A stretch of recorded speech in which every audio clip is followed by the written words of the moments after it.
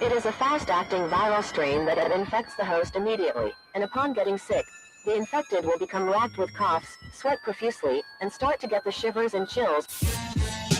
There he is, the legend. The man, the myth, the legend. Yeah. You can't literally run a promotion just for the AEW, what do they call them, sickos? Thank you very much, TikTok and AEW. See you tonight. Tony Khan started telling people there's no such thing as long-term booking anymore. It's week to week. The best guys, Tony Khan.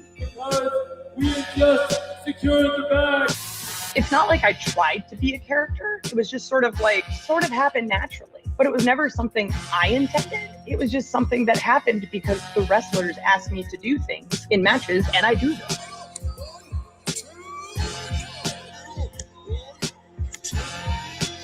If you run a promotion just for the sickos, you're going to do 400,000 viewers eventually.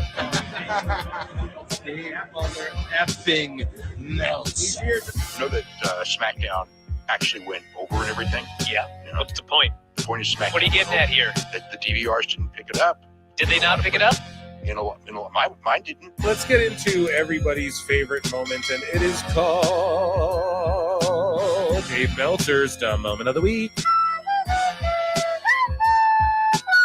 What would you like to listen to in your ears? I'd like to hear the flute. Well, if you'd like to flaunt your flute, then we can find you a flautist. We just secured the bag. It doesn't help me. Okay, so complain, but I will complain. Let me have my misery. And when I heard that, I was like, what? Thank you, fuck you, bye. Boom.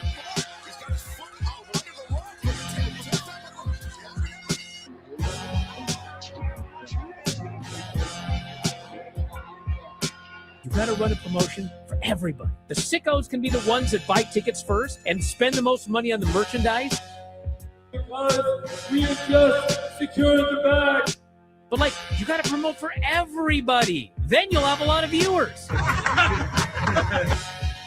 think we proved a lot of so-called experts. We made them look like idiots.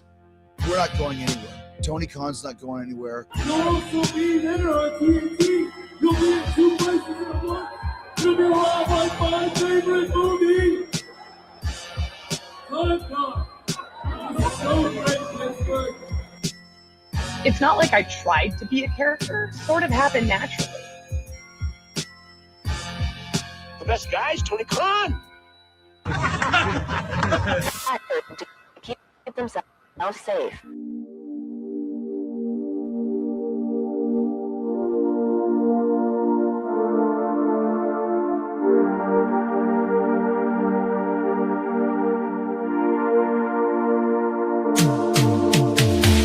Every booking is golden, you see. Perfect cards crafted for you and me. Yeah, the best guy's Tony Khan, it's true.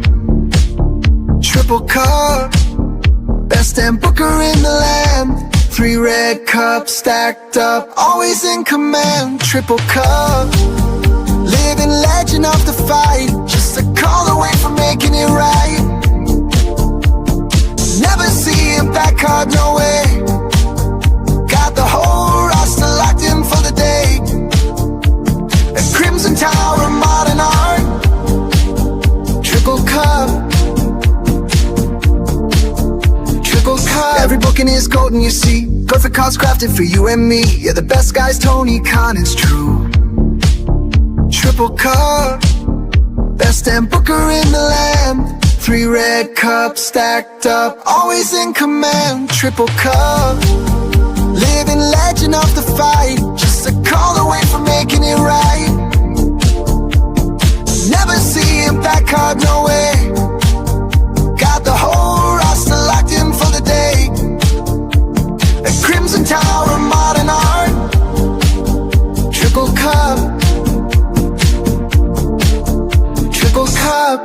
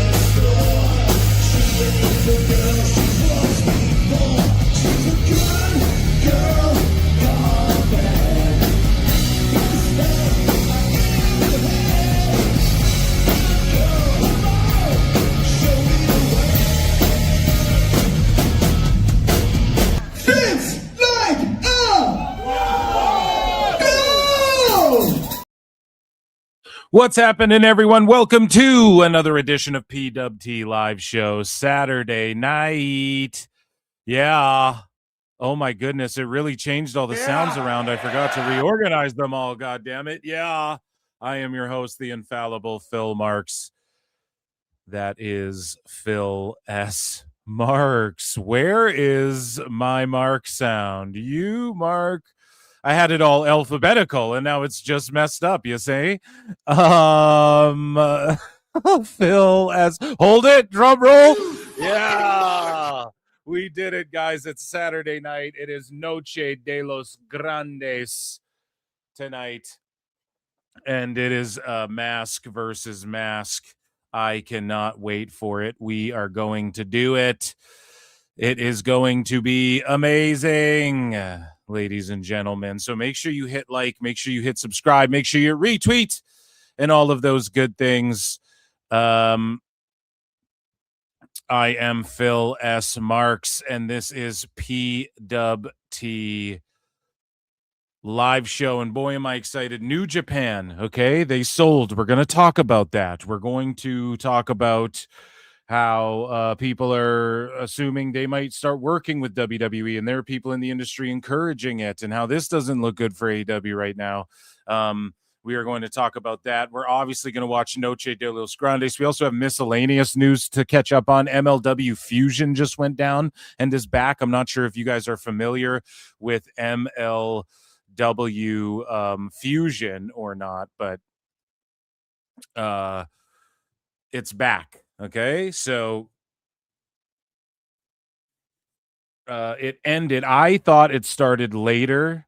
I thought it started now. I didn't realize it started when it did. So I caught the ending of the episode, and Alex Hammerstone got a pin over Baron Corbin, if I'm not mistaken. And Killer Cross is taking on Matt Riddle for the MLW heavyweight title next week, or yes, I believe next week. And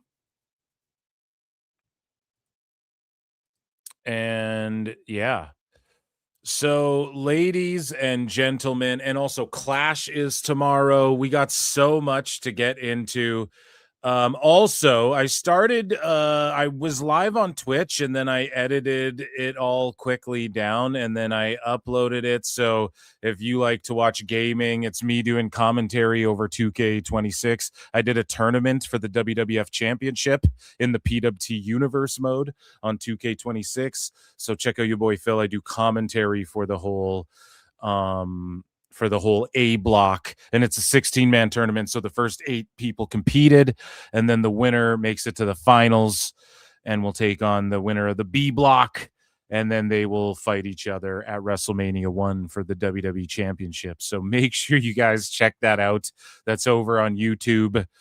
And tonight we do have Noche de los Grandes. Again, I already previewed this card.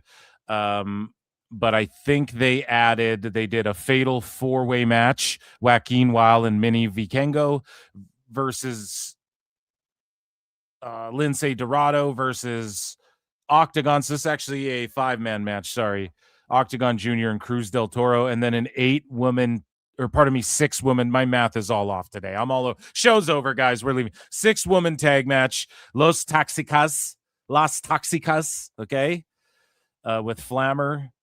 She's in that group, and she will be facing off with La Catalina, Bailey, and Lola Vice. Okay, and that is a 6-woman tag match. As I try and find the... okay, I got it here. So I got it pulled up on YouTube here in Canada. So nordvpn.com/Pro Wrestle Times if you want to save a bunch of money and get a VPN so you can be from Canada like me and watch this shit on YouTube, or you can just watch it on Fox or whatever. And then we talked about the other matches before. Now, I don't have predictions. I don't know. This is going to be craziness, but it should be noted that La Catalina next week, week 2 of Noche de los Grandes, will take on Flammer for the AAA Women's Championship, I guess. We'll just call it that.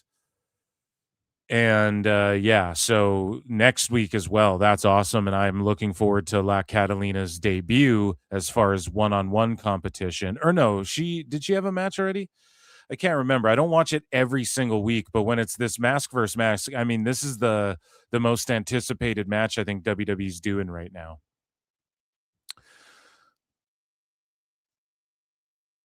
I think that even compared to Clash in Italy, which goes down tomorrow, even though like Jacob and Roman, that's box office, this is very much just anticipated in the wrestling world for sure. You know, this is a match where we're all like, holy shit. I don't know if it's translating to the mainstream, like in Mexico. Sure. So does it count? I guess. Yes. Because they're in fucking Mexico. So that's where it matters the most. But I just mean as far as like online fandom, English speaking, you know, I guess. I don't know what I'm trying to say. What I'm trying to say is that this shit rules. Everyone's talking about it. But I don't know. Is it like, oh, Roman Reigns, is it like mainstream like that in Mexico? I'm not entirely sure, but either way, you have Rey Fenix, Laredo Kid in a rematch, Pagano and the Vikings, and Psycho Clown, and then yeah, you have the Latin American title there, Vikingo versus Dr. Wagner Jr. And this thing starts in a bit, so let's jump into news. Let's get into fucking news right now, ladies and gentlemen.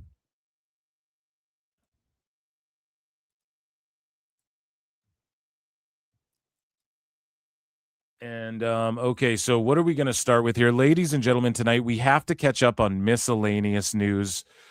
It's been a while since we've jumped in the miscellaneous news folder, so let's do that. We're going to debut a new segment. I think I promoted the show, right? Everything we're going to talk about. There's a new segment tonight. I hope you guys are ready.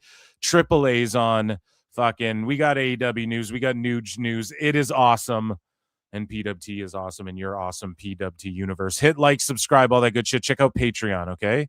There's another video dropping on Wednesday for Patreon. Okay? And, okay, so without further ado, ladies and gentlemen, miscellaneous news. It is time for miscellaneous news, and all of the sounds are out of order for some reason. StreamYard, I'm assuming, like updated or something and just hit shuffle on my fucking sounds, but I'm afraid I've got some bad news for your soundboard. Phil Monks. Where the fuck is my bad news? Oh my God, Lex. Found Lex, so we're safe, okay, guys? We're fucking good. We found Dave here. Superstar, babyface, the former heel thing. So, ladies and gentlemen, I'm afraid I've got some bad news. Here we go. Okay, it is time for miscellaneous news. Let's get into it. The worst show ever. Ladies and gentlemen, I'm afraid I've got some bad news. Holy shit, that is annoying. StreamYard, you got to fix your shit. So ECW legend Joel Gertner has arrived in JCW. So this is a while back. He showed up there. That's pretty cool. In other indie news, Sukiban took over NYC, and this is courtesy of Sukiban World. And I don't know what the fuck this is, but look at the presentation, and people are like kind of pissed because they're seeing this. And look, it got a ton of impressions, like for the IWC 200K.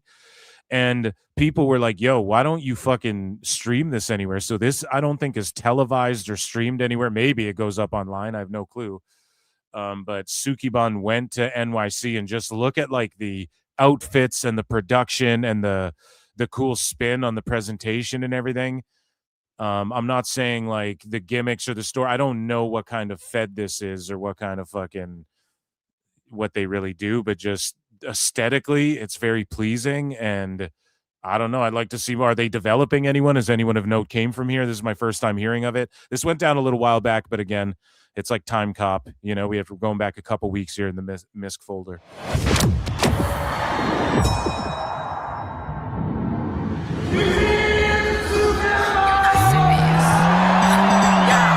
Here comes the pain, sugar.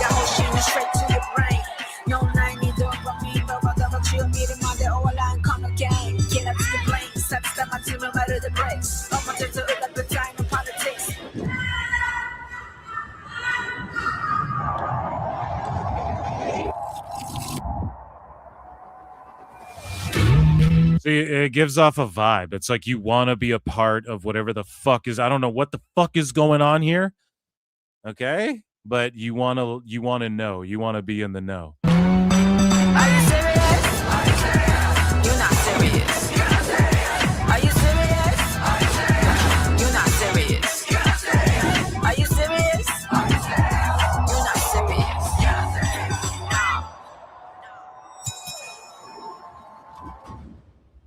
Yeah, and it's a women's fed, so for all you fucking sickos out there, women's wrestling, start fucking talking about Sukiban.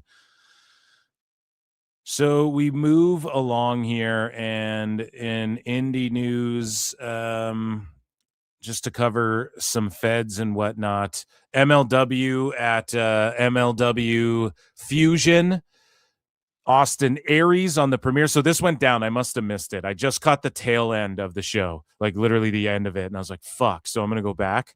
But I saw on Twitter that like Contra had some shit going on. But Austin Aries took on Trevor Lee.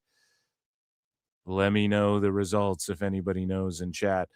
So at Bash, the ghost of Bash at the Beach 2000 has arrived. Of course, it wouldn't be JCW without Vince Russo, bro. Let me tell you, I'm the first professional wrestler to come to the ring with a baseball bat. Bro, the rest of these guys are fucking marks for themselves. You are a naive, brainless, pathetic, idiotic, clueless, dumbass mark.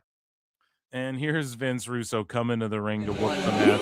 It was only a matter of time. 50% owner of JCW. Ladies and gentlemen, He comes out to Iron Man. Russo. Is that Iron Man?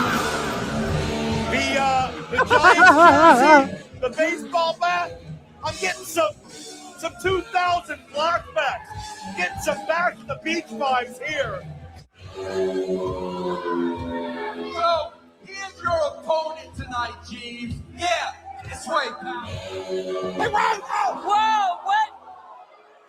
Murder, murder, murder, murder, murder. I'm about to murder, murder, murder, murder, murder. I'm about to murder, murder, murder, murder. Someone tag Jim Cornette. I need to know what he thinks about this. Jim Rock, no. You can't stop this murder, murder. Try to stop me, you ain't kidding. Try to pop me, you can't live. So you need a It was only a matter of time before he showed up in the ring. Oh my God. Speaking of where you can show up, Mr. Corbin here, he just lost his match to Hammerstone on MLW Fusion. But this is like a week or so, 10 days ago, Wrestle Purist posts that Baron Corbin, and this is according to Fightful, Baron Corbin has finished up obligations with some companies that he had been working with regularly, including MLW. He is believed to be either signed by WWE or will be imminently, according to those that were spoken to. And then Baron Corbin responds and goes, had to correct my horrible grammar. I accepted 8 shows in Europe, and my eye is still swollen from Australia. I also didn't know I was done with some of these companies. Whoever is making my schedule needs to let me know this shit. I thought it was me, but apparently it's not. So pretty much he called out the dirt sheets as being fucking liars, and we are going to talk more about that in a little bit as far as these dirt sheets failing. That's for sure. But yeah, I wish I had my liar sound just where it was, but I got smashed to oblivion. There you go. He smashed them to oblivion. Okay, some of the sounds are going to just be in different spots tonight, and we're going to try and apply them. Okay. Anyways, we move along here. Indie wrestler Joseph Alexander escapes car fire while traveling to AEW Extra Work. And that was either an extremely close call or God altering the course of his life for the better. One or the other, okay? But glad he survived. No one was harmed. Michael Tarver is retiring from pro wrestling. So who even remembers him, you know? And I didn't know he was still even wrestling, but you know what they say. Great. So, shout out Michael Tarver. We move along. Jun Kasai at 51 is fearless. And here's him, New Japan. We're going to talk about New Japan tonight in a little bit. Don't touch that dial. And he just jumped the fuck off of this ladder at the age of 51, something Mick Foley really wants to do, I think.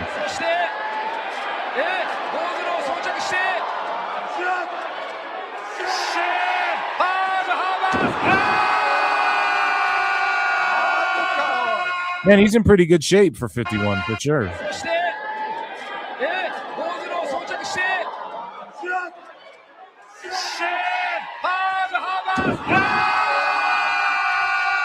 Yeah, it was pretty cool. The commentary's hilarious. The crowd was fucking yelling along with the gimmick. Speaking of Japan, man, the Ninja Turtles and and the Foot Clan are just taking over Monday Night Raw. I have no idea what's going on. Oh, the Ninja Turtles are there. Thank God. They're going to save the day. And it's 1994. Good shit, pal.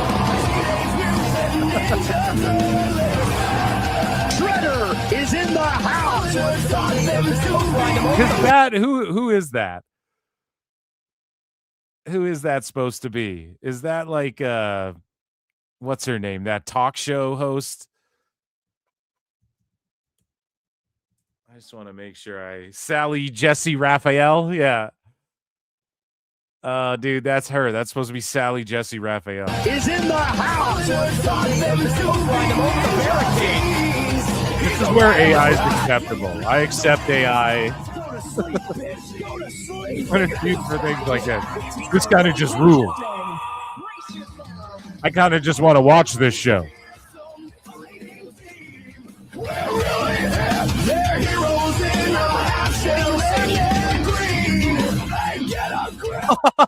He's trapped in barbed wire and he's bleeding like green. Oh, this is Moxley works. Moxley in that scene.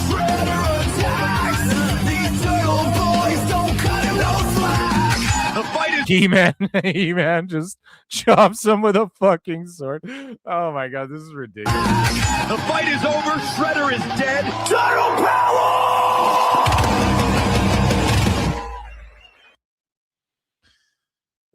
That's amazing. So stay on the lookout for that show.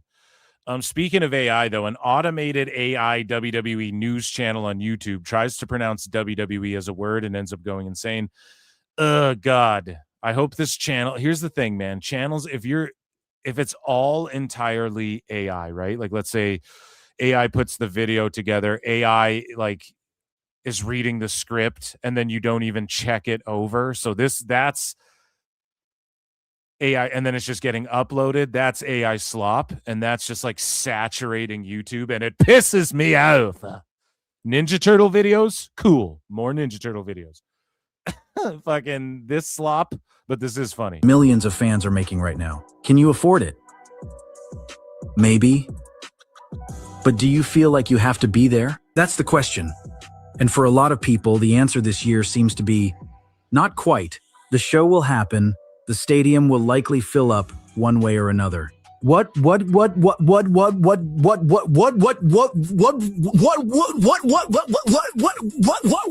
And guys, this isn't like a prank. This isn't like a voiceover. This is just 11 labs glitching the fuck out. Okay, that's what it is.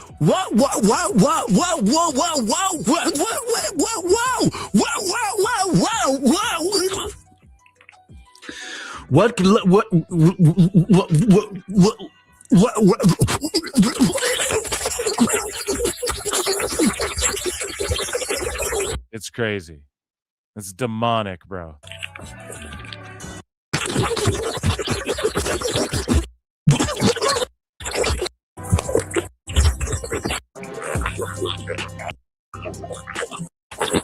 It's actually demonic, I swear to God.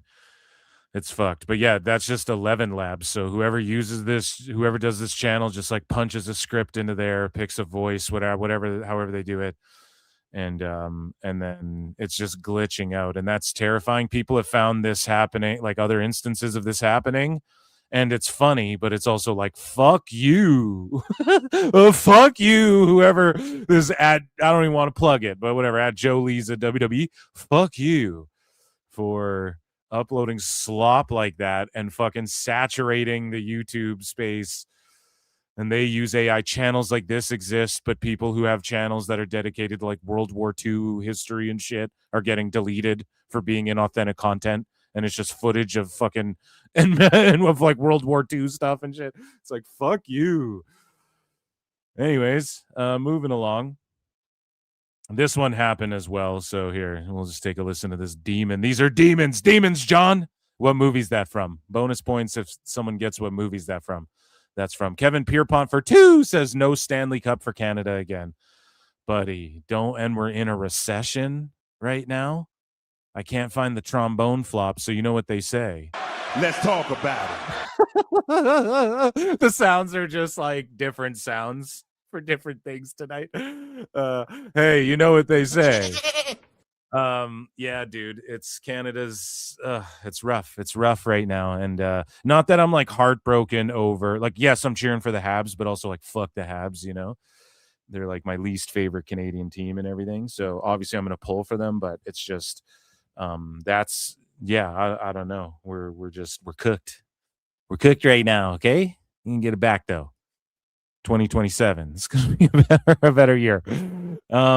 So yeah, here's AI just glitching out adalah again. serangan lain terhadap Cena. Terkadang itu hanya Lesnar yang berdiri di puncak landasan, membiarkan kamera menyorot wajahnya. Ancaman yang tak terucapkan menggantung di udara. Persiapan untuk bergulat dengan palua metodis dan personal.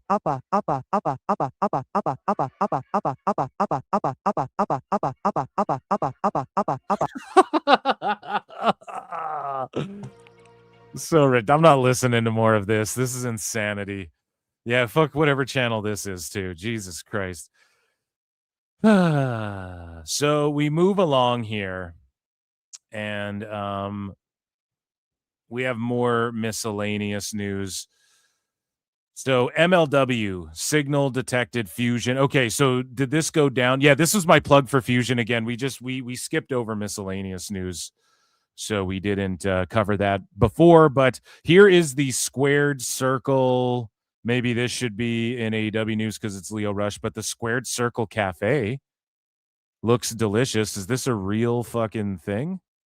Do I gotta look this up? The Squared Circle Cafe. Holy shit, this is a thing?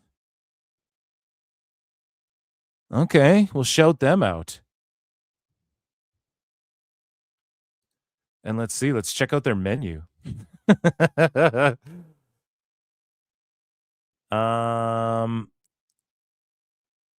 Okay.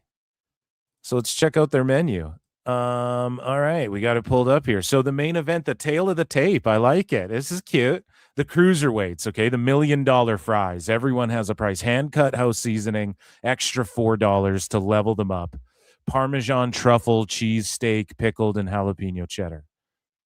So it's $4 extra for this to level them up, I'm assuming, and it's $8 just for the order of the fries. Okay, so the Kurt Angle cauliflower ears for $16, an Olympic hero. So they call it an Olympic hero. I'm not sure why. Maybe it's just like a fan favorite. A milk bath marinated Austin beer battered broken frickin' neck ranch. So are those like cauliflower wing or like cauliflower bites or whatever, you know? And then those are the milk bath marinated. That's a flavor, right? Sounds kind of sus. I don't know if I'd trust that one, but the triple threat era of the franchise for $12. Ham, potato, cheddar, croquettes, spicy aioli. So are these like sandwiches or the heavyweights? The wise man, it's a cheesesteak. Yeah, I assume these are all just these are all sandwiches. Shaved ribeye, caramelized onions, peppers, provolone pepper jack, crispy onions, spicy garlic aioli with fries, Dom's tendies, tacky crusted Latino heat drizzle. Ooh, that sounds good. 3 Amigo sauce with fries. Ooh. End of Days dog. Ode to the Nomad. End of Days. So is that a nod to...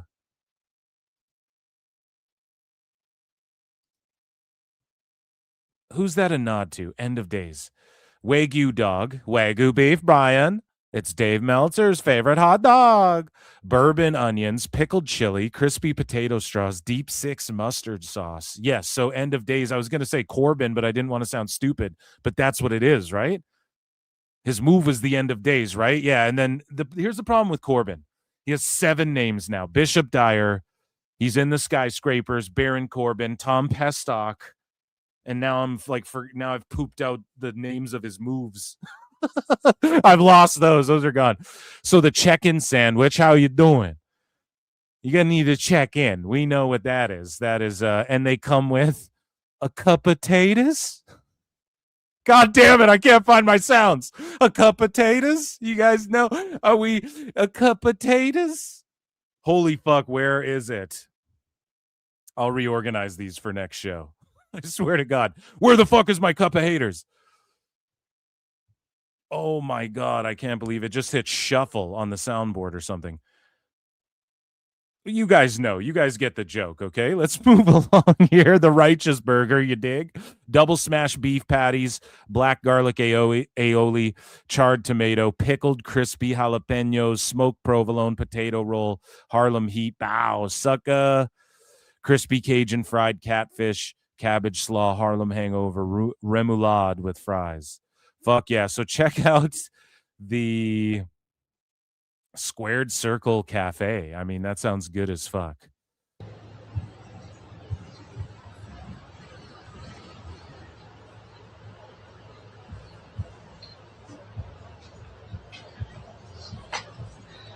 Yes.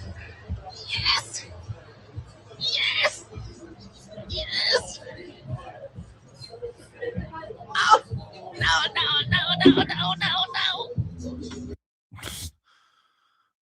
Okay. So we move along here, and company statement: Big Damo and Nikki Cross have acquired Progress Wrestling. So there you guys go. Round of applause for the couple who have bought this. Oh no, a round of applause. I don't know where it is. Put me out of my misery. Clap. Everyone clap. Claps. Round of applause. Everyone clap for Big Damo and Nikki Cross. They've acquired Progress Wrestling, which is huge for them. And hopefully, again, they can bolster some new energy into the indie scene with that. The NWA made a statement saying they would like to sincerely apologize for the insensitive comments made by Odinson on social media. These statements do not reflect the values, views, or beliefs of the NWA organization. We do not condone hateful or offensive remarks of any kind and remain committed to fostering a respectful and inclusive environment for everyone in our community. So this was courtesy of Billy Corgan. And what did Odinson say on social media? NWA Odinson social media. Let's see what was said here. So this guy is like a Hammerstone meets Brock Lesnar type of guy. And according to slamwrestling.net, Odinson filmed a promo on Instagram stories where he allegedly went off on the finals of the Crockett Cup, which featured the Country Gentlemen and the Titans of Calamity. During the promo, Odinson purposely used a homophobic slur to address the Cowboys and the Gentlemen. So what did he say? Like, you know, was he just F slurring them, or was he like cocaine cowboys, or was he what did he say? I don't know what he said, but he used some sort of rhetoric that was unacceptable, I suppose, in the NWA. Wouldn't be the first time that that's happened to somebody in NWA. Thank you, fuck you, bye, boom. Said something a little racy, and people were like, ooh, shit, you need to lose your job. So we move along here, and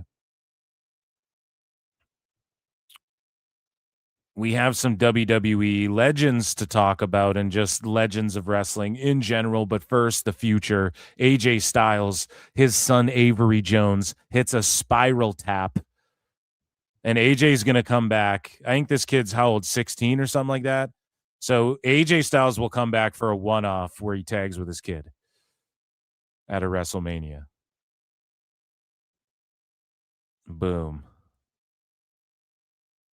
So there you go. Clearly following in his father's footsteps. Not a bad thing, if you ask me. So we move along here, and the United States President Donald Trump noted on Truth Social today that he misses the huckster. The huckster, he was great. Hulkster's like, well, let me tell you something, Donald. The huckster was making fun of me, dude. I wonder, like, how does that happen? Like, the rumors are that Donald Trump, like, yells shit out at people to tweet for him. But again, is this rumors, or, that could be rumors about the guy? I don't know. I'm not in the room with him, but it's funny that he called him the huckster. We all miss the huckster. Like, does he know it's Hulkster? I'm sure he does, but whatever happened there, kind of funny. Maybe whoever was tweeting for him thought he was saying huckster. Huck Hogan. Huck Hogan. So Mark Henry put the chair to work on Rumble the Bison at tonight's Spurs game.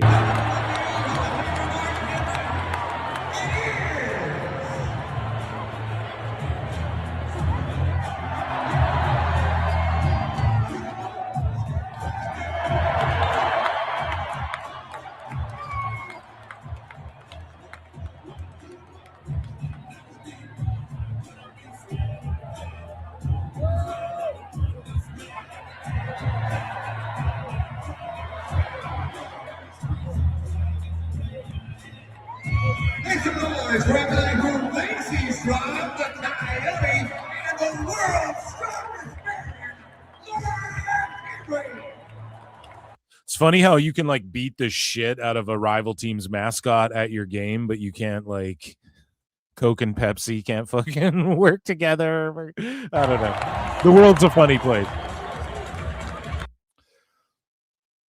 So we move along here, and former wrestling star Golden Boy Jerry Gray dead at 62 after a long battle with stage 4 cancer.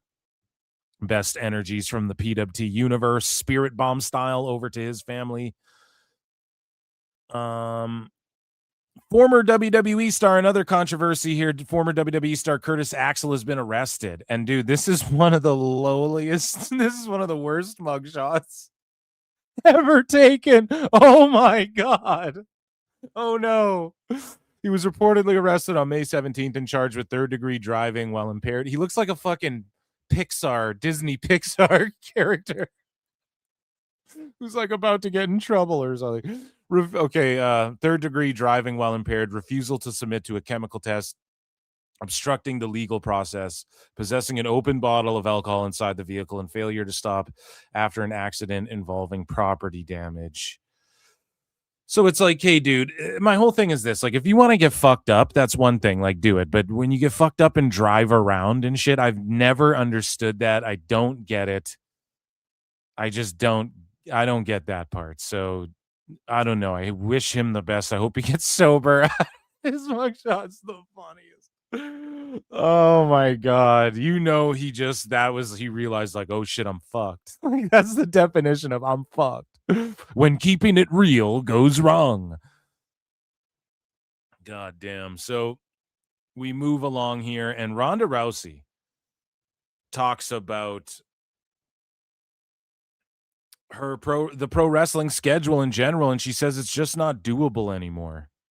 Now, when she says this, she doesn't understand that AEW will just pay her to be on the roster, and Tone has no problems doing that, and she can show up whenever she wants.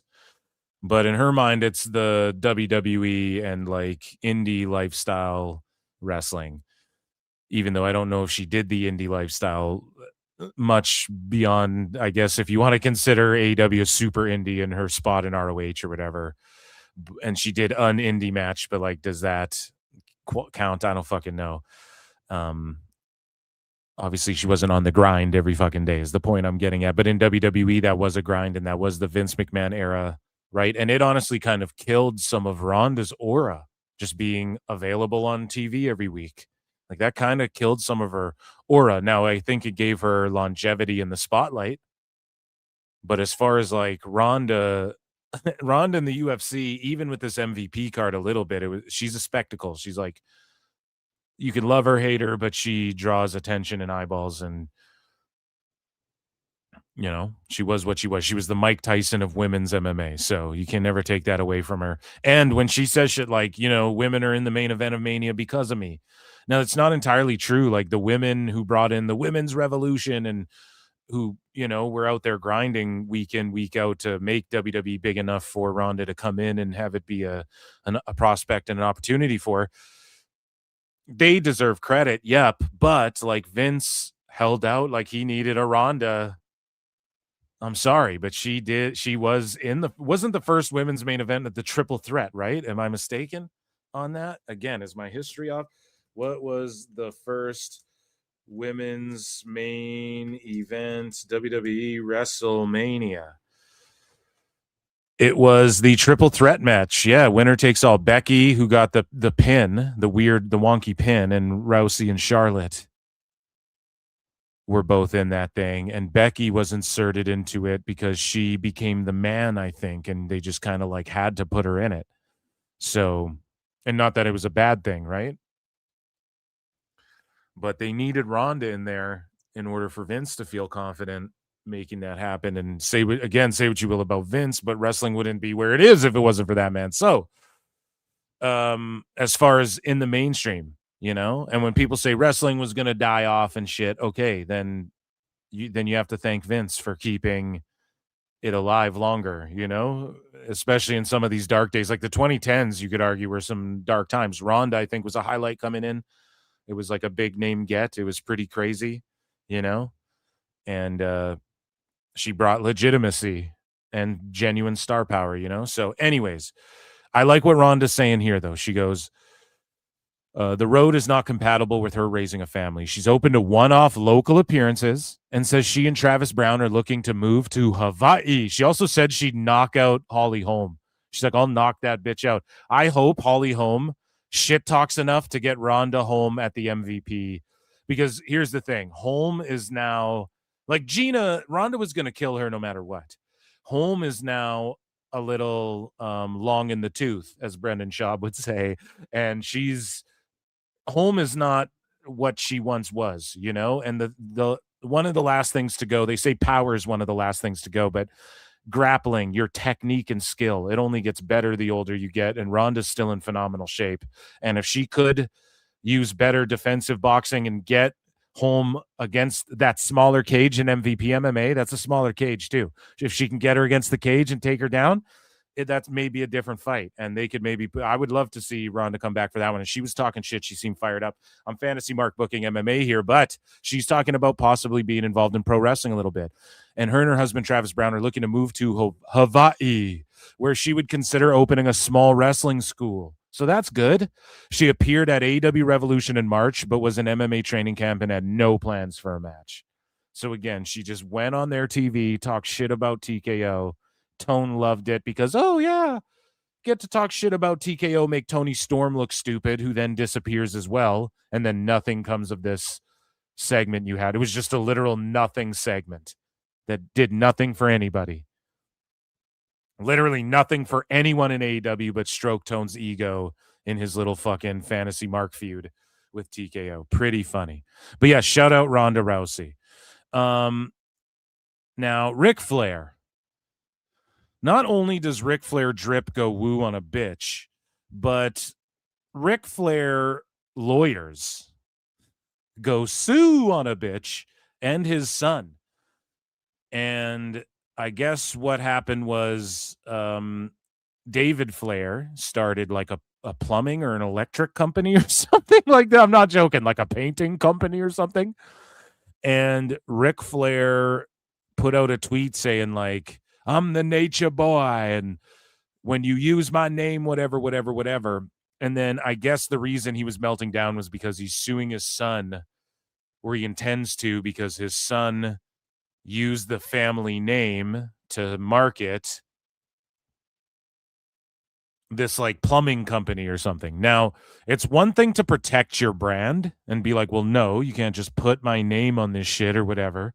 I get that, but like, this is a family phone call And I get it. Like, let's say Ric Flair's intention was like, oh, well, if you guys fuck up a toilet and a house floods, I don't know, if I forget if it's a plumbing company or what it is, but if you paint that wall wrong, then I fucking, and then you guys get sued, then it makes me look stupid. And then, that could be a concern, but also don't take it to social media like this. Like, just call your kid.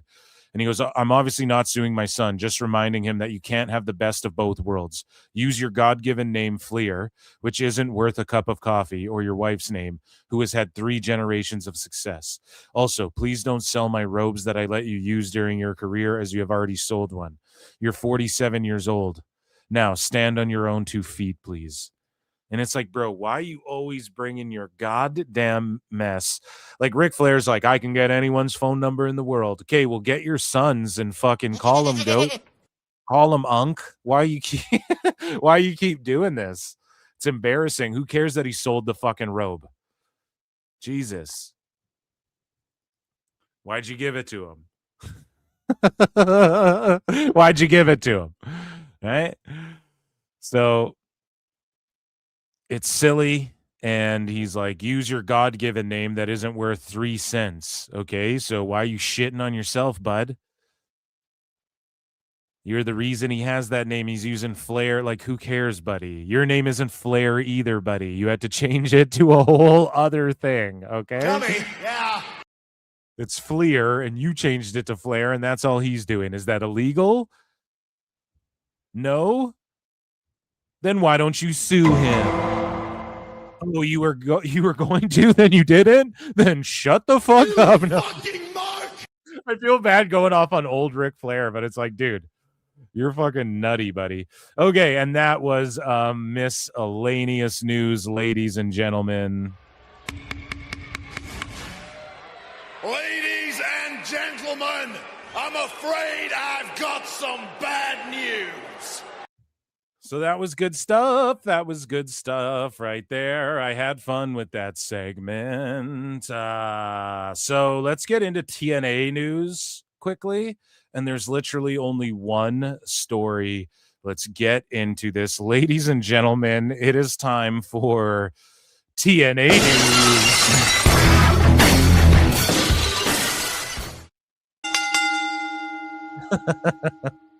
So I know where like 4 sounds are. I got them remembered. The rest, I don't know.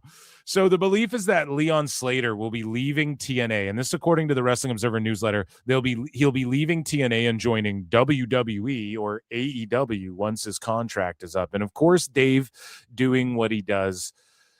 Obviously, he's going to fucking WWE. Okay. They just put his move in WWE 2K26. Go and check out my universe mode. I did the A block of a WWE Championship tournament over on the Pro Wrestle Times YouTube channel. Okay, go and check that out. It's like an hour long. I do a tournament, the first 8 men in the WWF Championship tournament, the A block. Find out who makes it to the finals to take on the winner of the B block, which I'll be streaming soon. I stream on Twitch too, but then I upload it to YouTube for you guys with some little minor edits in there. Add some music and shit, because you got to turn the music off. It sucks. You play 2K and you got to go in creator mode so that Twitch doesn't like copyright take you down for the songs and stuff. It kind of sucks, but it is what it is, man. But yeah, Leon Slater for sure. They put the Swanton 450 in 2K. He's for sure going to go to WWE. This is the whole point of the partnership. Also, people are mad at TNA because he lost the X Division title, I believe, and he was just shy of setting the record of longest reigning, and people are like, they should have made it the longest reigning. And it's like, well, no, he's the second longest reigning in history. Like, he fucking rules, but that's nothing to shake a fist at either. Like, that's not like he needs to break the. It's like if people cried that Roman, like if Roman went all the way, if Roman was still champ to this day, and they're like, fuck it, we're just going to Bruno Sammartino's record. Okay, like I would cheer that on, and I would hope, and I'd be devastated if he made it just shy. Because it would be weird to go from like. Because there's a huge gap between Sammartino and what Hogan's record was, or whatever the fuck. It's because I think the record's still like Sammartino, Hogan, Roman, Hogan, or Sammartino, I think, right? Like Sammartino's in there twice or whatever. Either way, I digress.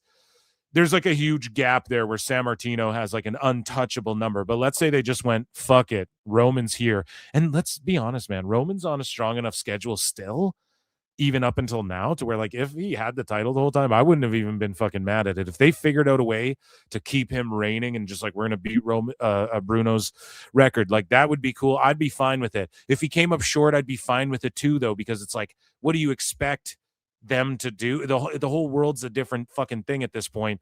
Slater's deal's coming up, so now it's like sign the contract with TNA and have him break the record, or don't sign. Have him drop the title, do business the right way, and then waltz into WWE where he's going to be a star. Like, what the fuck do people expect him to do? What did you expect TNA to do? It's always like, look at the business until it's fucking time to do business, and then people are crying about the business. It's fucking, why do you care about that? He should break the record. Like when it comes to AEW too, the business. Then at times it comes time to fucking look at the business. Nobody wants to look at the fucking business. Okay, with Slater, it's like, what is he going to sign there for an extra 30 days? How do we not know that his deal's up before the record gets broken? His deal could be up right now. TNA does shit like they'll sign you on for 3 months and shit. So people need to shut the fuck up, because it just, all they're doing is undermining the accomplishment of being the second longest reigning and a fucking relatively unknown guy who burst onto the scene out of nowhere, took the X Division by storm, second longest X Division reign in history, and fucking walks into WWE, took the first guy ever to take the X Division title, walked that bitch on SmackDown and challenged for the US title. What the fuck you talking about? Shut the fuck up about he should be the longest reigning. Look at the history he has made. Stop crying about fucking everything. God damn it. And that's you WWE fans. That's right. I'm calling yous out, yous guys. So that, ladies and gentlemen, and Dave is fucking, I mean, flutes in the chat. Do we got to find here, I got one for Dave that I know I got right here. Retard alert. Retard alert, class. So it's like, you know, Dave, come on, buddy. He's obviously going to WWE, but Dave wants to like put it out there. Oh, it could be AEW though. Even though if it was AEW, he'd keep it secret, and then he would just like kind of spoil it and make it obvious it was going to happen last minute. And that, ladies and gentlemen, was TNA news. Patreon.com/Pro Wrestle Times. Hey. Let's just be fair. We got a couple haters.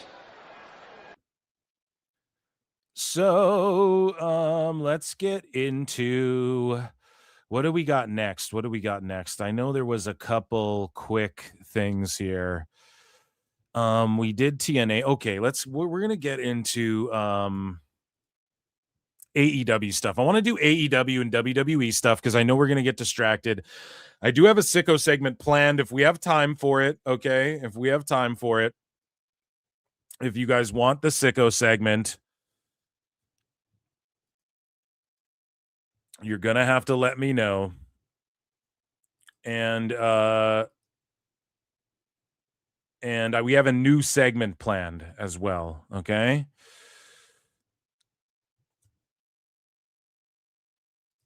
And if you guys here, was I going to put a fucking, I didn't start a poll tonight. What should we start the poll as, chat? What should we start the poll as? What's up, chat? What's going on with chat tonight? What should the poll be? Do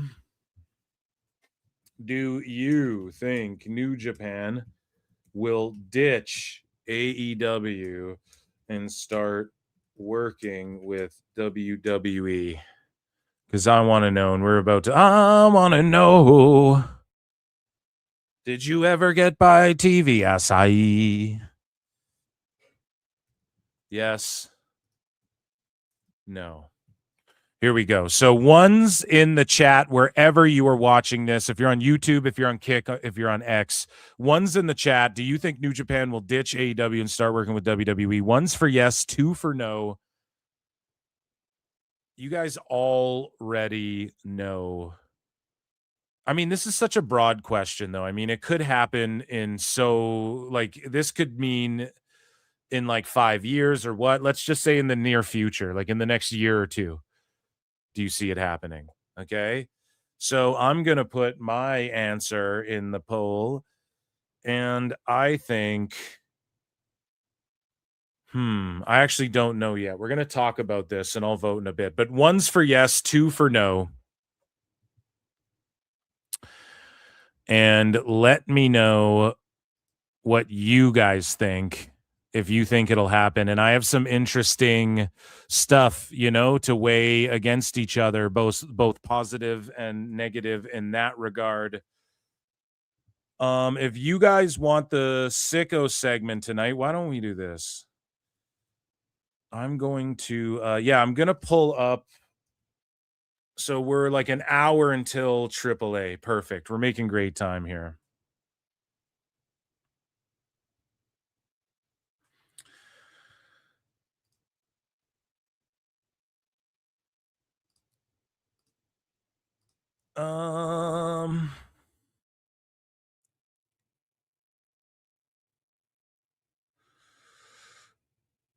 We will set this.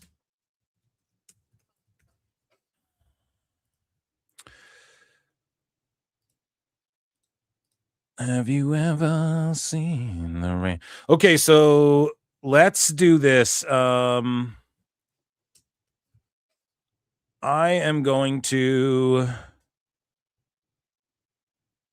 Yeah, let's set this goal, okay, guys? I'm going to set a goal. If we get 10 super chats, any color, over the next 3 hours, we will unlock the Sicko segment. Here we go. I started it on YouTube. There we go. Let's try and hit that goal, guys. And if we do it, we'll do a Sicko segment later tonight. And it doesn't matter how goddamn late we go. We'll just do the Sicko segment. Okay. So let's get into, guys, get your votes in as well in the poll. Hit hard or retweet if you want to support as well. And check out Patreon. And let's get into, so I'm excited to talk about this because I've been talking about Nuge maxing forever. Okay. And I've really wanted AEW to stop working with New Japan as much, although Forbidden Door is coming up. And we are going to get into some AEW news here to start things off. I just am quickly going to bookmark these clips of El Grande, because these guys are arriving at the building, and we have El Grandes showing up, both original and the new one, and there's just tremendous heat and love for both of these guys.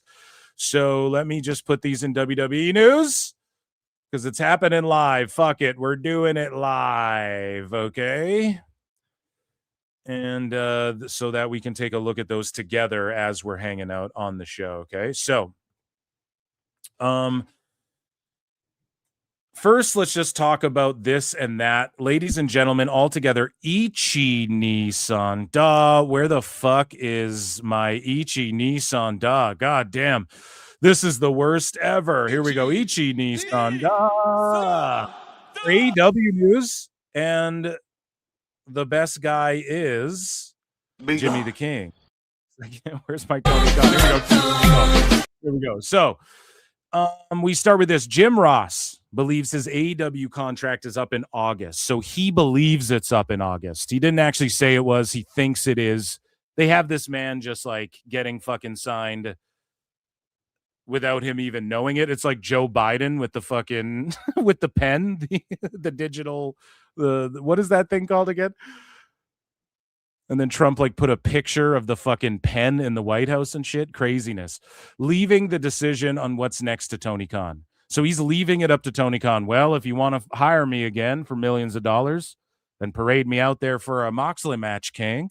It's like, dude, don't do it. And JR says, I don't have a lot more time left on my contract, King. I talked to Barry Bloom, my agent. He was in New York, and we chatted about my status, by God, and I'm just going to let it play out, King. If Tony Khan wants to keep me, he will, and if he doesn't, then he won't. I'll keep everybody posted. My deal is up. What does he even do? I think sometime in August. I believe that's true. That's how focused I am on my contract.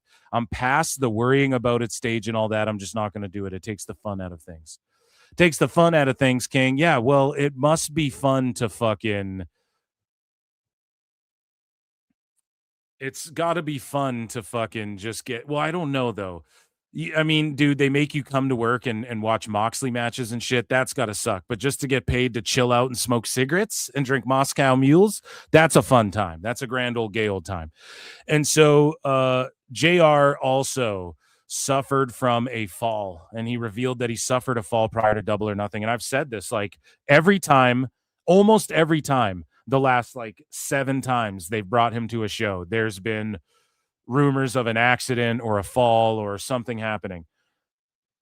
Pay him to stay home. Tone, if you really cared about this guy, you'd fucking pay him to stay home. You'd send him some high-end fucking cameras. You'd get him a nice suit.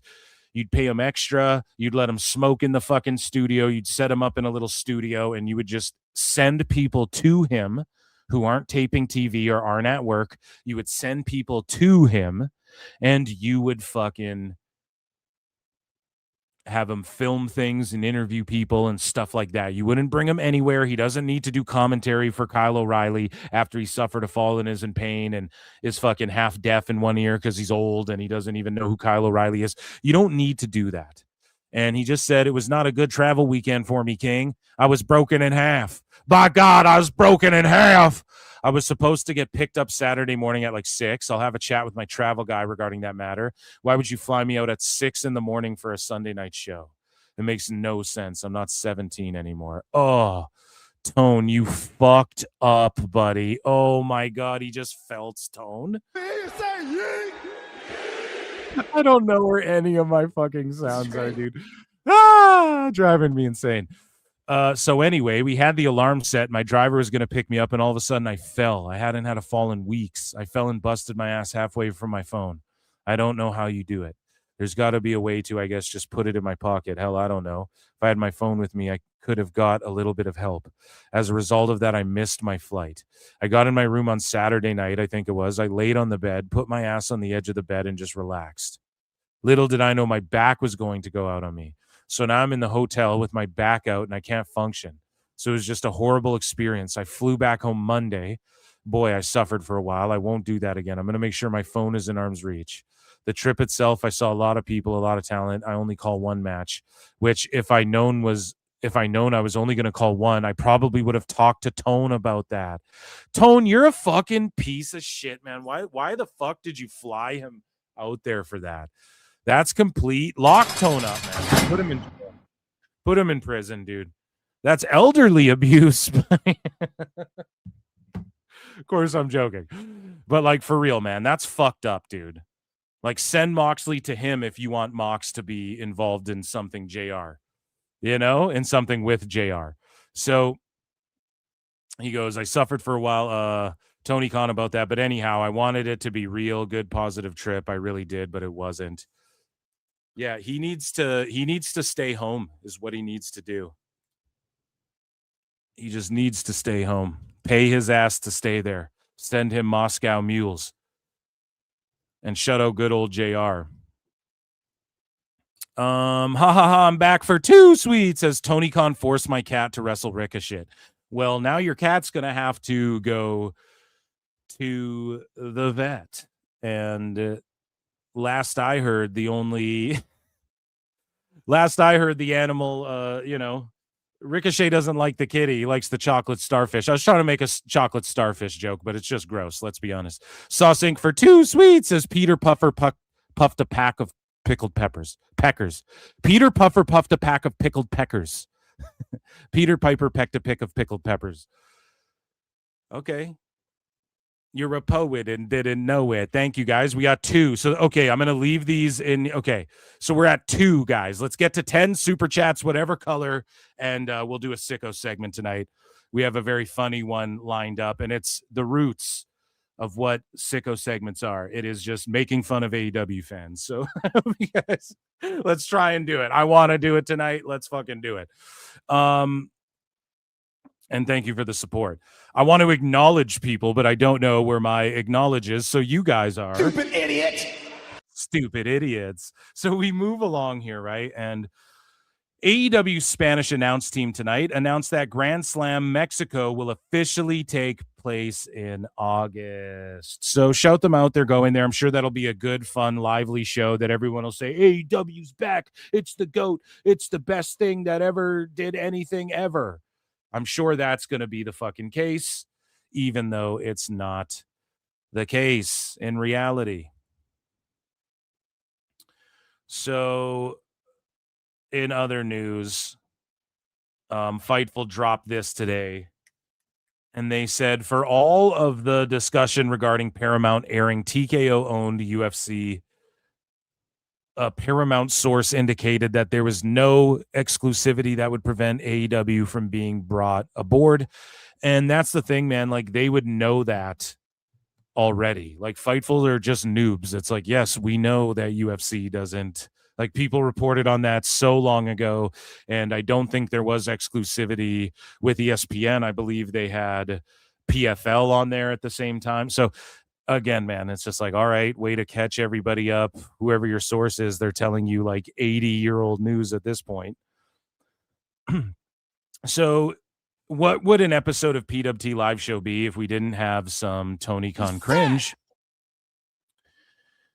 And here is Tony Khan, who ends Dynamite Collision, the 3-hour show, saying that he will bring a pay-per-view to Philadelphia in the future. Now, Tone always does this. He goes to every town, and then he goes, we will do a pay-per-view. Or he's like, everyone chant, pay-per-view, pay-per-view. And then everyone starts chanting pay-per-view and shit, and it's super cringe, but let's take a look-see here.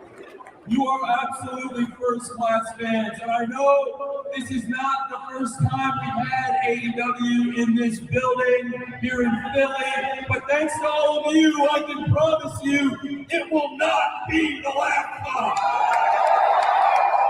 We're going to keep doing AEW TV here. We will keep doing Dynamite and Collision, and Philly, you better believe as soon as I can, I will get you another. Look at this. And look how he jumps like a fucking cringe lord. I will get you another. And it's like, Unk, you didn't train the audience enough. And also, nobody wants to chant, yay, pay-per-view. That's fucking crazy. You're nutty and fucking insane. And it's crazy that Dave Meltzer, I've said this a billion times, but this is another example, so I must reiterate it. Dave Meltzer will sit there and go, WWE bragging about their gates, their large gates and money they've made. Fucking most disgusting promotional tactic of the year. Meanwhile, in AEW, Dave will flex AEW's $1.5 million Double or Nothing gate himself. He'll flex it and brag about it. And then also, Tony Khan comes out there and makes people chant pay-per-view and shit. But The Rock goes out there and is like, you're a part of the largest gate. And that's a disgusting promotional tactic. It's just crazy. Wouldn't this qualify as the same thing? Bragging about the $1.5 million gate and having Tony go out there and literally make fans chant pay-per-view? We will keep doing Dynamite and Collision. And he's a billionaire and his suit's all wrinkled and crinkled. Like, buddy. And Philly, you better believe as soon as I can, I will get you another.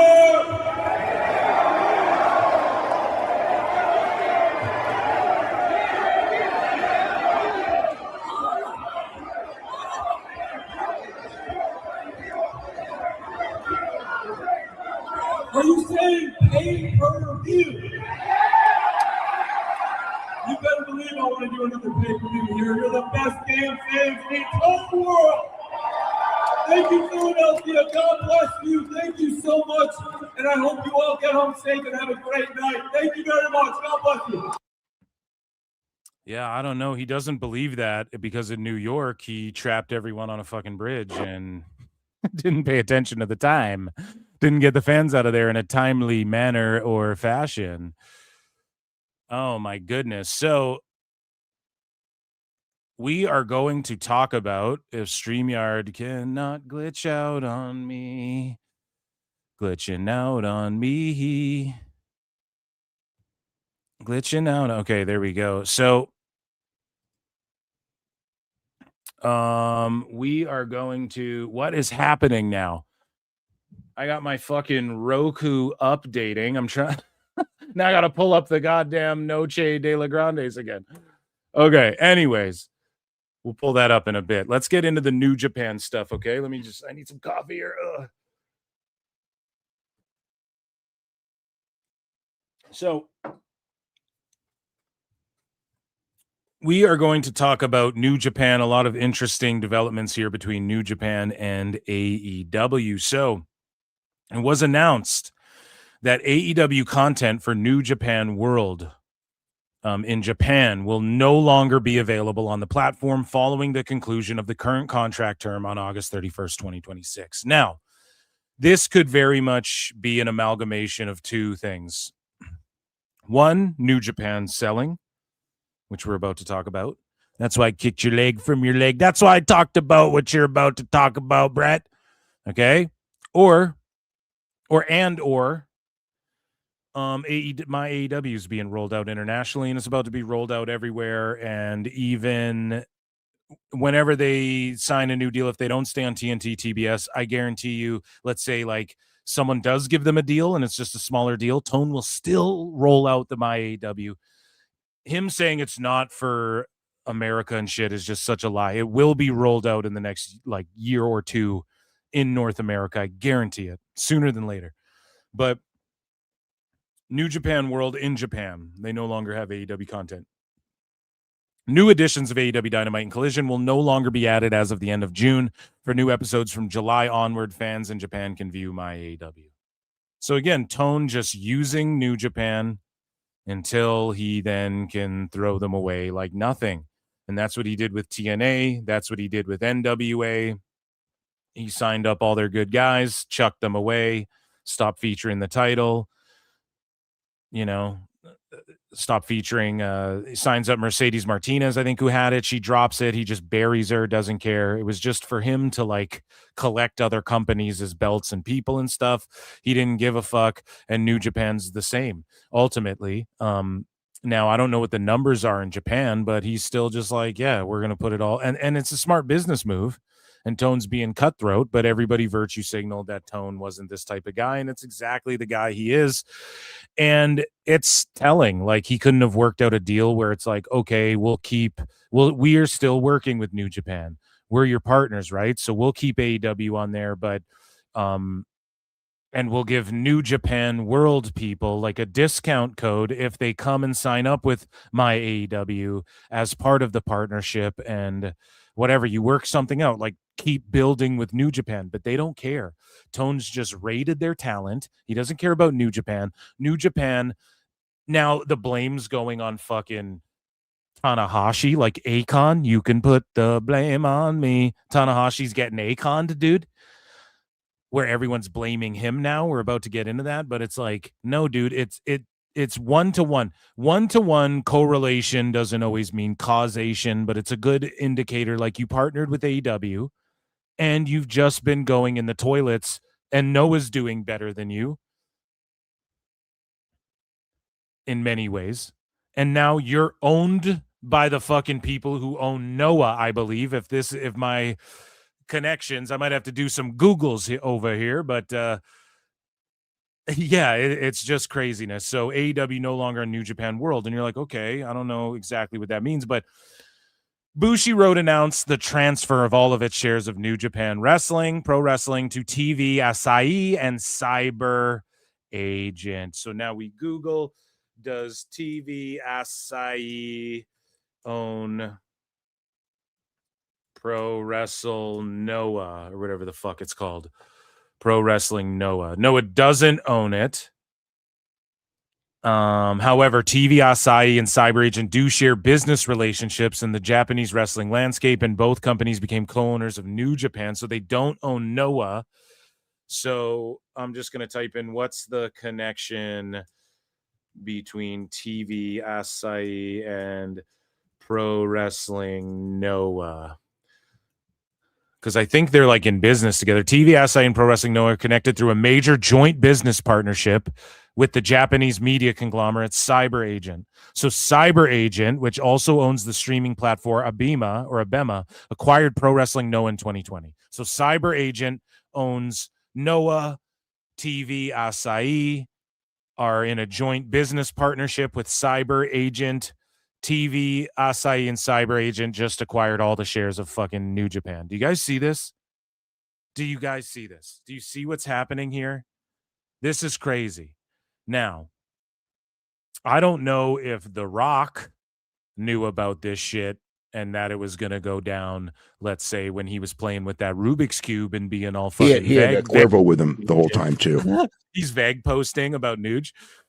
But this is actually majorly significant, okay?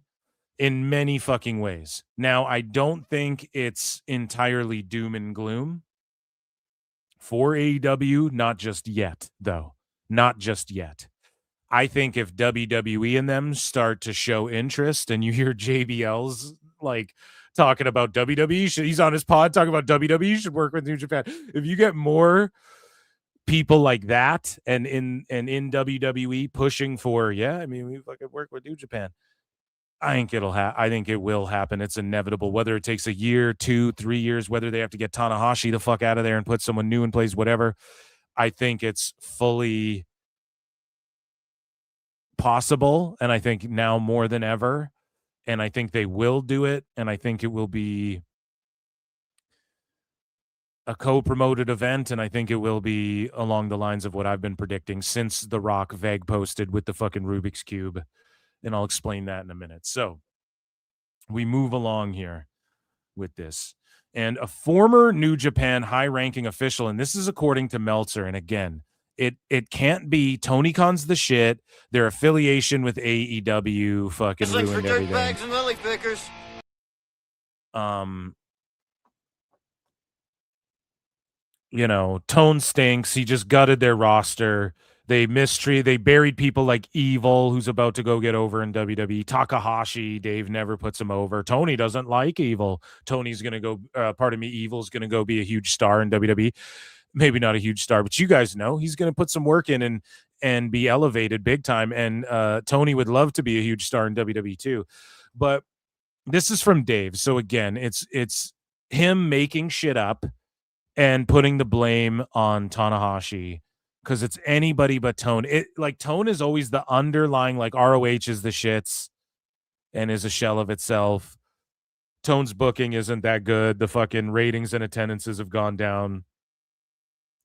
New Japan's in the fucking toilet. When TNA was teamed up with fucking AEW, Kenny Omega helped pop them a rating, and then fucking Tone used them up, and then Kenny dipped out and then just left them worse for wear. And TNA was just in the dark ages again after that. Didn't help elevate them at all. It can never be Tone. It can never be Tony Khan is a hypocrite or is just the shits and is AEW's fucking up New Japan. We covered this again, not last Wrestle Kingdom, but the year before. They did the first night, it was Wrestle Kingdom. The next night, it was New Japan versus AEW with all the Nuge stars and the AEW stars, Kenny Omega and shit, and they drew less people for the Nuge show. Or pardon me, the Nuge AEW show, and then the New Japan show outdrew it like regular Wrestle Kingdom. And then the next year they ditched that. We've talked about how Forbidden Door and Dynasty, they've sort of moved away. Or what's the one? Wrestle Dream, pardon me, not Dynasty. Wrestle Dream was sort of like a crossover with New Japan, Antonio Inoki, Ichi Nisanda honorary fucking event or whatever, right? And they sort of moved away, like Wrestle Dream's just Wrestle Dream. There's no New Japan crossover. Now they do have a New Japan crossover again after they sort of leaned off of that with Forbidden Door struggling to sell tickets. Also, New Japan struggling to sell tickets. They partnered with AEW for a bunch of shows. Their ticket sales went down and down in the States. The partnership was put in place to help them in the States, which they haven't fucking done. WWE's proven they can help AAA and TNA and everybody in the fucking States and get TNA a fucking TV deal and shit.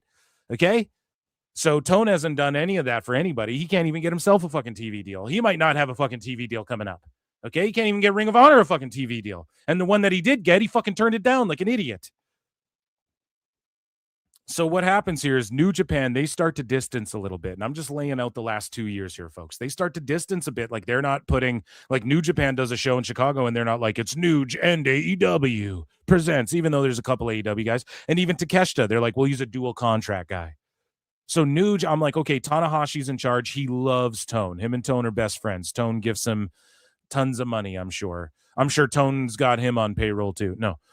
But he loves Tanahashi-san, loves Tone. Tone loves Tanahashi-san. So he's in charge. And it's like, okay, he still might make the right decision and be like, I'm just going to distance a bit from AEW, even though I love Tone.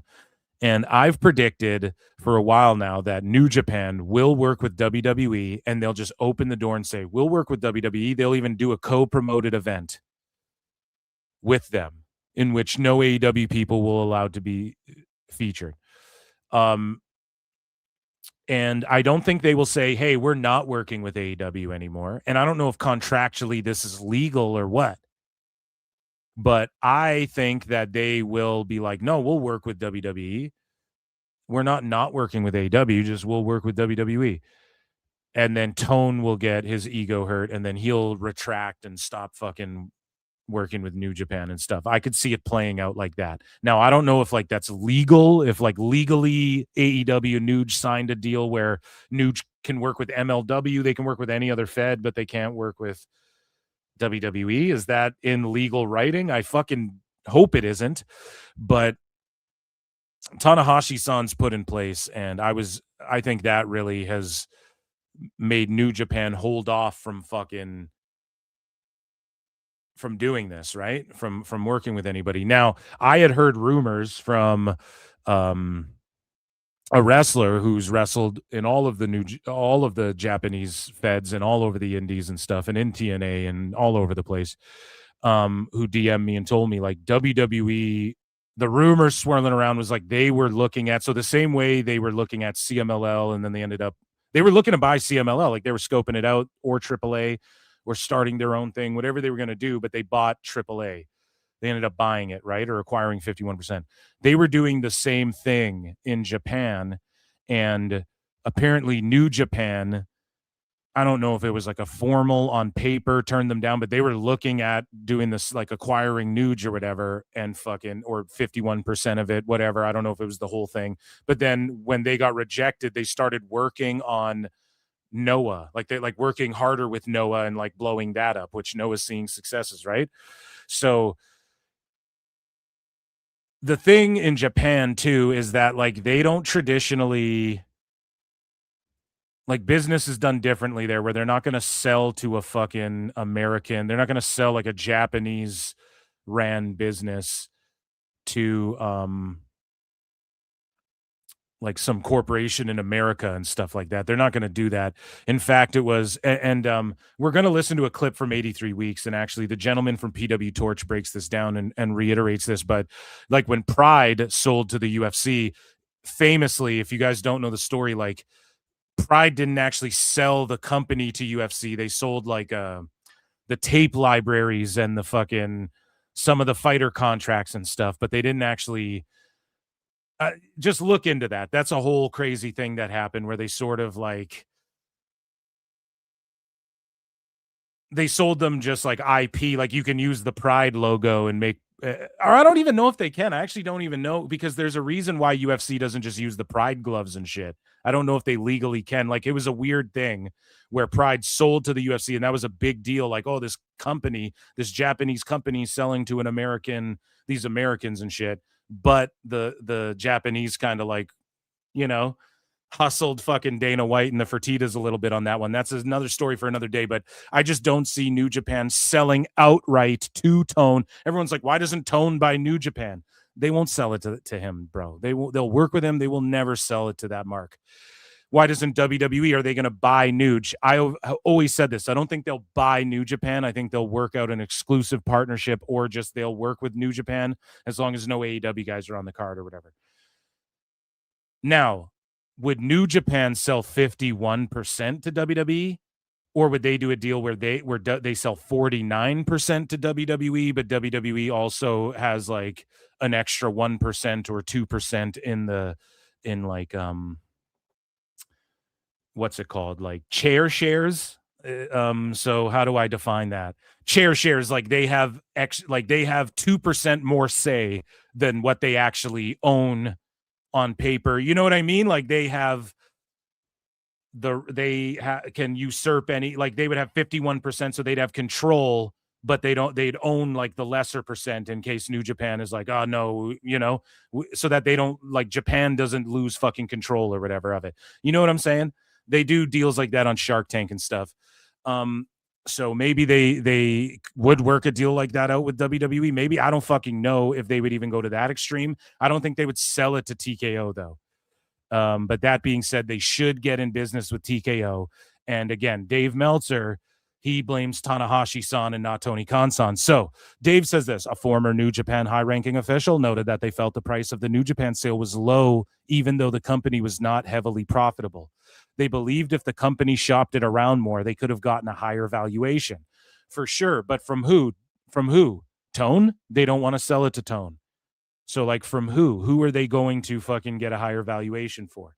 And they might not want to sell it to TKO and WWE and the people who are sniffing around. Who's sniffing around to buy Nuge? They could have got more money, but if they want to keep it in Japan, like, I believe that's the case. I truly believe that. And I think a partnership would happen before a sale to an American company, hands down. So who is lurking? Is it Americans and shit? We don't know. Nothing that even in a down period, the New Japan brand has great recognition in the country, and they're coming off a Tokyo Dome sellout. And it's like, unfortunately, dude, the business is down. So people are not going to offer as much for it. And so it was noted here by a New Japan official. So how badly the value of New Japan dropped with the retirement of Hiroshi Tanahashi. So again, this is from the Wrestling Observer. Tanahashi retiring removes the single biggest emotional and commercial draw. He was the spine of the boom years, the face of the international expansion, and the reason casual Japanese fans came back to the product in the first place. Okay, so all the stars that Tanahashi helped make, so when he helped to make Jay White and Will Ospreay, and he wrestled fucking Kenny Omega, and he wrestled Okada, and all these guys who work for Tony fucking Khan. So it's not because Tony Khan poached all these. He had Cuervo with him the whole time too. Okay. It's that fucking Tanahashi's now the face of the company in a business suit, and he's not the face of the company as the wrestler itself. And even though his body was failing and collapsing, and he was only wrestling once in a while, I mean, he kept up a healthy schedule, but for him, it was, once in a while he'd pop up for a match. He fucking, now all of a sudden everything died off. It's not because you motherfuckers took a shit on Evil after Nuge tried to make him took a chance on him in the COVID era. It's not because you guys did nothing for Yota Tsuji and shit all over him. It's not because you guys fumbled Aaron Wolf over there. And it's not because Tony Khan gutted the fucking whole roster. And they strike fire with Gabe Kidd, and then Gabe Kidd's in AEW doing nothing, playing a skinhead. It has nothing to do with any of that. All the guys Tanahashi wrestled that now work for fucking AEW. It's not because they're all gone, too. It's just because Tanahashi's now still the face of the company, but in a fucking business suit. It's just cope. It's seethe. You are coping and seething. You just can't accept what you're seeing. Yes, you're coping and seething. The truth it is scalding, and now you are molding and coping so hard, coping and seething.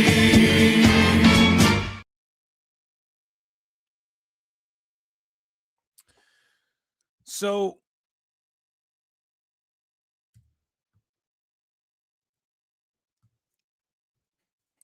I put 2 in the chat for my vote. I don't think at any point, because of this relationship with Tanahashi, they will ditch AEW entirely. I think AEW will break up with New Japan first, in my opinion. I think Tone will get jealous that they open up the idea of working with WWE, and I think WWE is going to do some crazy crossover matches where we're like, holy fuck, dude.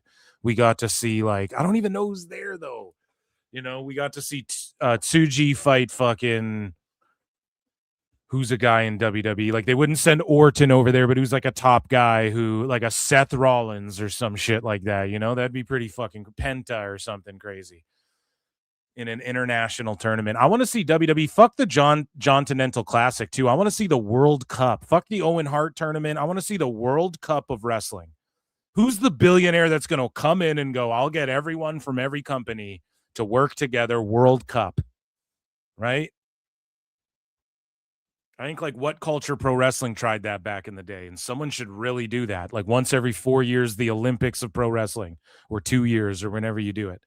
Anyways, though, Dave says that post Tanahashi, the question every serious buyer would ask is, who does those numbers and who carries the global narrative? Right now, there's no obvious. It doesn't. No, WWE's not looking at that. They're looking at, as they've done multiple times, we'll blow this up. We'll blow up AAA. We'll blow up fucking. We'll blow up Noah. We'll fucking blow up TNA, bud. Oh, no, it's fine. You got Yota Tsuji. He's got a great look. You got Tone doesn't like him. We'll make that guy a star. And guess what? Evil's back. Oh, and Shinsuke. You guys wanted Shinsuke? Guess what? Here's fucking Shinsuke.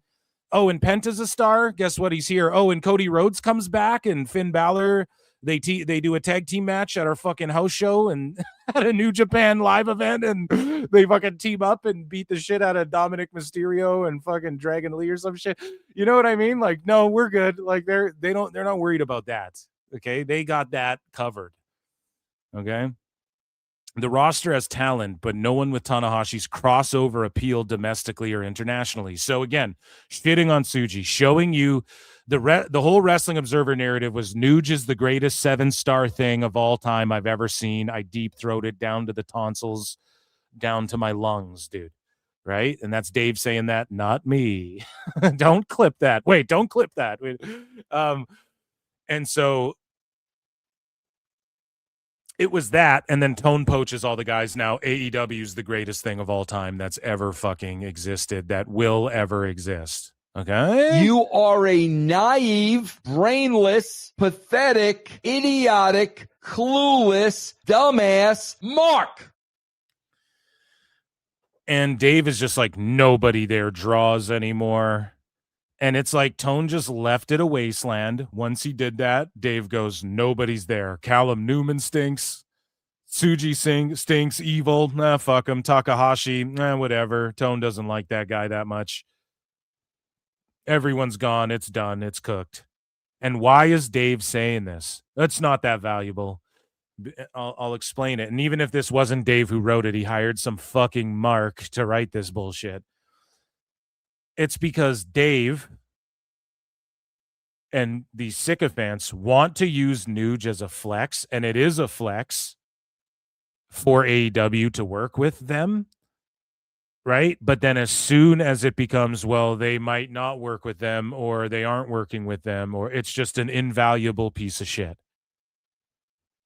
And that's all it is. It's just creating both narratives, trying to create this narrative out there, I guess, that for one side it's good, which he's been doing for years, but then as soon as they might not, something slick might happen, because Dave sees the writing on the wall with this too.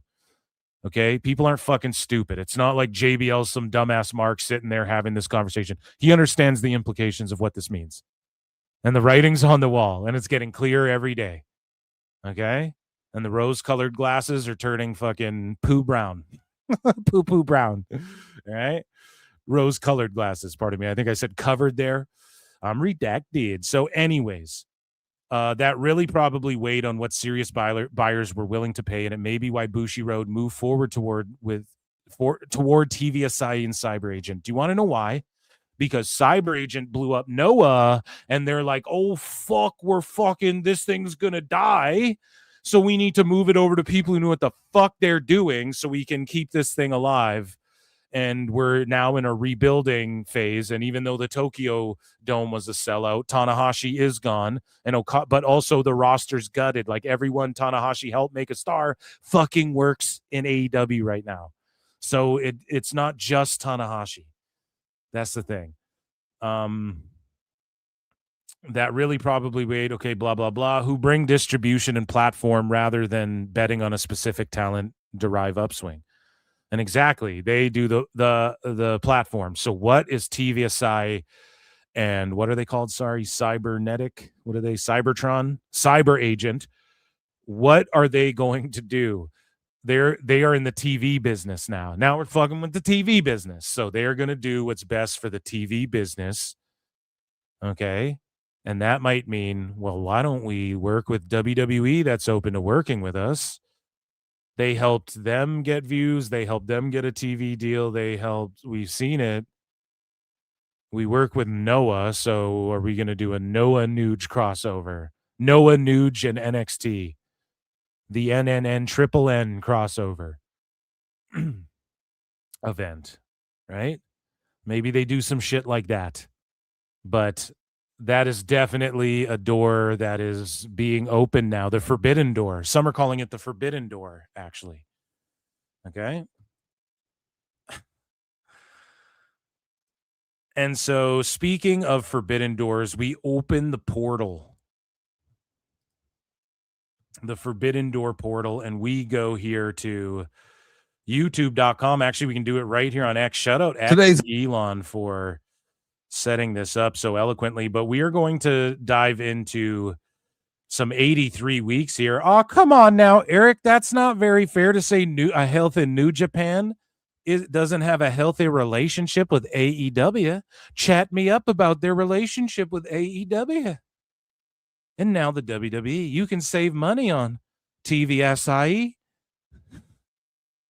Asahi. I'm probably saying it wrong. Oh, come on now, Eric. Oh, my goodness. So let's move along here to this interview they did with, I forget the guy's name, but he works for Pro Wrestle Torch. And Eric Bischoff kind of torches this guy, pun intended. He kind of felts him. It's pretty funny. And let's listen to what he has to say and what Eric and Conrad Thompson have to say. Chat me up about New Japan. And the whole Bushi Road, all of this stuff. There's some good insight. I listened to this earlier this week, and I was like, I just need to play their discussion pretty much in full. And it's not too terribly long. And I just want to react and break some of this stuff down. And also Eric Bischoff, who people can say, oh, well, he WCW died. But he also had other successful shows that none of you marks think or talk about. And also he's like successful with RAF. Eric Bischoff's been pretty successful in everything he's done, I'm pretty sure. Even as a general manager on Raw, he got over. That was just being a character. That wasn't like being hands-on with the checkbook and all and the fucking what happens on television and stuff like that, is as much as just being an on-screen talent. He's, helped produce reality shows. He's fucking RAF is blowing up.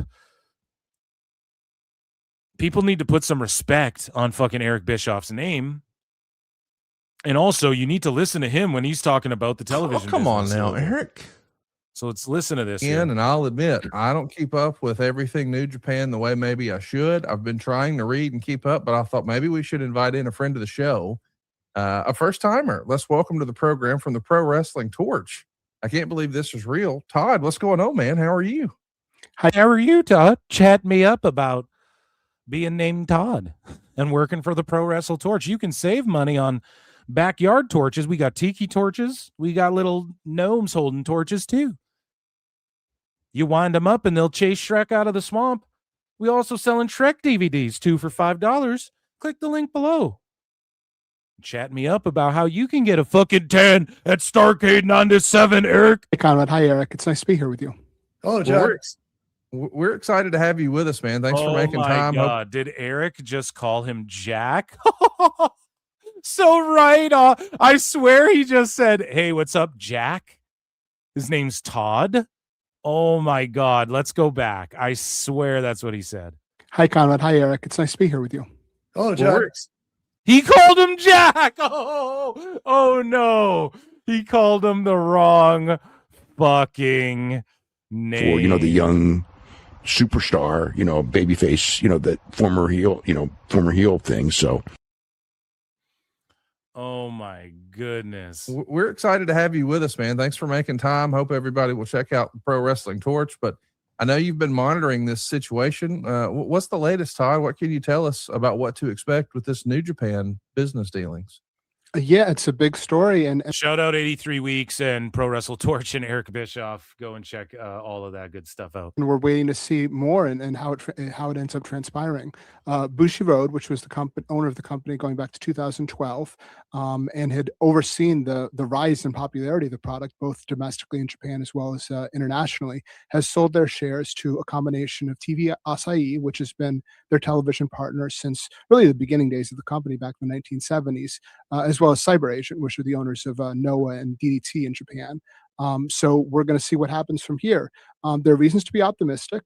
Bushiroad has generally been good stewards of the product, but in late it hasn't been as good. You know, you mentioned, Conrad, you haven't been following it as much as you'd like, and I think a lot of people that want to like the product have trouble with the. Yeah, but here's the thing: Conrad never followed it as much as he'd like.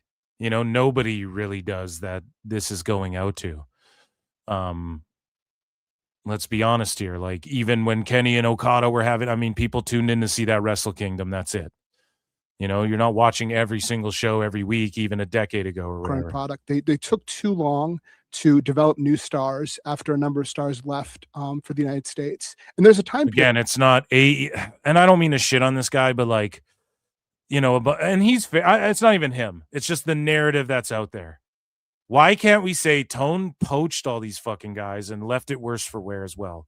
This partnership, I don't think. Maybe he'll say that later. He doesn't. And Eric kind of goes off on this dude a little bit. There where they could have used their older stars like Tetsuya Naito, Kazuchika Okada, Will Ospreay to get over a new generation of stars like Yota Tsuji. But they didn't. But they tried some of them, but it's also just the narrative that Dave Meltzer and Tone, and Tone doesn't like this guy, and Yota Tsuji, I mean, he doesn't really like this guy and shit. So it just does. And then when he likes someone like Gabe Kidd, you know that's Tone's guy. That was Kenny Omega's guy. You knew he was going to bring him in. So then Gabe Kidd's allowed to get himself over by shitting on AEW. But really, we know he's just signing. Anyone who shat on AEW, we knew was just getting signed. And now we're like, fuck. You know, what's going on here? And there's nobody really over there. You have Callum Newman's their champion.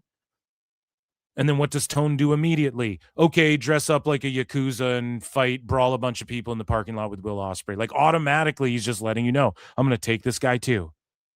And again, I don't mean to fucking go off on this guy, but it's just that narrative out there. Well, these guys left to the States. Yeah, how about Tone stole all the guys that Tanahashi and them were put? Oh, it's Tanahashi since he took control. It's in the shits.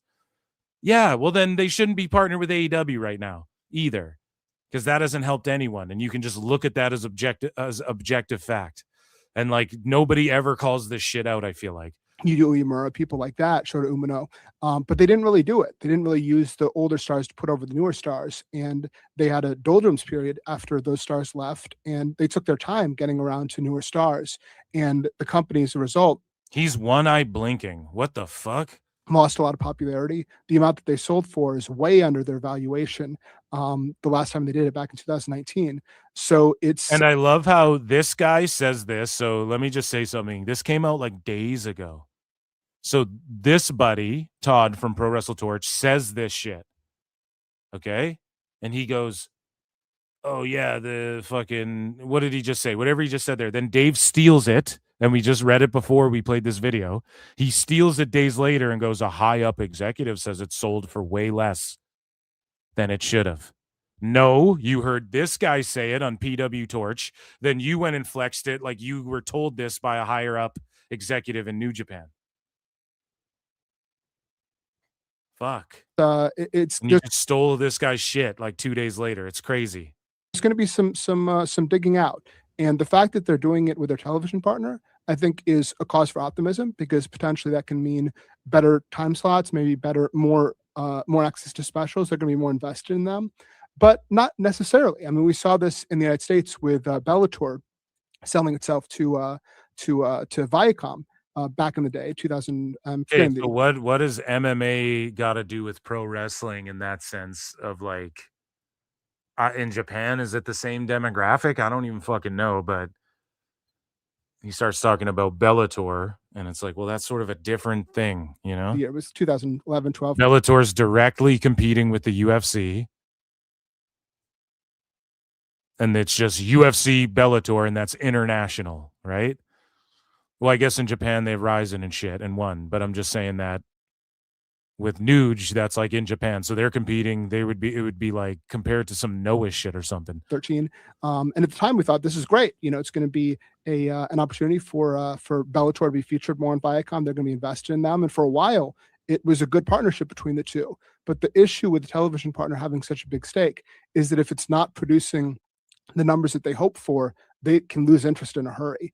So and he's making a great point here, though, on the TV side of things. So they could fucking see the ratings for what they are and be like, we're not interested in this. So Eric Bischoff presses him on this. He's like, well, then wouldn't it be time to work with WWE? And again, these are TV people. Okay, they're not pro wrestling fanboy people. They're just TV people for the TV Asahi and fucking Cyber Agent or whatever. Cyber Commando. They're TV folks, so they're going to look to do the best ratings. They might look at the AEW shit and be like, damn, those American shows with those AEW folks not looking too hot. What's doing well? Noah. Okay, we'll cross over with them. Who do they cross over with? NXT and WWE a bunch? Why don't we just work with them? It's like right there, and it's likely going to happen. And I'm sorry if people don't like that, but... And, you know, once Viacom no longer thought Bellator was a good property, that was kind of it for Bellator. They sold them out for a very low amount and got rid of them. And that was the end of Bellator. So the question is, how invested is TV Asahi in the product, as well as what their thoughts are going to be on the product and whether they're going to make changes to it? I really appreciate the download. This is all valuable info. I wanted to ask, you said that you feel like it sold for a lot less than what the 2019 valuation was. Am I reading correctly that it was around a $22 million deal today? Because in terms of people are like, it's pocket change for Tone. Exactly. He was going to buy WWE for 80 billion, gajillion or whatever. Exactly. And it still didn't go to him. So that's why I think it wouldn't go to WWE either. I just don't think they want it to leave Japan control and start selling shares off to TKO and stuff. I just think that will be the last thing that ever happens. I think that WWE should look, right now's the time to strike, approach them. You know, WWE, like Nick Khan was going to let Daniel Bryan work in New Japan part-time, guys. That was part of his deal. That's a shoot. I'm not a dirt sheet, so don't believe what I say, but that's a shoot. He was going to let, I think he said that publicly. He was going to let Danielson work New Japan dates. And he's a Nuge fan from back in the day, I guess. Nick Khan's like a huge wrestling sicko. So Nick Khan will make this shit happen. If he catches wind, if he knows what's going on and he sees the value in it, they're going to swoop in. But it's got to be right for them. And they might make them ditch their partners. Like MLW had a lawsuit with WWE. So that, if there's pettiness there, that could prevent this all from going down too. But one thing with like the wrestlers in New Japan, it's like, are they going to be fucking like hot enough and over with the fans? Like my one thing is they have a point, like it's been gutted and they haven't really created any new stars. So it's like, what are the crossover matches? Like, what are fans really marking out here for? Just to see a New Japan logo in the background while WWE guys wrestle? Like, would it be cool to see Shinsuke and Rhodes wrestle in Nude? Sure. But they can wrestle on SmackDown. So it would be nice if someone started heating up there too, like more than Callum Newman, who Tone's got his grubby hands on. It would be cool if like Tsuji was being presented better and like was a bigger star and stuff like that before it went down. But I guess the same thing with AAA. It's like, well, who did they cross over with? What matches are there that you really want to see? I guess I couldn't really answer that question beforehand either. I was mostly hyping up Hot Lucha Summer because I'm like, the Lucha Brothers are going to come over. We're going to get, like, think about all the luchas they had at the time. WWE, Andrade, Vaquero was there, Rey Mysterio, Los Garza, Santos. So I was more just like, you have a Mexican fed for the fucking Mexican wrestlers you don't use every week. You know what I mean? And the Lucha Brothers could come in and fucking, those are your tag champs right there. But, you know, they've plugged stars in there like I guess Vikingo is like a dream match kind of with some people, quote unquote. And the question of Del Rio, he was heating up there. But otherwise, like what matches? I wasn't like, oh, Mecha Wolf. Like I wasn't following Mecha Wolf, you know? So, and like Dr. Wagner Jr. and there's like a new guy playing La Parka. It's like, that's cool. You know, that's cool as shit, but I don't really care, you know? And then Iguana comes over and we're introduced to him. So maybe that would be the approach, right? Like they start slowly with a big crossover with NXT and they slowly introduce like, hey, here's Tsuji. The crowd erupts for him. Okay, we got something with that guy. Let's fucking the way it worked with Iguana. I guess they would have that figured out better than your boy Phil, but realistically though, it's like they buy it and then what? You're gonna watch like Rhodes team up with Finn to fight like fucking Shinsuke and Evil or something, but those are all WWE guys anyway, so hopefully they can build it up and establish some shit. I guess Gable and fucking Ludwig is like the hottest match of the year so far, and we're about to watch that Mask versus Mask, and that's a fucking huge deal. So who knows? Put them in some fucking Ultimo Dragon matches and send them to Japan and fucking masks, pardon me. Put them in some Ultimo Dragon masks and send them to Japan. Make some people have some fucking. Put Ludwig in a fucking. Give him some poison mist and some Tajiri pants and send him out there and turn him into a star. You know, like they'll figure it out, I'm sure, but. It is interesting because I've been thinking about that a bit. Like, what are we marking out for here? Just the fact that they're working with Nuge, because it was cool when they acquired AAA because people knew about it, like, but they didn't really see it coming, you know, and it just kind of came out of left field and it made you excited for AAA because you're like, because of WWE. It's exciting in a way because of New Japan, because of the history it holds, but who's there? And that's what they're trying to do. Bury the stars. Everyone's gutted. Anyway. I'll admit, I don't know anything about Japanese television, but in terms of American television, spending $22 million on a product doesn't feel like a substantial investment. And I guess the TV side of this transfer was only like $15 million. So if they only have $15 million invested, doesn't sound like a huge commitment. Am I wrong, Todd?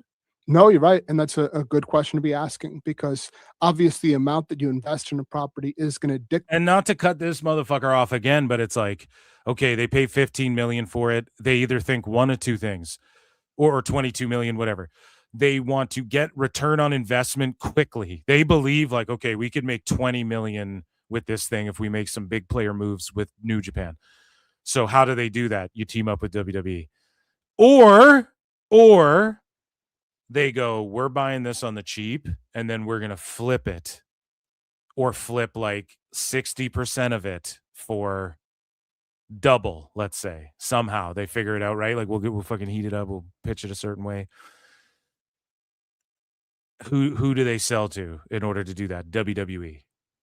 That's all I'm saying. Or unless they are going to money mark tone, unless the TV Asahi people are like, we're going to buy this, or Cyber Agent or Cyber Kinetic or whatever the fuck, and they go, we're gonna flip it to this money mark for like double the value, because it is relatively on the low, and I think they sold it. I think on the other end they just did it to keep it in Japan and shit.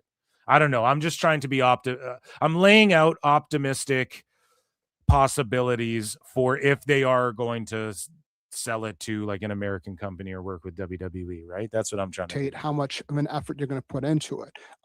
We've seen with UFC, they got $1 billion deal from Paramount. Paramount is going to do absolutely everything they can to make sure that deal profits and pays off for them, even if they struggle at the beginning of it. Whereas if you have, you take a flyer on a pilot for a television show and you budget them enough for the initial season, you don't have as much of a commitment to them. So that's very much a question as to how they feel about it, and the amount of money could potentially signal what that might be.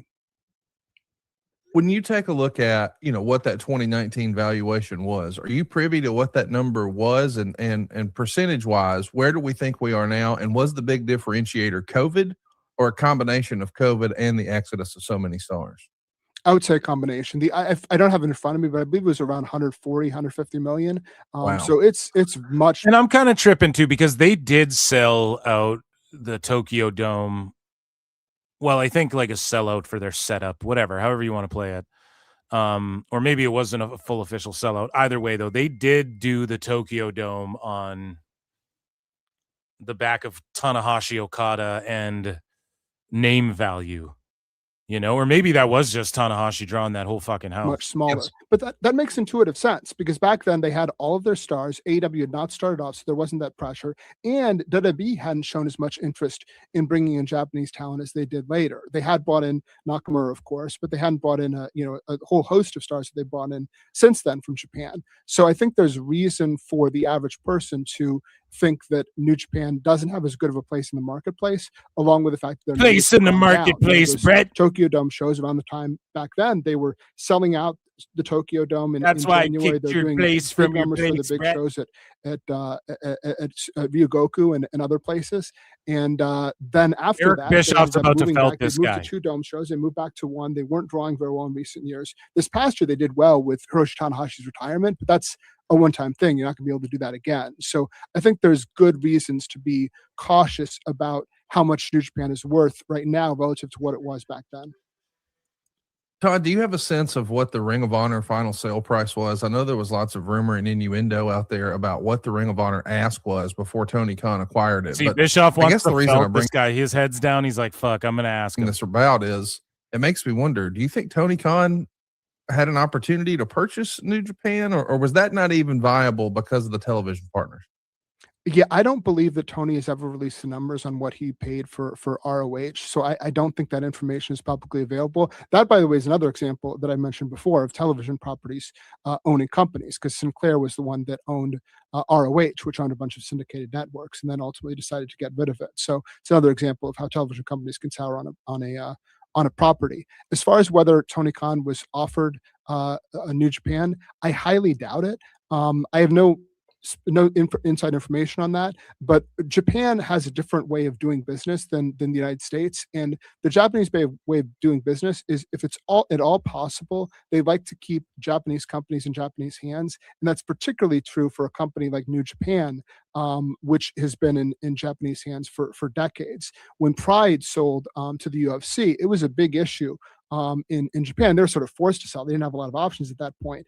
And they sold UFC sort of the bare bones of it, but they didn't sell them a lot of, it made it difficult because of the way the contracts were done for UFC. Yeah, there's like documentaries on that shit. You guys got to look into that if you're into, I don't know, if you're into MMA and shit.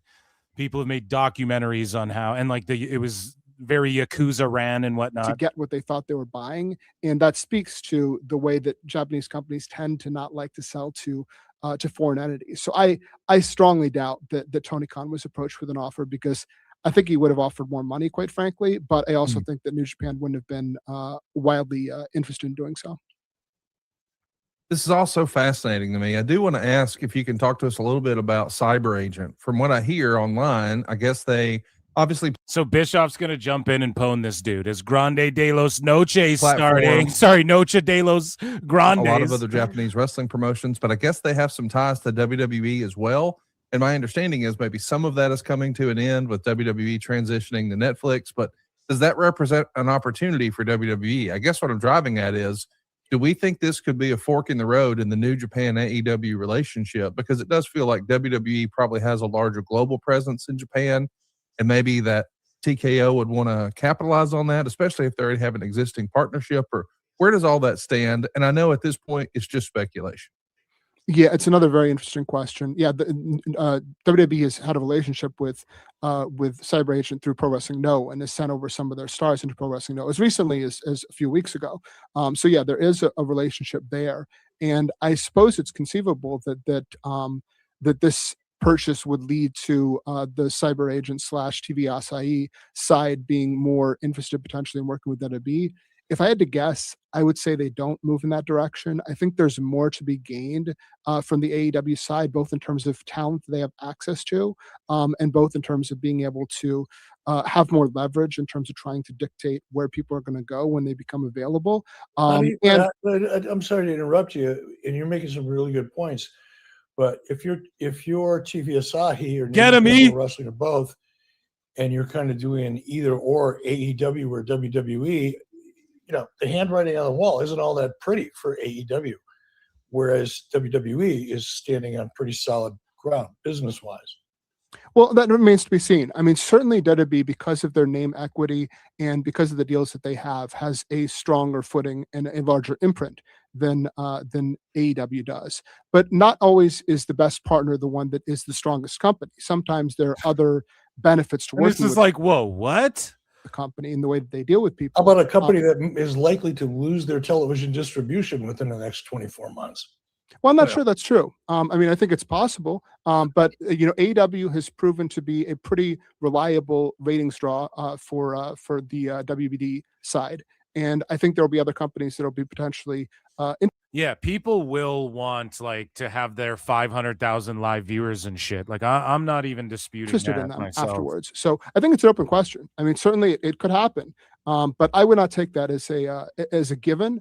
And I think that's something that Cyberasian and TV Asahi would be looking to do their due diligence on, to try to determine whether they think that AEW's footing would be. How do you do due diligence on Paramount? Because it's up to them.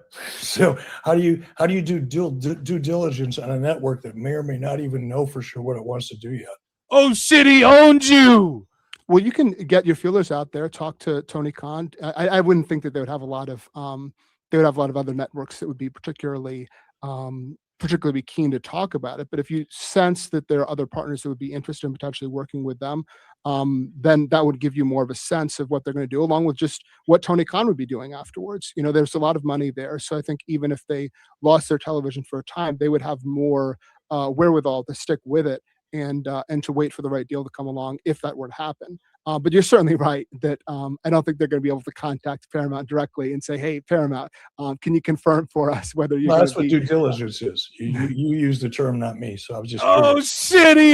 There's all sorts of due diligence. You can learn about Eric Bischoff. You can learn about entities dude. in a number of different channels, a number of different. Hey, let's talk a little bit about comps. I hate that my brain works this way, but Eric Bischoff was like, "Fuck out of here." That was amazing, ladies and gentlemen. That was AEW news. Oh my god, dude. This has been one of the worst experiences with StreamYard ever in my history of using this fucking, I don't even know what it is.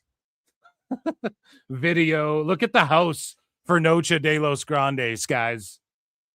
And it's kicking off. That was AEW news. I can't play a sound and I'm like frozen here. So we'll give this a second and hopefully. What a headache this evening. No idea what the fuck's going on. It said they added some feature when you gift memberships. I can like see who gets gifted and like show them as well. So I can, because before it was just like, oh, they're gifted, and I don't even know who gets gifted, but I can be like, hey, welcome this guy and that guy and that guy. You know what I'm saying? So do that. And that, ladies and gentlemen, was AEW news. Let's lock in for Noches de las Noches de las Noches. So in the poll, 80% of you guys, roughly 79%. Said yes, New Japan will ditch AEW and start working with WWE. We're going to stop this poll. We're going to put a new one in there. 21% said no, 21. So let's delete that. Let's put a new poll. Who do you think will win? And what is it? The Cruiserweight AAA Cruiserweight Championship. That's what I'm calling it. Championship match.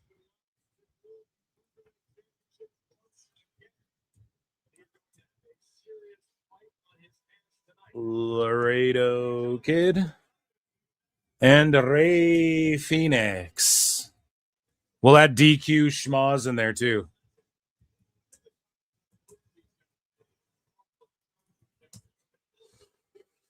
Okay, guys, vote in that. 1 for Laredo Kid, 2 for Rey Fenix, 3 for DQ Schmaz. Wherever you're watching this, make sure you vote in the poll in the chat.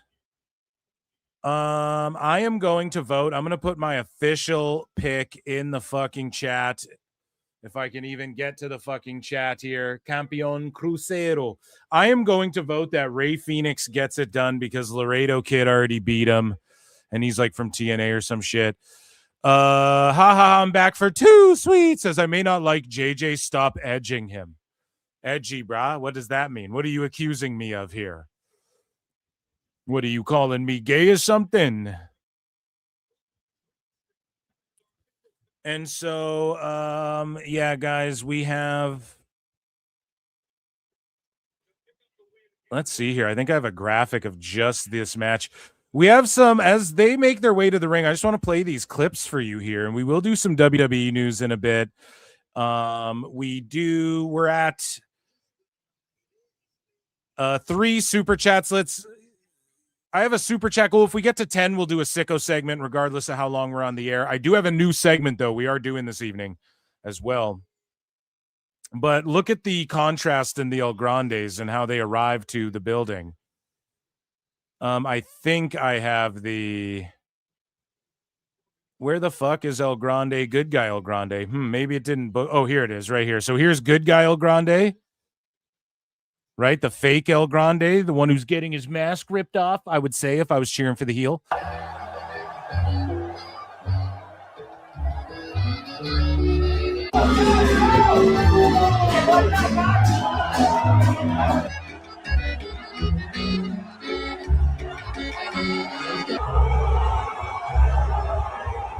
I mean, he's a national treasure. Damn, and Ray Phoenix is just looking to put this thing away. The Mexican Muscle Buster, by God. Laredo kid. ¡Hey! ¡Escúchame bien! ¡Aquí estamos hablando en español! Dude, I love how over he is. And then here is the original El Grande, who's going to keep his mask. Return back to America with Bruto and Julio. Oh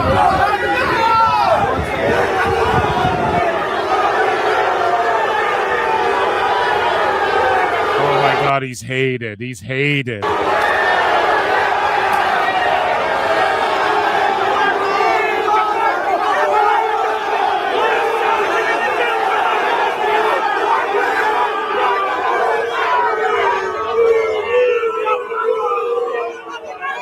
They will riot.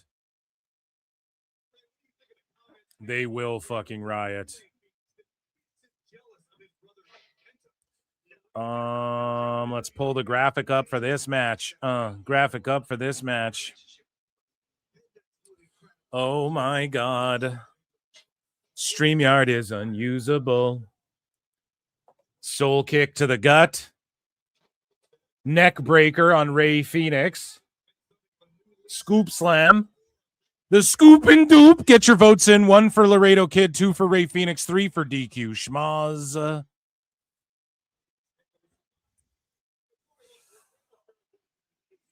Sauce Inc. has been a member for 21 goddamn months, and he says, send JJ the link.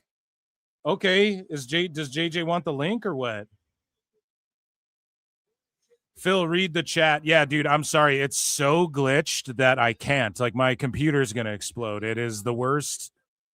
This has been such a headache for me trying to get through these segments today, but he is over like Hulk Hogan in Mexico. I like that. Thank you so much for your 21 months of membership, and I'll try and acknowledge you, dude. Is JJ in the chat or what and wants the link here? Where is my acknowledge me? I can't acknowledge you, so here's Steamboat Telly.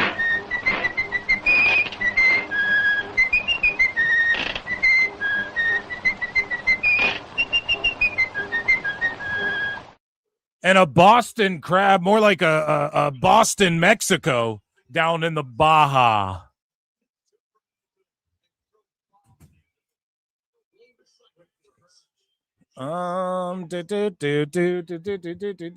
Laredo Kid's going on. It's crazy how they turn some of these guys fucking heels, hey?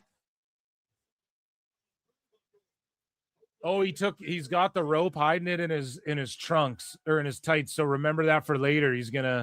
It's all a distraction, right? He's gonna pull that string out in a bit. Oh, overhand chop from Ray Phoenix.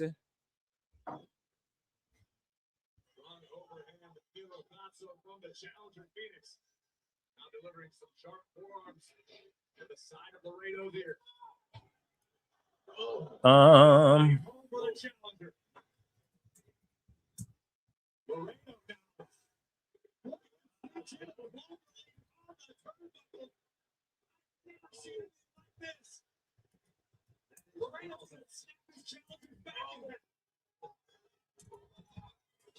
Dun, dun, dun, dun, dun, dun, dun, dun, dun, dun, dun. Oh yeah, tremendous heat. Did you guys see the shot of that building too? It's fucking magnificent.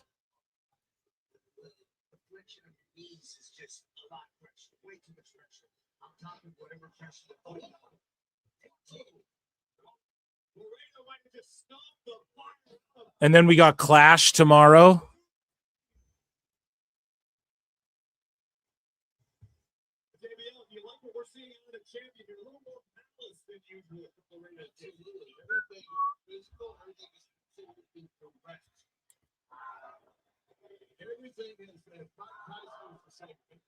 What are they chanting? Who can speak on Espanol and can translate this shit?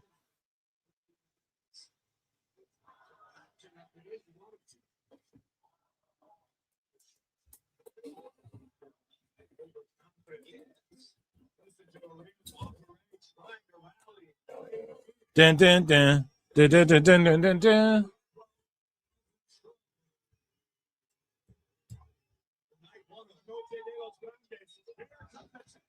Yeah, I ended that fucking Bischoff Conrad section of the nude stuff like fucking 3 to 4 minutes later than I wanted to. Because every time I switch tabs, my shit just fucking freezes up. Maybe it's just hot. It's like super hot in here. I'm gonna dive to the outside. And Takeshita defends the international title against Garcia. That just happened too, I guess, over on Collision. Which Collision's airing against fucking this? Weird. Crossbody. Oh, listen to that crowd.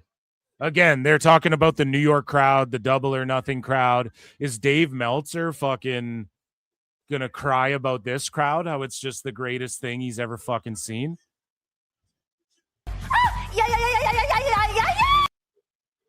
I'm pulling for Fenix because he's the baby face right now.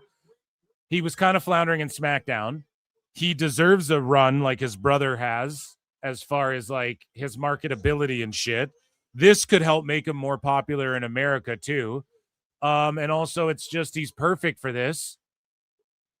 And him against Laredo Kid fucking rules. Like, this is a dream matchup. If this was happening in AEW, Dave would be like, this is a dream lucha matchup. And like, he deserves some fucking, he deserves a push. And his brother's hot no matter where he goes. So this will just make the WWE Lucha Brothers reuniting like so much bigger and hotter. Oh shit, holy shit, he just hand-springed out of the fucking tornado DDT, dude.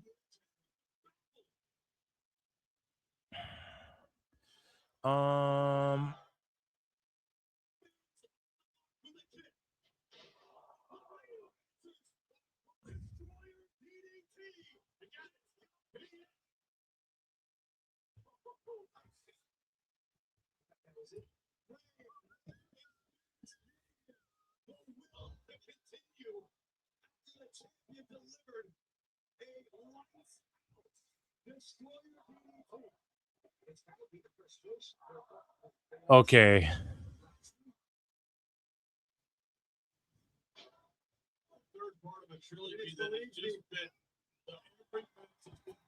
I got Meltzer said what, sending me some fucking gold here too that I haven't.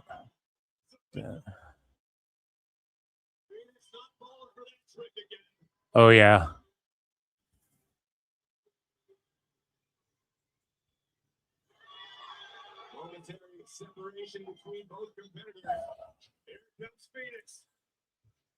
Yeah, Meltzer said what? Shout you out too, buddy, if you're listening. And a cutter. I will fucking hit you up if you're out there. You might not even be listening right now. You're probably busy. But I will fucking hit you up. Sends me gold.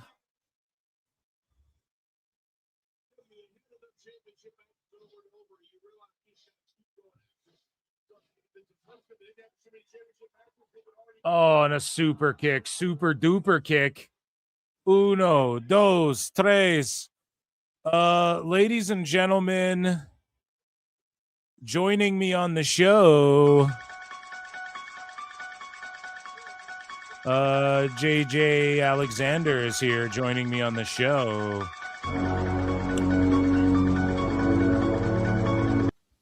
What's up, buddy? How you doing? Bro. Code breaker. I was only sitting in your chat for like 45 minutes. That's all. What's up, buddy? Were you Nothing. coming I on just- today? Were you trying to come on? I don't know. I didn't see. Yeah, remember when we talked last? You were like, "Oh, I'm going to do the stream Saturday if you want to join." I was like, "Okay." Oh, you want to? Yeah, okay. No, sorry, dude. I got all my shit laid out. I was just like, I'm gonna fucking do my thing here. Yeah, because I can't join you tomorrow because I'm busy when Clash is happening and I got. Oh, right. Yeah. Because I was like, you want to come on for Clash? You're watching Grande de las Noches, right? Noches de las. I'm on TV right next to me. Yeah, Let's fucking go, Yes. dude. This match, he kicked. Yes, big motherfucker night. kicked out of the Mexican muscle buster, dude. Yep, it's over. It's over. It's a Mexican stretch buster. Ah, sassy girl. I appreciate that. Yeah, dude. I thought you were gonna come watch Clash, but that's right. I was like, yeah, come on Saturday. The buckle's exposed, but he's still got the string of the tights. God damn it, Ray Fenix. No. And he went low again. It's over. Oh, the crowd does not like that. This crowd's on fire. That must be behind Laredo. Yeah, Laredo just did the frog splash and Phoenix kicked out at 2. Oh my God. Holy shit. Holy shit. Sassy Girl 7824 for 10 says finally JJ's in the building. My misery. Thank you so much for the big support. Yeah, dude, StreamYard is like Wrestling's for dirt bags and lily pickers. it's unworkable, and they fucking moved all my sounds around. Thank you so much. I want to acknowledge. Yep. I just find it. Like they were all. I had it alphabetical, and now it's just shuffled. Yeah, dude. Mexican stretch bus. Oh no! Oh, into the freaking Penta driver, and he wins. Here you go. Acknowledge me.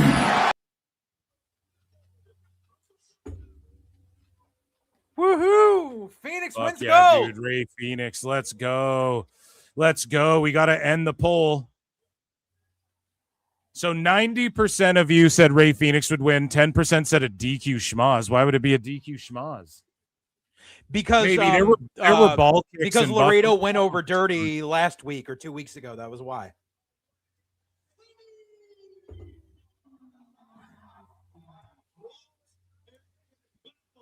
That was nice.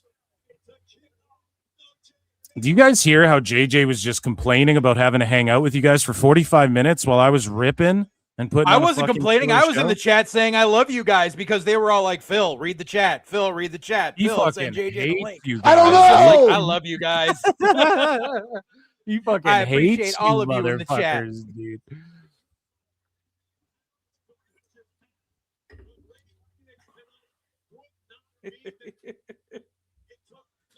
Oh God.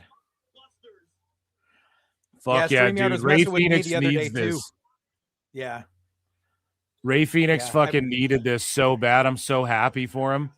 And guys, I don't think we'll talk a little bit, like we'll do some WWE news here during commercials or whatever, but we're not going to talk about SmackDown too much, but there is one thing from SmackDown I want to talk about. But I mean, whatever. It was just us SmackDown. The crowd was really hot, but there's two main things that are like key things that are controversial I want to talk about from SmackDown.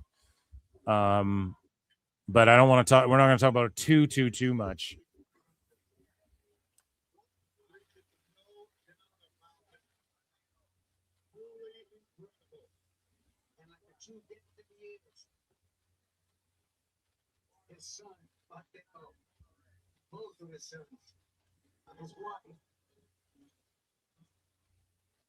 What a moment tonight in Monterey.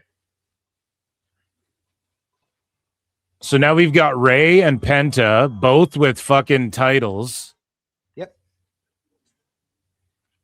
And they are about to fucking team up here, both with titles, I'm assuming. And I wouldn't be shocked if they hold all those shits. We could see Ray Fenix as well. He's a former Mega Campeon, so we could see him win that belt again down the line. I think the Cruiserweight is a good spot for him right now. They're establishing like all the titles really well in AAA. Whenever you turn it on, man, they're always like, I don't know. It's money because you have the titles, and then you have fucking a couple interesting characters or a bunch of interesting characters, but at least a good handful, at the very least. And then you have fucking the big match in the mask versus mask. So it's like it usurps any title. It's just like this huge fucking feud. So they've done so good at just establishing who's in what division and then like feuds outside of that surrounding it, right? Because whoever comes out of the mask versus mask is in line, I'm assuming, for any fucking title they want, or maybe some controversial shit happens and another feud spins off of this and shit. So AAA is like so good at that, and that's why they're winning. So again, with all these other shows, like even if you want to shit on WWE, one thing they lack is like, I just think the divisions need to be fleshed out a little better, and they need to unify the belts and not just have a bunch of people with belts who just have fucking belts because there's belts. You know, like shit can feel important without belts, and this proves it, you know? Sure can. Creative team needs to realize that with their entire women's division. You don't need belts to have a story. Well, I think the problem is that all the fans were like, belts, belts, belts, and then they just fucking added so many belts now that they're forced to make women's stories around the belts when it's like, we don't need an intercontinental and a fucking United States and a tag team and a WWE and a world women's. Like, start a women's fed if that's what you're going to do. But otherwise, I'm sorry. A women's world and then a women's tag team. If you want to do that, that's all you need. You don't need a U.S. That's title. all. That's all it should be. But yeah, you got to reverse it, because literally the creative team thinks that women's storylines cannot hold water without a title being attached to them, which is why they created more fucking belts. But it's better than just like, well, no, because they still do that, I guess. It's just like, you're my friend, we're best friends, and then we're best friends, and then we're best friends. Right. That's all WWE 9 out of 10 long-term women's feuds in WWE are for a fucking title. It's very fucking rare you get a feud where a title is not involved. Like Asuka and Io was the rarity. The last one before that was Naomi and Jade. That's how long ago it was. Everything else is revolved around fucking belts. So speaking of the women's division, it's time for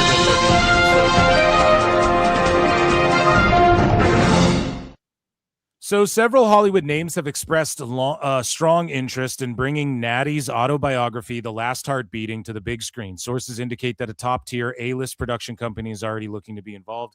This could be one of those movies that really pops off. I mean, you're talking about her historic Guinness World Record winning career. And she's also from the famous Hart family, the stories of In the Dungeon. And obviously they can pepper it, spice it up a little bit for the big screen. But you have someone that will have to play Owen. Someone will have to play Bret Hart. Someone will have to play fucking Davey Boy and shit. So it'll be really cool to see all of that. And hopefully The Rock gets involved with it or something. Like he did Fighting with My Family or whatever. And that worked really well. And so I'm glad, and hopefully she gets paid. She will get paid in the shade for that. Even if they buy it and don't buy the rights to do it and don't make it, she's getting paid is what that means. Court records have revealed, speaking of getting paid, that it was Gunther, real name Walter Hahn, who bonded Ludwig Kaiser out of jail. He paid two $500 checks to pay the $1,000 bond. Now, why would Gunther pay two $500 checks? Because the check can only be so much in America. That's the way it is. And actually, he paid the full bail because he was on $1,000 bond. So that means they didn't hire a bondsman. So because usually in America, when you get arrested and they post your bail, you get a bondsman. So you only have to post 10%. And then you can just, and as long as you show up in court, the bondsman is insured for it. That's what bounty hunters in America is all. When you don't show up, and they go to bounty collect the bonds. hunter. Yeah, dude, Right. I've seen So dogs Gunther, go with Christ. Go with Christ. Right. So Gunther flat out paid the whole fucking bond, so that way they don't have to worry about, like, oh, you didn't show up in court. I mean, obviously he's going to show up in court, but that way there was no issue about him being a flight risk or anything like that. So the first comment is from some redact who got fucking ratioed, and he's like, so Kaiser is so broke that he can't even afford to pay $1,000 and he depends on Gunther to do it. How the fuck are you going to pay it when you're in jail? Man, people are so fucking stupid. Unless dude. you've got $1,000 in cash in your fucking wallet, you can't do it. I think that I think what it is like you go under any tweet and there's just some idiot like clearly just posting the rage bait for everyone to fucking click on and be like, what are you, stupid? So speaking of money and buying shit and being real dumb, Donald Trump purchased between $15,001 and $50,000 of stock of TKO Group Holdings on March 25th, according to a HuffPost review of his May 12th financial disclosure filing. So anyone can buy stocks, and those are probably looking good. Yeah, for but him, that's a direct what I mean? violation of the Emoluments Clause of the U.S. Constitution. How? Because he bought the stock Explain. in TKO and bought I don't even know stock what that in is. Paramount. Listen. I will educate you. I'm trying to educate you, Phil. He bought stock in TKO and in Paramount, and then the next day announced there's going to be a UFC fight on the White House lawn, and you can only watch it on Paramount Plus. That is going to pump the stock up. That is him using the office of the presidency to gain for major financial gain. That's what the Emoluments Clause in the Constitution is there for. He was getting around that with the bullshit of, oh no, the Trump phone is in my son's name and that is in my daughter's name. It's not in my name. Well, this is a direct violation of the Emoluments Clause. And he could be impeached for that. Unfortunately, we have a fucked Congress right now where we don't have a majority that will actually be able to do it. So this guy says this guy runs Paramount. You really think he's going to keep a company who said fuck ICE on their television? He's too petty to let that slide, LOL. Well, now it's called nice. So considering the Huffington Post is not, this guy says, considering the Huffington Post is not a very reliable source of facts, as they've run with outright lies in the past without actual receipts of these electronic transactions, you should not. Okay. Yeah, I don't know, man. He's a business guy. So to me, I'm like, oh, he's just buying stocks and shit. But maybe you're right about all that, about how it's a violation. It's treasonous. Lock him up. Put him in jail. Jimmy Carter had to sell his There's my fucking present. peanut farm because they thought it was a conflict of interest. Then this guy's just going willy-nilly going, yep, this, that, and the other thing, and I'm going to profit. Just like how he said that how he bought stock in Dell, and then the next day he was fucking pushing Dell on everyone in Congress and shit. And Dell stock went way up. Once like again, Dell computers? violation of the Emoluments Clause. Oh man, who has a Dell? WWE I has have confirmed. a Dell. Speaking of King's Motherfucker, Crowns, my PC is a Dell. WWE has confirmed that the winners of the King and Queen of the Ring tournaments will receive a championship match for their respective brands at SummerSlam. The tournament finals will take place at Night of Champions, and we are going to see whoever wins these things get shots at the titles at SummerSlam this year. That'll be cool. And I don't even think we know everyone who's on either side yet, but on Monday, Monday, it's the opening round. And we know LA Knight and Trick Williams have entered it. That's all we know. Yeah, so I guess it's like, I don't know if I like that for SummerSlam. It would be cool if there was like better storylines and shit and like really hot storylines, but they can do that surrounding, like I'm sure Brock Oba 3 will be there, and like they can do that with surrounding stories, and then you're just plugging your champions into whoever wins the King and Queen of the Ring. I kind of don't like, that's kind of, I don't want to call it lazy booking, but like at Night of Champions is when the tournament finals are. Maybe next time do it so the King of the Ring's just on TV, and then at Night of Champions the King of the Ring champion faces the fucking world champion or something, because I just think like you should have really hot storylines for the big shows. SummerSlam, fucking WrestleMania, shit like that, you know? So I don't want to call it lazy booking, but it's like half-assed booking in a way. For SummerSlam, It is. if it was like on Yeah. Backlash or Clash, I I'd be like, mean, whatever. But for SummerSlam, that's how they dude, did come it on. when Gunther won King of the Ring, and then I know, and that's how they did it with Brock. Like he won his world title, I believe. He won the King of the Ring, and then he fought The Rock and became the youngest champ or whatever at SummerSlam. But that was also back when that wasn't a guaranteed. They were just like, hey, Right. maybe we should do this because he won King of the Ring. It's like King of the Ring is there for when they like, sometimes it's just there as a fucking booby prize, and sometimes it's actually used to elevate. Like when they gave the King of the Ring to Billy Gunn, it was a fucking booby prize. When they gave it to Xavier Woods, it was a fucking booby prize. You knew Right. nothing was gonna fucking come of that. You knew Most Xavier of Woods them. wasn't beating fucking Roman. Most of them, Shinsuke, fucking William Regal, they like used that to. Yeah. Or no, did Regal win the King of the Ring when he had that? Yeah. Yeah, he did. Regal, and then yeah. they used that to sort of like rebrand him again when he had Yeah. like his last run there. Yeah. Yeah, I don't know. So whatever. I'm pumped for it, I guess. You know, I'm gonna shit on it, but I'm sure they'll deliver. But also in WWE news here, the current plan is for Enzo Amore to return to NXT soon. I say do it, dude. Enzo, Cass. I can Get tell you from them back on TV, man. I fucking love those guys. I can't believe no Fed has done this yet and tried to put them together. Well, it's because Cass went from being in TNA straight to AEW, and neither of them wanted to take a chance on Enzo at the time. But Enzo, I can speak for promoters I've worked with around here in the past few years. Enzo has become a lot more personable and easy to work with, and just professional over the last at least 3 to 4 years minimum. He's really come into his own. He's that promoter calls him up and it's like, I want to book you for the show. He's like, you need me to cut promos, you want me to do an autograph signing, this, that, and the other thing. He's really come into his own. Like his bad habits are behind him. So Yeah, bring him in. I was watching him just on some indies, and he's a way better wrestler as well. Oh yeah, definitely. Or El Hijo de Vikingo. Okay, I created a poll, guys. Oh, and I didn't put a schmoz, sorry. But who do you think wins the AAA Latin American Championship match? I wonder if I can edit this thing. Here, we'll duplicate it. Or no, I guess. No, that doesn't. Yeah, and then I'll edit it. Here, don't vote on that one. Don't vote yet. Oh, whoops. Nope. We have to do revotes in a minute, guys. DQ schmoz. And they started hot on this one as well. DQ schmoz. Okay, so 1 for the champ, 2 for Vikingo, 3 for DQ schmoz, wherever you're watching this. Make sure you guys vote on the poll. And lastly here, Jacob Fatu reportedly was legitimately hurt during a live event yesterday, hurt his back. He was seen to the back after a match against Solo Sikoa. His match at Clash in Italy, Italy, pardon me. I'm all over the fucking place. May be in jeopardy. And I think he's selling it. And yeah, he could be selling it.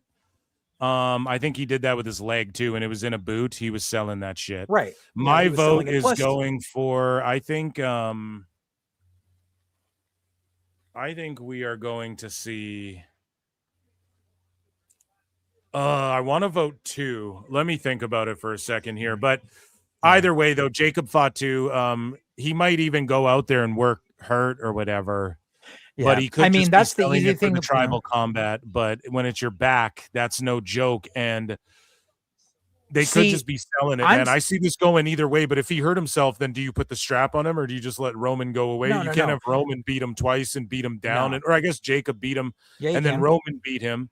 Well, wait though, because didn't they face off? Wasn't there a situation where Jacob did pin Roman, or am I tripping? No, it's just Jacob was beating the fuck out of Roman for weeks upon weeks before the match. Yeah, but yeah. So then Roman beat him. But the beautiful thing about this is tribal combat. It's a no DQ match. It's a walk and talk. You don't have to take a lot of bumps. You just got to make some shit look real serious, and it's no problem. Like if Jacob loses in tribal combat, it's not a problem because number one, Roman's never been beaten in tribal combat in the last 2 times it's happened. But it's going to be fine. Like I said, I made my prediction.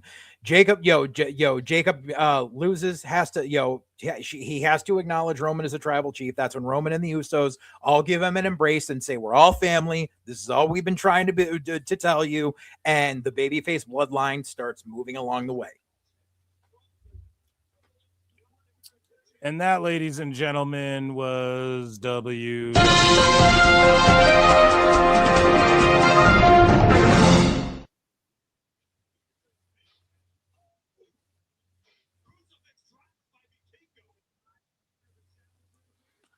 So this match started off quickly. They've been throwing down. They're going back and forth. The crowd's not as hot for it as they were the previous match. They obviously like Wagner. Vikingo, here comes Omos. Vikingo is, they love booing the shit out of him. And we got Omos coming out here, so shit's about to pick up. Wagner's gonna... Yeah, he gets pulled off the top by Omos.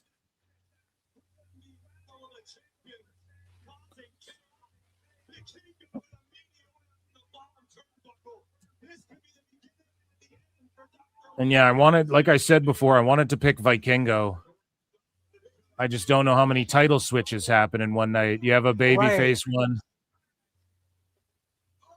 Oh, Wagner kicks out. It's out of the 450, but that's not the 630, though. I'm going Vikingo, even though that was a big kick out. I'm just going to stick with my gut. And here comes, El Gigante Azteca.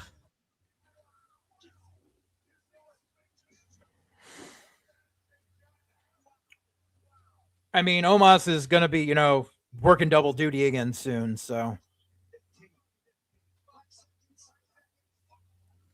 Man, this kid, Omos is like, fuck out of my face to this kid. This kid's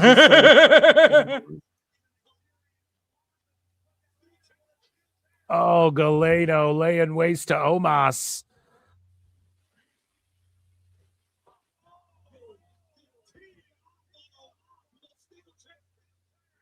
Gaiano. I don't know his name.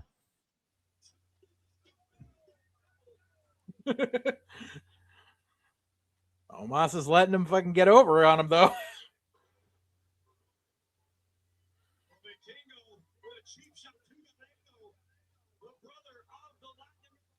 Oh, so that's the brother of Wagner Jr., El Hijo to Wagner Jr. Who the fuck is that? Oh, that was Vikingo Vikingo Jr. Yeah, that was Mini Vikingo. Oh, and there we go. Wagner's defends. The win. 1, 2. Oh, Vikingo kicks out, dude. Let's go. This is good. Let's go. And then isn't Mini Vikingo in a match as well? He's in like a 6-man or an 8-man or a 4-way or some shit later. I don't think tonight. He's in a 4-way. Yeah, I think he is. Yeah, I think we got the full card here. I thought the only other 2 matches besides this were the tag title match and the mask match. Oh, almost. No, because La Catalina and them are in like a 6-woman tag as well, I think. Oh, yeah, and that, yeah. Because she fights for the title next week. Oof.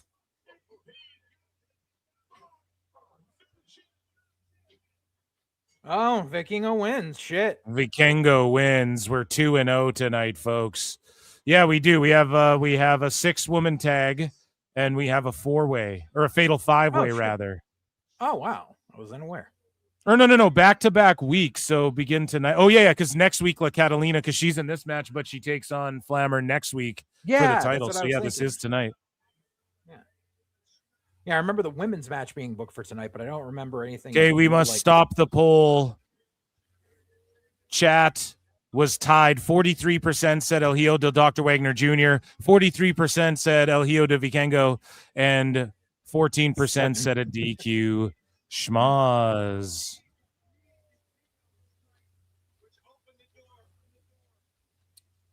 We do have actually a little bit more of WWE news here.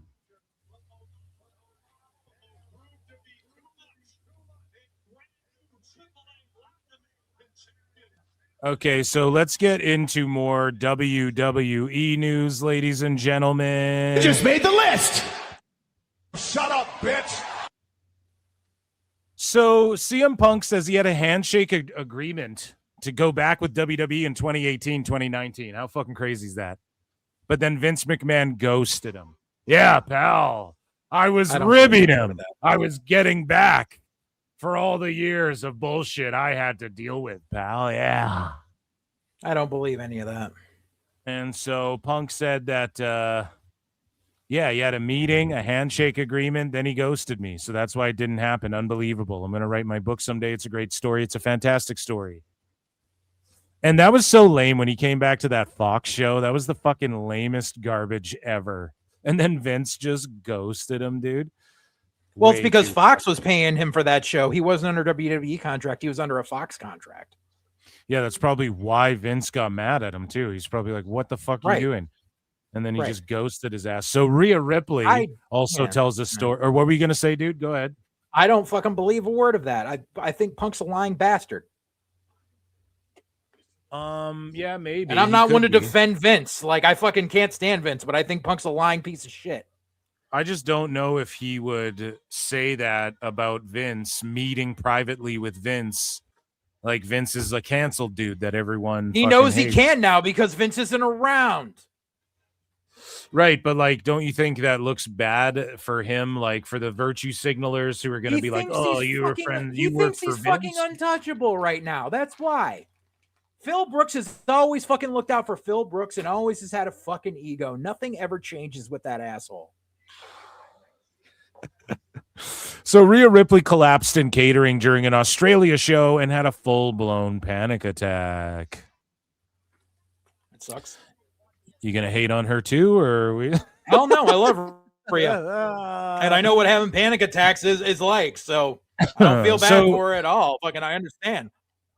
Speaking of Rhea Ripley, she was in this segment on SmackDown. Now, just a quick off the top of the dome review. I'll just say this: SmackDown's looping. It is the worst fucking, like, I would say NXT and AAA and Raw are all better than SmackDown, just week for week, pound for pound, as far as sports entertainment value, dude. SmackDown is the shits, and it's looping. Now, I will say this, and it's because of things that I, like, people are, where's Dragunov?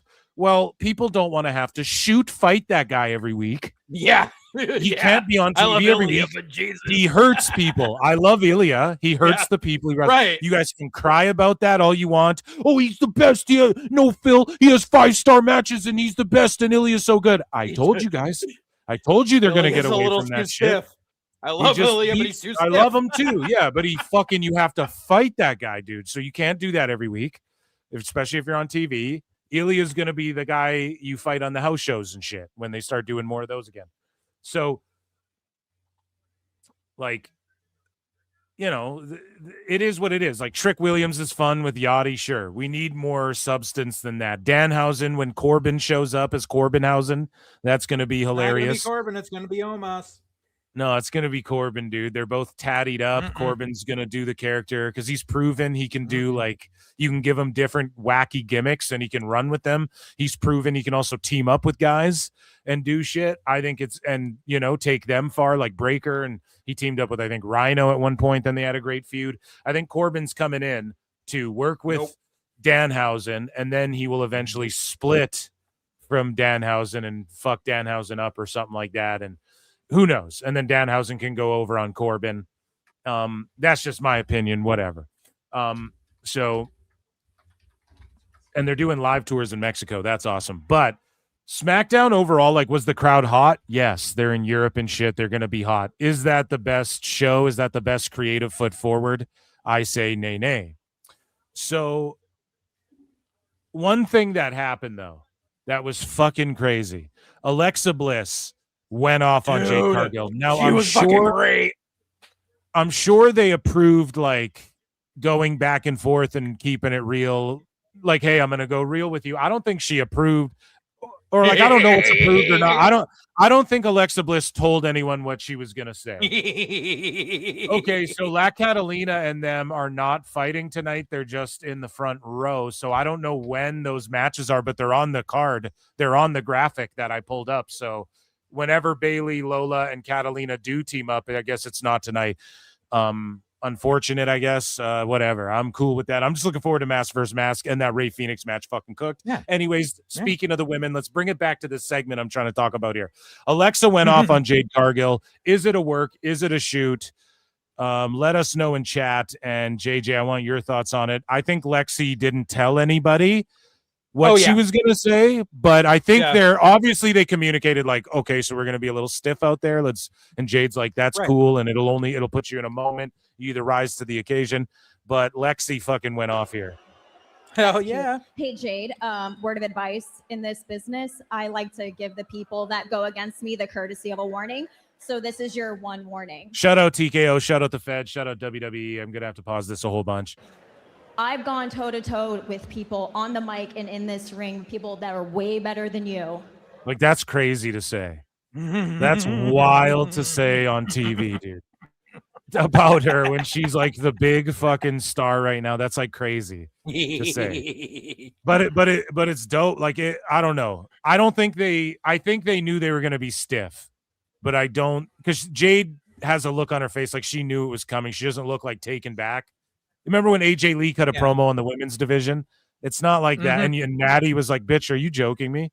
You know what I mean? Like, you're chalking me up as one of these bimbos. I'm fucking Natty Neidhart. But Jade doesn't really, she's selling it. I think she knew it was coming, but maybe not that particularly. So do not make me embarrass you before your career's even started. That's pretty crazy, man. What do you think happened there? Work or shoot? What do you think happened? I just think it was riffing it. I think, Alexa was just like, I'm going to call what I say in the ring. Jade definitely had her shit written time because she's not at that level where she can go toe to toe and in an improv type of situation. Yeah. And not to Alexa interrupt, just kind of put her in her place. All Jade, sorry to interrupt you, but all Jade said, I just want to say this too, because all Jade said was like, oh, like, what are you looking at? You're little or whatever. She said, like, it was some scripted bullshit. So you're right about that. But yeah, you're also right. She just had to put her in her place. If I fucking popped for that, it's like, holy shit, that was like the highlight. I popped too. I had the fucking Bowling for Soup song fucking rolling in my head right after that. Why can't every girl be more like Alexa Bliss? Oh my god, dude, you're a fucking mark. I'd play the sound, but hell yeah. Or here, dude, I got it right here. You that song are is a fucking naive, brainless, pathetic, idiotic, clueless, dumbass Mark.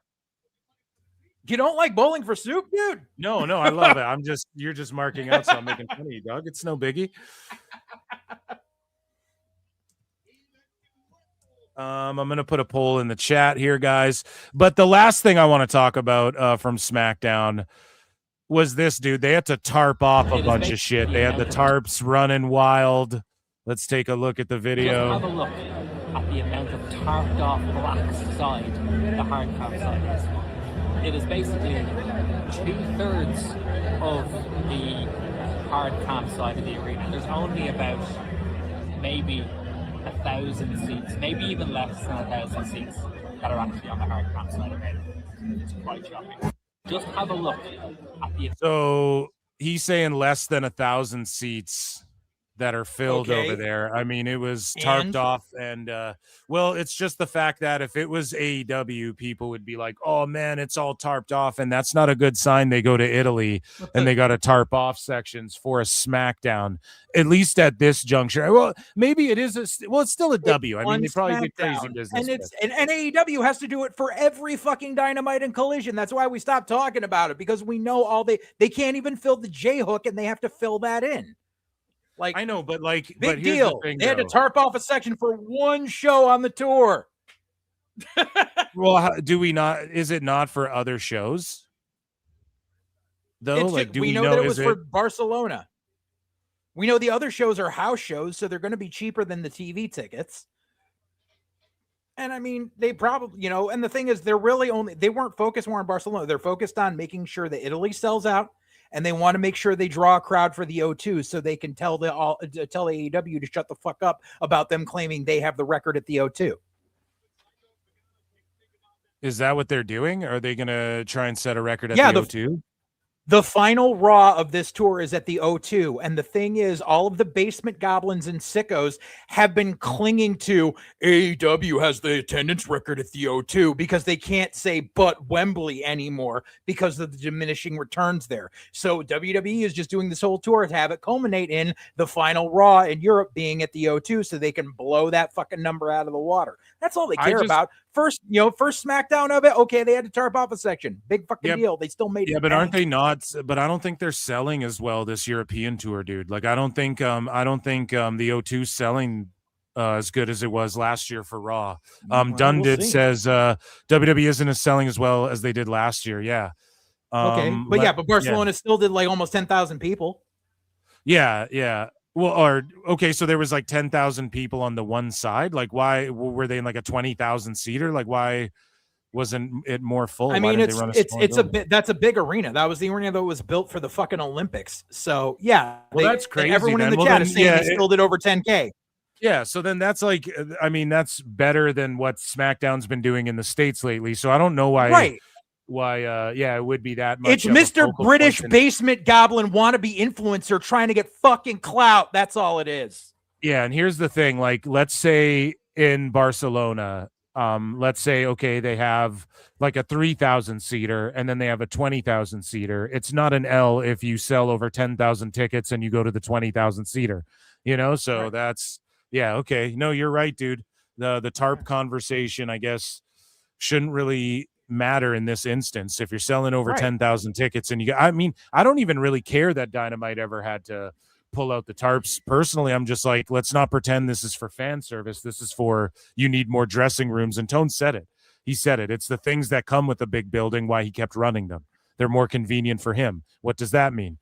Fucking chauffeuring everybody there, and everybody needs their own dressing room, and everyone's a diva in AEW, and fucking Tony Khan needs parking for his big SUV, and they need to fucking drive their, land his fucking private plane somewhere. It's closer to the fucking airport for his private plane or whatever. Like, we all know that's what it is, and that's why he books these bigger buildings. But now he started doing that less. But when WWE does this, cut his hair. Yeah, he looks really good, man. But yeah, in Barcelona, like, if you have a 5,000 seater and a 20,000 seater, and then you're going to sell 10 to 15,000 tickets, then you're going to go to the 20,000 seater. So yeah, that's a W then. I'm convinced. Right. And that, ladies and gentlemen, that officially was Worldwide Wrestling Federation news. Where the fuck is the drop? We can't find the drop. Sometimes in life, you got to be a hoe. We don't know where it is. Thank you, fuck you, bye, boom.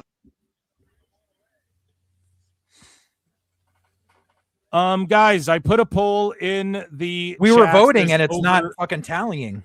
There's over 200 watching.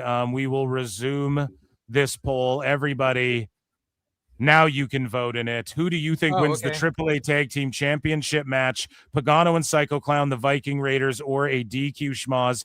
I am going with the Viking Raiders just because I believe this is a rematch.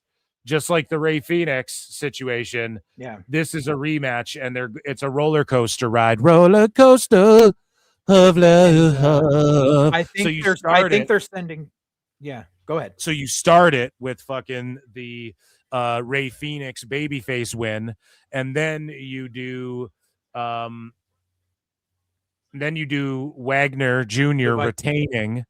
Or the Vikingo, pardon me, winning. Pardon me. Yes, sorry. Yeah, and then they were booing him. And so then that's the heel little dip there. And then you have the Viking Raiders win, which is sort of the heel dip. This is the heel dip part of the show, and they'll win the titles. And then you go to the main event, and everybody's going to go home crying. All the fucking babies are going to be thrown in the air. You're going to see women and children crying in the fucking crowd.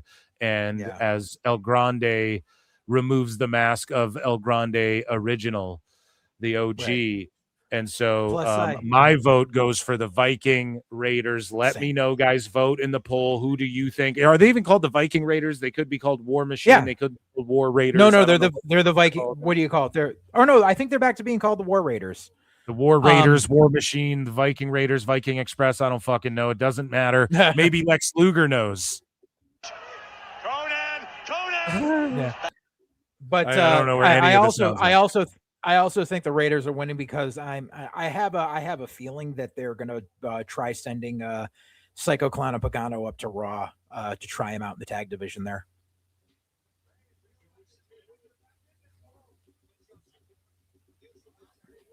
Just call it a hunch.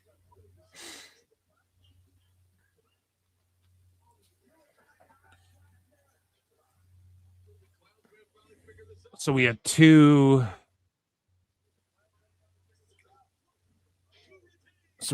title switches. Will there be a third? Maybe there won't be a third, though. No. Maybe it's just a memorable night. 3 titles change hand and fucking the unmasking and the new era of fucking.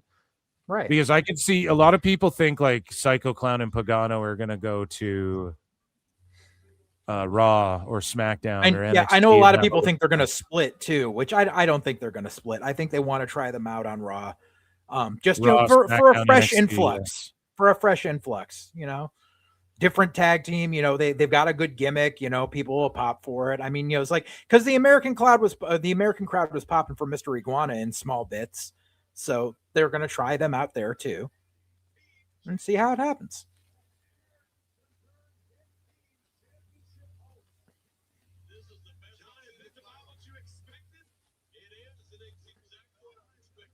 Imagine seeing Vikings in camo. It's just funny because Pagano reminds me so much of Len Oddity. It was one of our guys way back in the day. Oh.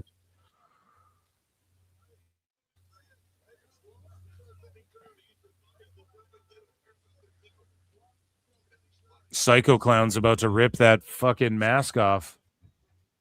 CWJ1288 for 5 says, hello, Forbidden Doors set up for $63K in a $17K building in San Jose. Currently, they have moved $5K for a show in a month. Thanks and be well. Yeah, so I talked about this. I talked about this before, and I talked about this a lot previously, talking about Forbidden Door and also Paul Walter Hauser and Tony Khan, that whole saga and all the teases of they are going to do this show WrestleMania weekend or whatever when WWE's in Saudi. And I just think I don't know, okay, so it's on AEW's back. Okay, so they can sell 20K. And then how do you market it differently? What's going to make people go, oh my God, 30,000 or 40,000 people pull up? And Vikings win. Or no, that's the first fall.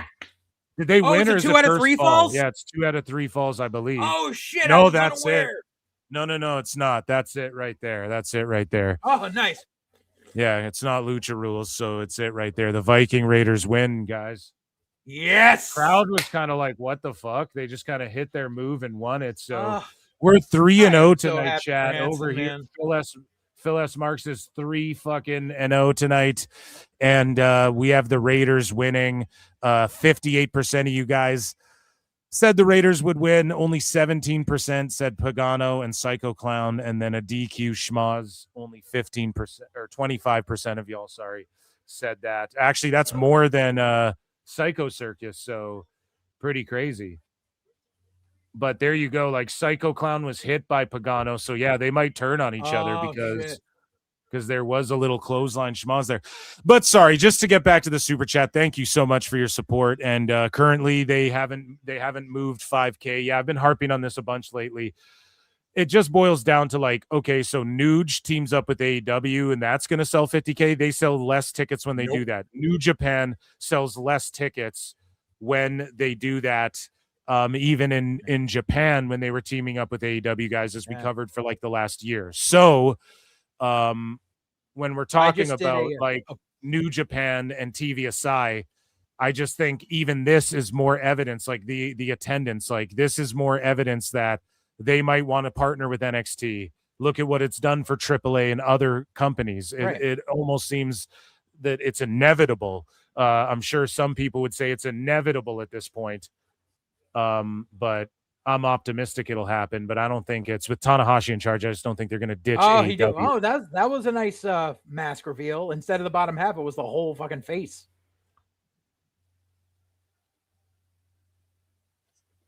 Yeah, it's always the whole face, isn't it? No, so who's the heel in this situation? Don't know, but here come the Raiders, and and now we'll see if Pagano turns around or not. Yeah, so Pagano's the heel in this then.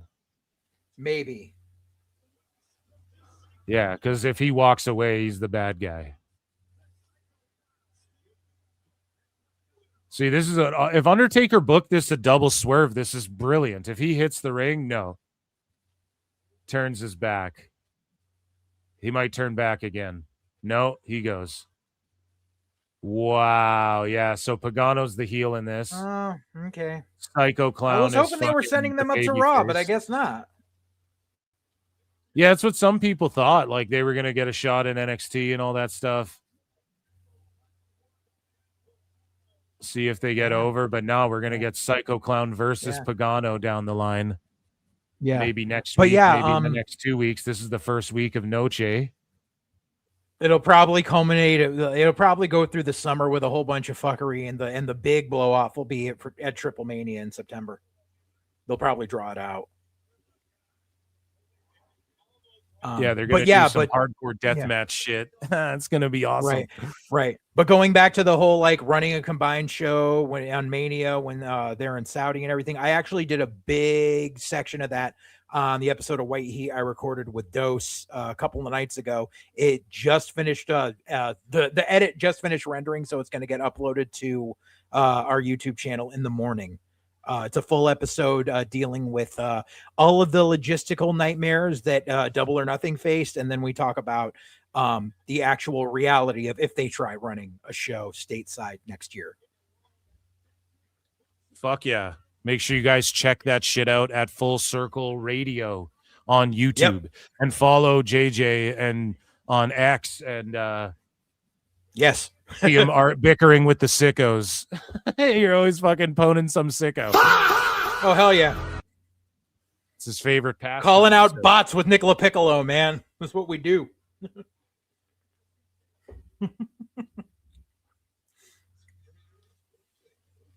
Oh, dude, I could use an ice cold Michelob Ultra right now. Or a Corona. Yeah, I know. Michelobs are fucking nasty. They're just too light. I don't know. I'm not a light beer guy, you know. I'm more like I like strong beers, hoppy beers, craft beers. But I will just just drink like PBR. Like I love to just drink PBR is like my go-to. I just will like grab those. Yeah. You know? I pounded a PBR and 2 Coors Bank, so I was waiting for you to send me the link.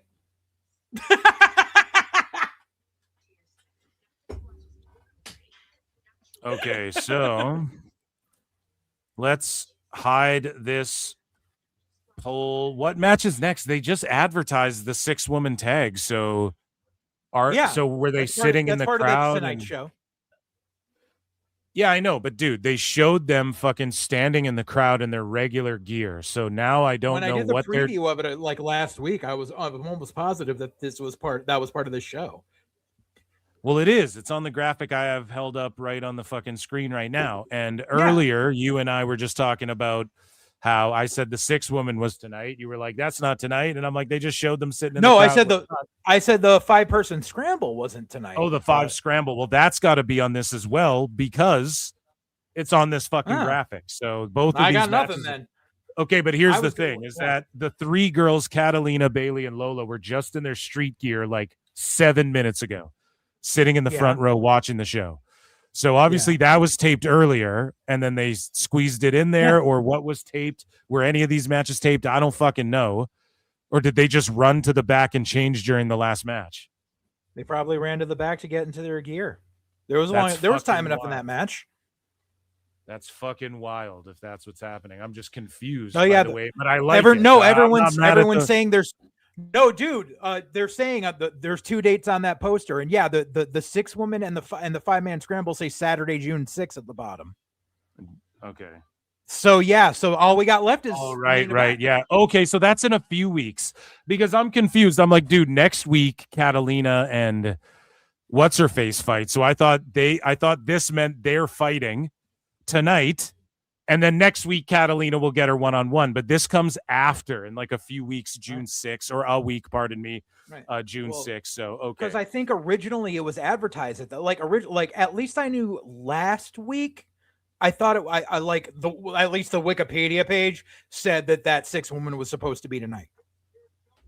So someone fucked up on Wikipedia. Well, there you go. Here we go. It is mask versus mask. This is the most anticipated match of the summer. Cool for the summer.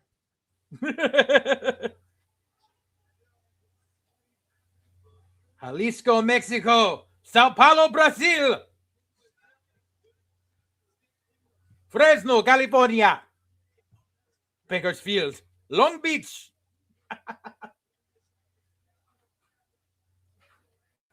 Mexico City. Ciudad de Mexico. Yeah, this dude is a global fucking phenomenon right here. Yeah. Something like a phenomenon. This is what fucking Tony wishes hologram was.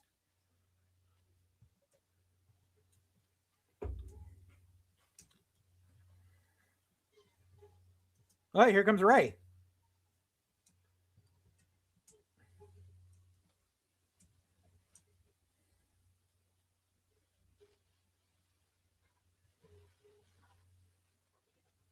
What, are you gonna pull some GM shit where you're like the winner of this fucking gets a title shot?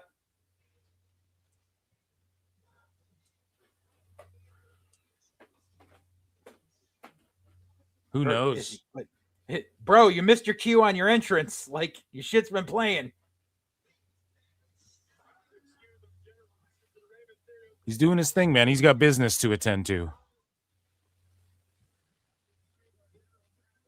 Oh, no, I'm going to have to edit this. Yeah, here, add. Because I don't even know if this can happen. I'll put DQ schmoz, even though I don't think it can even happen. Because isn't there no DQ in this shit? I think I might be wrong about that. But ladies and gentlemen, vote wherever you're watching. YouTube Extra Kick. Who do you think wins the mask versus mask match? 1 for the original El Grande Americano, 2 for El Grande Americano, 3 for a DQ schmoz. Get your votes in. I have El Grande Americano. I'm putting 2 in the chat. We're undefeated tonight so far. And I cannot wait. Here we go. What is Ray going to say, though? He's just out there because of the magnitude of this match. So, again, yeah, that makes sense. AAA is the best booked hour fucking wrestling show there is. He's going to be like Carlos Silva sitting in the cup chair. Why is that what? That's every time you turn on TNA, you see like a title match. You see Carlos Silva just sitting in a chair. Like, why are you out here? You look like you're sitting in the cuck chair. I guess so. There's no reason for him to be there. It's just like so he can hand the belt to whoever wins in a fucking title match. It's like, dude, you're not from the wrestling business. Like, we get it. Anthem put you in charge of this, but you don't have to be an on-air personality. Like, you have no fucking charisma.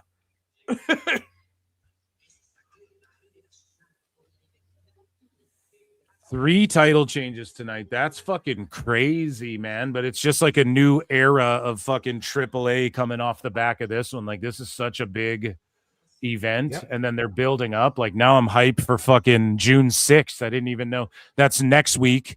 So then when the fuck do these 2 girls fight one-on-one for that title?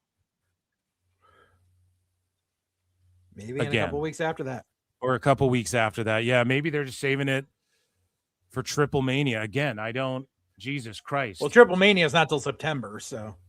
Well, who fucking knows, man? They're building up to clearly they're spacing shit out. They're stuffing 2 weeks Ask of Lex. shit on one poster. Ask Lex.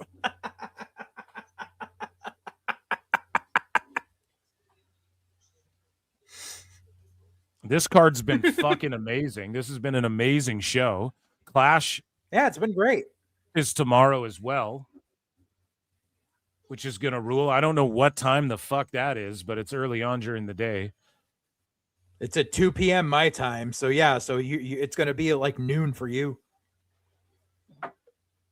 That rules.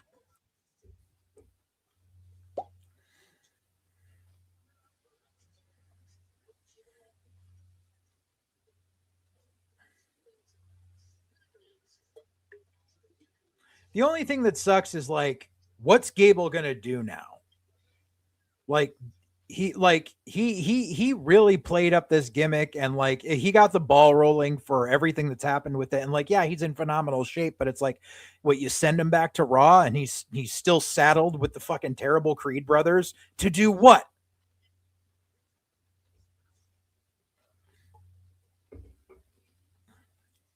Like, I kind of feel bad for the dude. Yeah, I don't feel bad for him, but I mean, he took this as far as he could, but the moment they put masks on the Creeds, this whole thing jumped the fucking shark. Like, everything was great up until that. I think he just continues to fucking heel as himself. But I mean, he's gonna be heel Chad Gable, but I feel like he's gonna be the Miz of Raw, and he's just gonna be there to put guys over. Yeah, or he stays in AAA and he's just a heel in AAA, unmasked, and he joins up with like Vikingo or some shit and Omos, and that could work. That could work, yeah.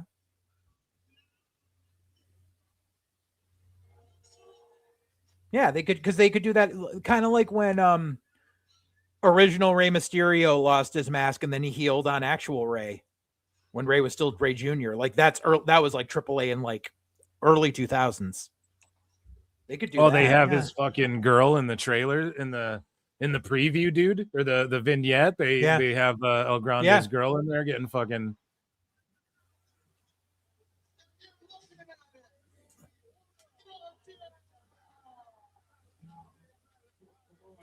Oh shit, they're doing Raw and SmackDown in Mexico in September.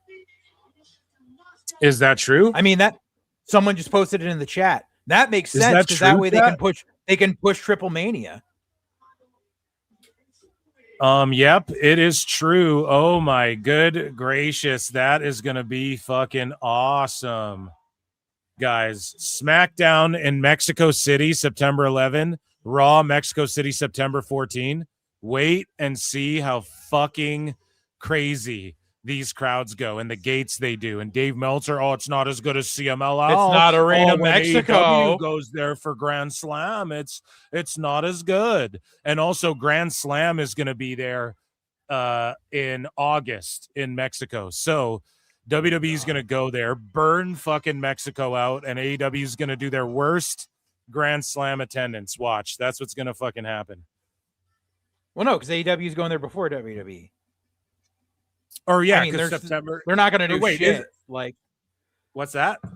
WWE is going in September. You just said Grand Slams in August. Oh, right, okay. Oh wow, we got the full mariachi band.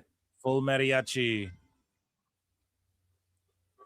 Dude, you ever want to see some awesome shit? There's a mariachi band from Mexico called Metalachi, and all they do is like AC/DC and Metallica and shit as mariachi music. They're fucking great.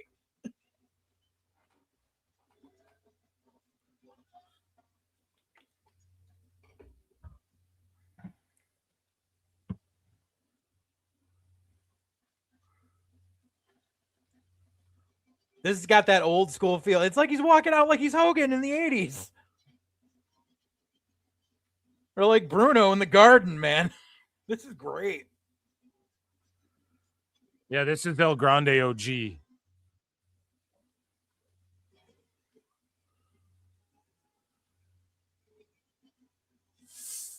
But yeah, so we'll see what kind of gate then AEW does in August. We'll see if they do as good, because last year they kind of I don't know if they did as good, but they had like, it was a packed house, man, in Mexico. I know that.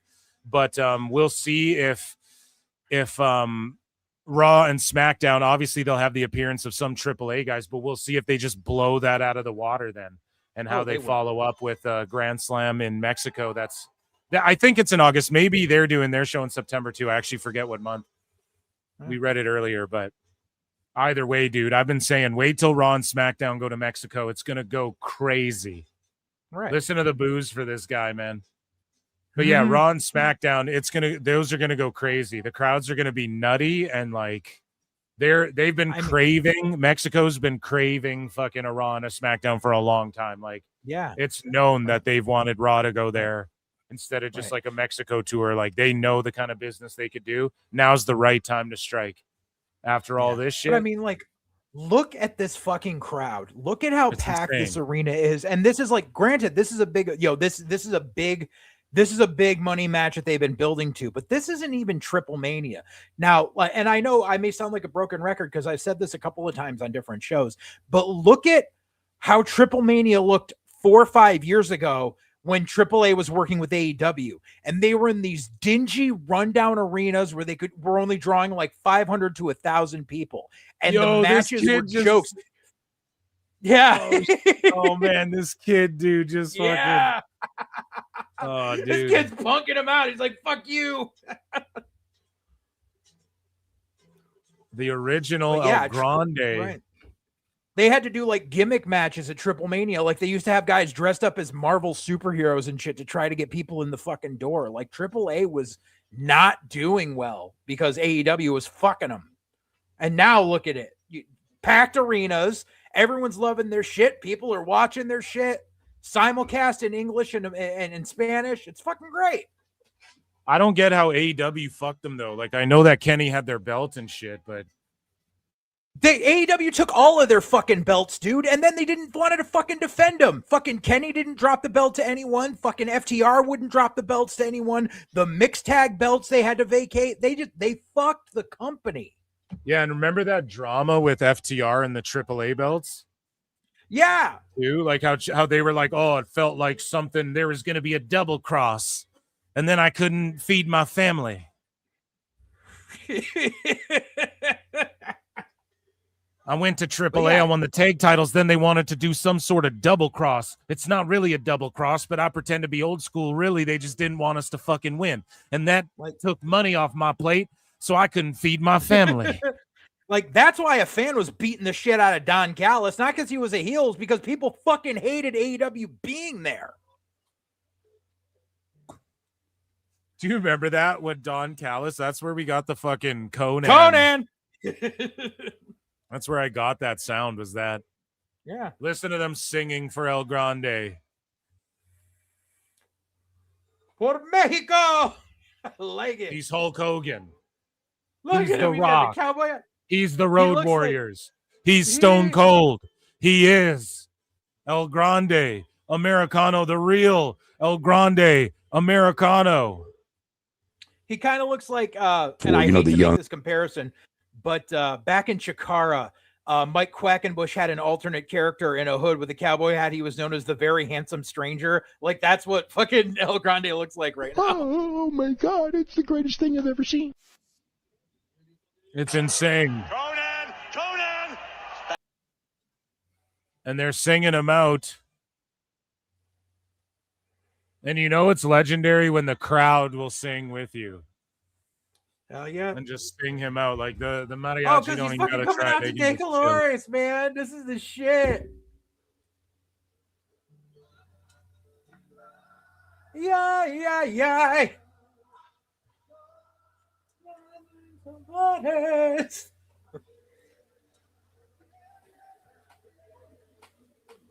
This is fucking great.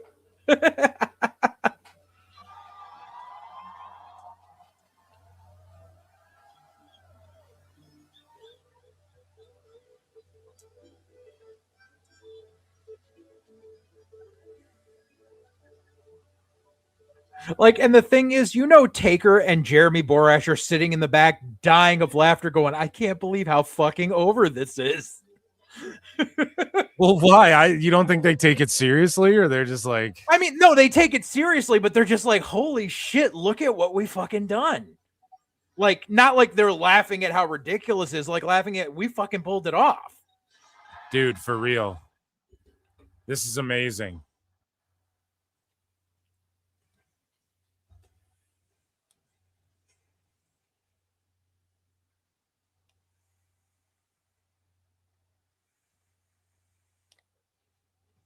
The hat came off, and the mariachi put it right back on him.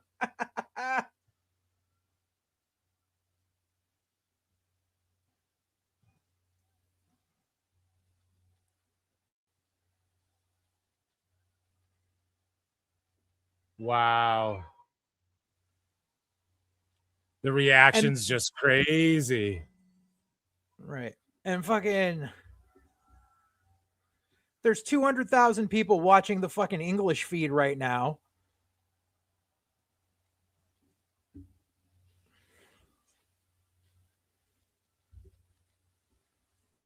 Like, let's see. For shits and giggles.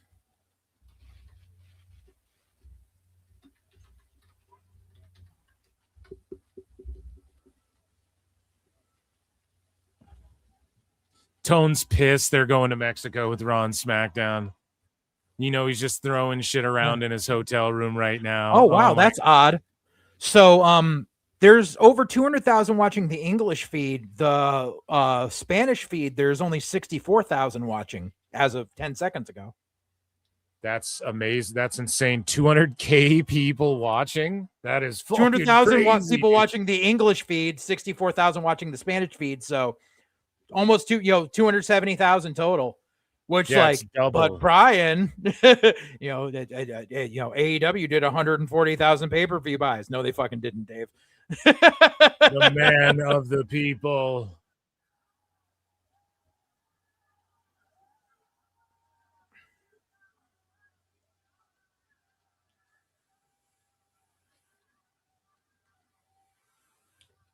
And it's on Fox as well. Fox Latin America. Oh, yeah, Mexico. that's true. It's on Fox Latin America. That's That's why people they're not watching like, on YouTube. Yeah, so that means right. 65K, like fucking, people who they speak Spanish and they probably live in the States, and that's why they're over there watching with that commentary, whatever. That fucking rules. That's so many, almost 300,000 people.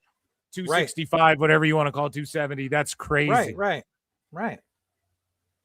Just more than YouTube. Collision, baby. Not counting Fox. But what about HBO Max?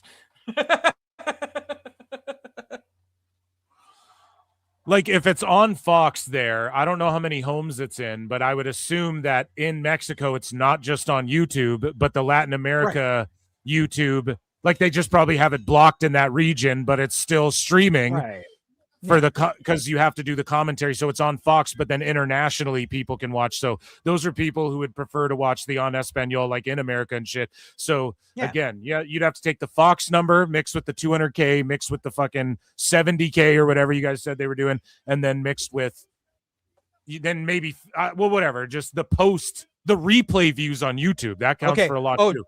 So the Spanish who's watching the shit tomorrow? It's at 220. It's at 222.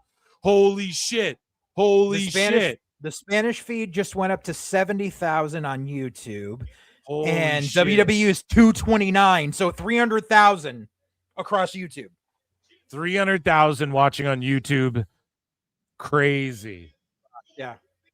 Probably mostly in America, I would assume, and probably Canada and shit too. But on Mexico, how many are watching on TV?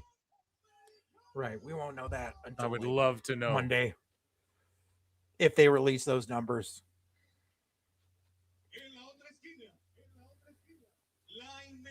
It's on Fox, YouTube, and Facebook and shit. So how many are watching on that? That's what I mean. Right. It's on Instagram and Facebook, so it's way more. Old people watching on Facebook.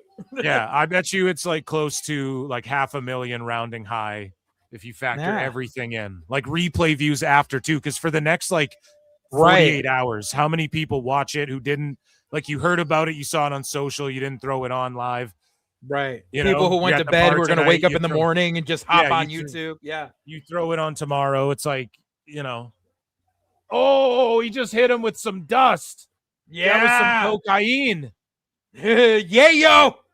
We going And heavy they with were the yayo. they were smuggling cocaine in that guitar. There was so much cocaine you couldn't even see the guitar. There hasn't been that much cocaine on a guitar since Elvis Presley. That's a hot start, man. Oh, man, listen to that fucking crowd. This is great.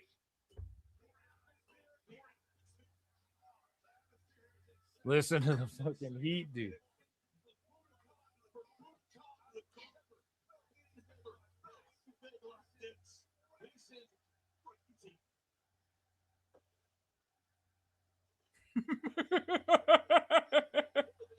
Oh, they're going nuts, guys. This Yeah, is crazy. Guys, if you're watching, hit like, hit subscribe, hit heart, hit retweet, all that good shit.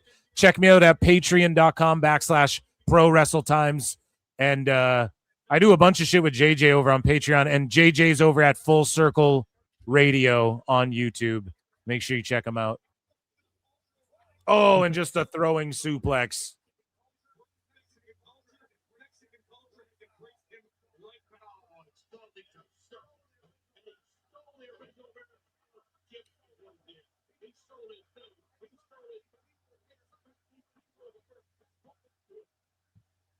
Here we go.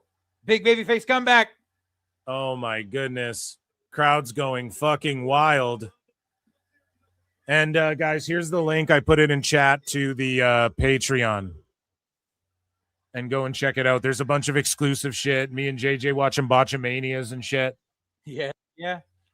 I think we're gonna do a Ready to Rumble watch along and season 2 of Tough Enough coming. Yeah, I was on my way to Manhattan the other day, and we rode by the old Trax training facility next to the Metro. Dude, yes, we're gonna do it. We're gonna do it. I'm gonna reach to Matt Morgan. We're gonna see if we can get him on to just talk about his time on there too. Have you ever worked with Matt Morgan? Oh my God, listen to this crowd. Not in a wrestling capacity. Okay, in what capacity? He just run into each other. His because when he wasn't wrestling, he worked for his brother's construction company here in Connecticut. So like he would do a lot of jobs like in my town. That rules. So you would see him Good for around. him. Yeah, good for him, good for them, and that's Matt fucking rules. He's such a good guy, dude. So yeah, you've never like been on the same. You never like booked him or anything like that. Yeah, no, haven't worked with him in a wrestling capacity. So 5K are watching AAA on Facebook. Oh my God. Because here's the thing too, right when the stream ends, guys, right when the stream ends, and then you see the numbers they did live, that's not the real live number. That usually takes like a day. And then you see how many unique, then like the unique people show up, and then the replay views start just showing up the way like any normal YouTube video would. Another just like charging back body drop. I like how Gable does that. Oh my God. And these two guys have such good chemistry too. Like Ludwig and Chad have such good chemistry. And like, what are the odds that they picked Ludwig to be like the second Americano, you know, like, and then they just have good chemistry and it just all worked, man. Right. It's so brilliant. This whole thing has been amazing. There's so much heat on this match. They're brawling around the ring. The referee, it's his discretion. He's letting it go. I don't know if there's DQ or count out in this. It's though. no Like, DQ. It's no okay, DQ. yeah, I didn't think there was. They're up to 230K.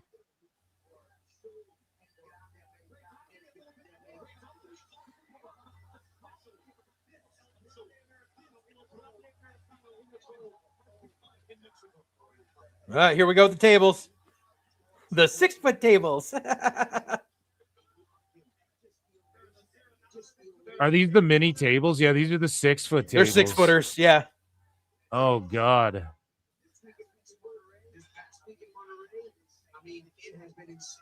The ring is 20 by 20 now, though. That it's WWE, right? Or am I tripping? Is that a smaller ring in AAA? Let me see. I know that I know that it has the ropes, like the rope. It has the ropes, not but the that cables. actually That looks like it might be an 18-footer. Yeah, that's what I'm thinking. It could be an 18er, but I think that's just because it's the Lucha guys like aren't used to the super big ring, like not from like back in the day when they had like the 25-footer, which was ridiculous. But yeah, I think that's actually an 18 by 18, not a 20 by 20. It's just because of the Senor Kaiser. What if we get Wardlow Hausen? Because of the pace that you. Because of the pace that you have to go in Lucha and how some of the guys run the ropes differently, you really don't want to have that extra 2 feet. So that's probably why it's an 18 by 18. Makes sense. Yeah.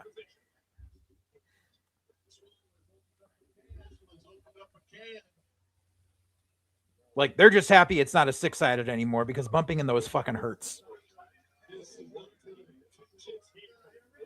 Oh my god! Oh my god! Yeah, he was going for that fucking teardrop suplex, and just everyone collapsed. Just incredibly dangerous. That spill on the outside. Yeah. Oh my goodness! And a cover kick out. And El Grande Original's not impressed with that count. Here we go, laying those punches in. Oh yeah, these and now guys he's trying to rip off the mask himself, going for the super heel heat. Oh no! And he's ripping it. Oh shit!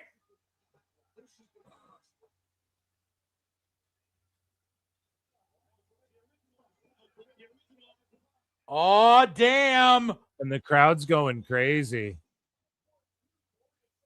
This is where you need like Ryo or Bravo to run down with an extra mask for him. Oh, just laying punches in. 5-star classic already. Right. They cut that. You can tell he cut that mask so they could do the rip spot there. But yeah, you're gonna need someone. Oh, here we go. Emerald Fusion through the table. Boom. Oh. Hits him with the fucking air raid crash off the fucking apron. Look at this. Oh my god. Woo!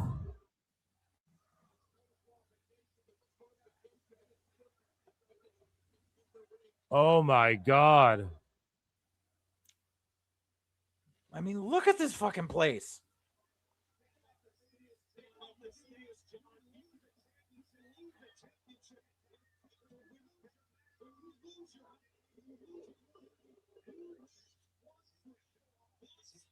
Oh, he just caught his leg, ankle lock. Yep. Oh, shit.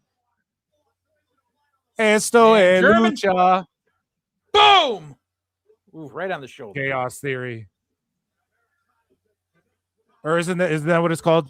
Chaos Theory, right? Chaos Theory is when you do the roll through and then pop out German. Ah, right. That was just a regular like German. Bandito Gable style. Yeah. So like out of the corner off the ropes, you do the roll through, and then you do the deadlift. That's right. Oh, oh my God! Hits him with a piece of wood. Yep. Over the fucking rail into the workers and shit. Now he's gonna wallop him with the office chair. Dude, they got like a cart full of snacks back there for the timekeeper. What's up with that? Is that snacks? I thought it was like WD-40 and shit. It looked like there was like a rolling cart with like bags of snacks on it. Oh. Yeah, he threw the fucking office chair at him. Holy this is great, man. Shit. Oh God. Oh my God, man. This the wheels hit him in the fucking dome that time. This is how you do it though. Like they built the heat up. They hate each other. Neither wants to lose their mask. This is when you do shit like this. Listen to the reaction. Right. And for all the sickos, like, well, I want to see real wrestling. Are these the guys not flying through the air, almost landing on their heads and grabbing ankles? This is when you do it. This is when you do this shit. No count out, no DQ. Right. Yeah. Gable started the El Grande gimmick, February, March of last year, then got hurt. Kaiser had to take it over. Then Gable came. This entire program, like the essential beginning of it, was fucking a year and a half in the build, in the making. Like this is long-term storytelling, not just a couple of matches and then a blow off. Like that's not storytelling. Dude, Dude, I saw some sickos saying shit like, what does it matter? We know what they look like and shit like that. We already know what they both look like. It's like, bro, it's not even about that. Like, again, when motherfuckers sit there, and these are elite drones who are like, oh, low IQ, poor people don't like AEW and shit, and they talk like, oh, WWE's just for babies. It's stupid. It's low IQ and shit. Dude, you could not be. I don't know where any of my fucking sounds are, but it's just like, you could not be any sacred, man. You could not be, and like even beyond that too. It's like, but bro, it's so much more than that. You know, Spider-Man is Peter Parker. It doesn't fucking matter. You don't want Spider-Man to get unmasked. Exactly, bro, exactly. When someone's about to rip his mask off, you're like, oh shit. It's exactly that. You just explained it perfectly. Like, we know Batman's Bruce Wayne, bitch. It doesn't fucking matter. You still like you're missing the point because there's so much nuance that nobody wants to fucking, and it's in the subtleties. It's in the fucking character development. It's not in, oh, I did a move, you did a move, you did a move. You know, like that is a given. Right. You know, it's a given that they're going to do moves to each other. It's wrestling. Damn, he's busted open, and Gable's just laying the knucks. And, you know, Taker told him, do it the old school way. Just knuckle him up a bit. They agreed they're going to be a little stiff here, obviously. No, you can tell Kaiser gigged ahead of time, and that's why he cut the mask. So that way, when he goes to get hit, he could have the gig open right the fuck up. Like, that's smart. Look at that gash. That's actually a nasty great. That's actually a pretty nasty cut. Now, he did the eyebrow gig. Yeah, like it's not split too wide. It's more just like a hole, kind of. It's like a focused area that's of flesh that's been chunked off there a little bit, which is pretty rank. Exploder. But yeah, just you know, when Dave's like, poor people don't like AEW. And saying like, you know, and people, you know, want to shit on WWE for some of the storytelling, or the same thing was with the beads, and they're like, oh, you guys are popping for the bracelet. It's like, dude, it's not the bracelet. It is the bracelet, but it's not. It's the story bracelet, it. bro. It's what it represents in this moment. Yeah, and like, again, it's do you not like fucking movies? You know, I don't understand. Like, you ever see a good movie and it's not. You know, yes, there can be moments where people's heads explode and shit, but what makes a movie good is like if the story's there as well, you know? So John Wick is cool because he does all this fighting, but there's a bunch of fucking talking and narrative that's built in a whole lore and world that's built around him that you need. Super back suplex. Super backdrop, dude. Old school. And El Grande's yelling something to the ref. I hope he's okay. He yelled something at him immediately. Yeah. This is match of the year. Probably. Like, it's going to be hard to top match of the year so far. Fuck what Dave's talking about. Yeah, it's going to be hard to top this. Just because, and this is why, like, when people ask me, like, your favorite match or blah, blah, blah, I'm like, there has to be a story to it. Like, I just can't pluck a match out of obscurity and be like, oh, the moves were so fucking great. No, it has to be the story behind it. One of my fucking favorite matches of all time is the fucking Flair versus Perfect Loser Leaves Town match on fucking Raw. Just because of everything that fucking led up to that. That match is fucking phenomenal.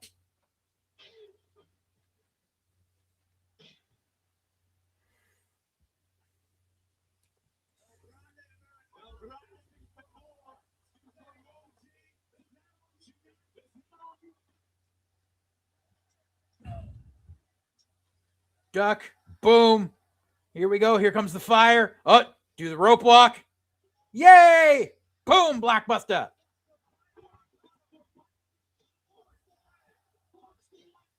Oh.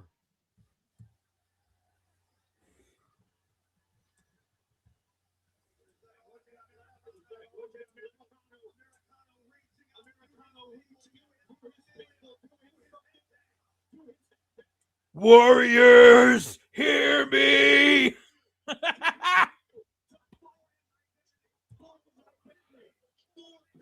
For Mexico. And listen to the commentary getting it over. He's fighting for his identity, for history, for Mexico. Like, that's what it's about. It's not about the fucking mask you mark, you know? And this proves it. But it does add a layer of like, ooh, this could be Yeah. You know, if I can see him unmasked, but like obviously it's more Now than he's that. And ripping it's his always been fucking more than mask. that. Even the old school fucking mask versus mask matches, it was about that too. Right. It wasn't about seeing the guy's face. It was about fucking what it meant and everything. Here we go. Oh shit. Oh, Gable's mask is getting ripped wide open now. I mean, El Grande original. Whoever he may be.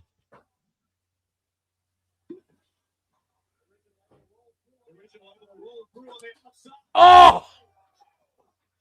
That's fucking crazy. Now Gable's gonna blade. Original's blading. That was a crazy tilt-a-whirl face Look at plant. this fucking kid just like giving him the fucking Mickey to Rocky pep talk and shit. Like this crowd On is the stairs. so fucking into this shit, man. Guys, if you're just tuning into, like, as this match goes on, the viewership climbs. Hit like, hit retweet, hit hearts wherever you're watching this shit. Patreon.com/Pro Wrestle Times for bonus content and shit. And then Full Circle Radio is where JJ's at if you want to check out his content. Oh my goodness. Yeah, they're both bleeding. Original went and bladed. The drop kick and just like a running Thez knee to the face and a bunch of punches. Yep. See, you don't need 88,000 flippy doos. These guys are doing the most, some big spots and then taking it back to some basic shit. That's all you fucking need. I think this. Punch, oh punch. my The mask is God! coming off. Look how bloody he is, Gable. Oh! There's no point in even having the mask on. Oh my God! Holy shit! Holy shit! Holy shit! Yeah, guys, I don't know. I give this show so far, it's like an A+, an A+ probably. I don't fucking know. This match is going nutty. I'm gonna wait till the end. Maybe they fuck the finish up, but again, this here we go. We're getting more plunder. clears double to cheers. nothing. Hell yeah. Like the tag match was okay. Otherwise, everything's been a banger. Crowd's white hot. You got celebrities there, like Mexican celebrities and streamers and stuff. Or I wonder if Latin they're gonna get American. Cornette to watch I'm this. sure it expands further than just Mexico. And there's so many people watching this. It's insane. It's anticipated. The story, it all means so much. The match they're delivering on, it's no DQ, but they haven't been like stupid about it. They just really fought each other. And he's going to get low blowed. Turn around, El Grande. Oh, no. But he still got the chair. 255K watching on their YouTube. We're about to have the duel with the chairs. Watch. Holy fuck. The old school duel with the chairs. Duck. Bang. No. Oh, okay. No duel. Okay. I thought they were going to do the whack, whack, whack first. And there's fucking the fucking creeds. Oh, no. Not Bruto and Julio. Oh, So that means Rayo and fucking Bravo are about to come out. Not I'm not a Julio fan and of Bruno. I don't think this match needed this. Oh Like Ray my should have been out there God. saying the tag teams are fucking forbidden from ringside or some shit. I don't think they needed this. I think this took the match down. No, I disagree. Rayo match and is Bravo fine are without going to it. hit. They They are for the big pop, but it would have been better if like it showed like the Creeds like trying to come down from ringside and Rayo and Bravo just cutting them the fuck off and yanking them back to the back. I'm telling you, just watch. They didn't need to. They're going to save them, and the crowd's going to fucking explode for the comeback.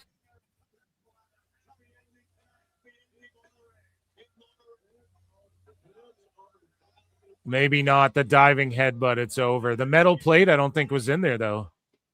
Kick out. Oh, yeah. Julio and Bruto. It's not Bruno. I think it's Bruto with a T. If I'm not Yeah, it's supposed to be mistaken. Bruto. Yes. Bruto. Yeah, Yes. it's Bruto and Julio. I thought it was Bruno at first too, like on Raw or whenever we first saw them. I forget what show it was on, but Look at this crowd. Every fucking person's on their feet. Well, because now they're waiting for Rayo and Bravo. They're like, get these motherfuckers out of here. Listen Here to they the come. pop. Here they come, dude. Oh. And fight off. Are they going to fight off or are they going to do some crazy They're shit? going to fight off. No, they're going to fight off.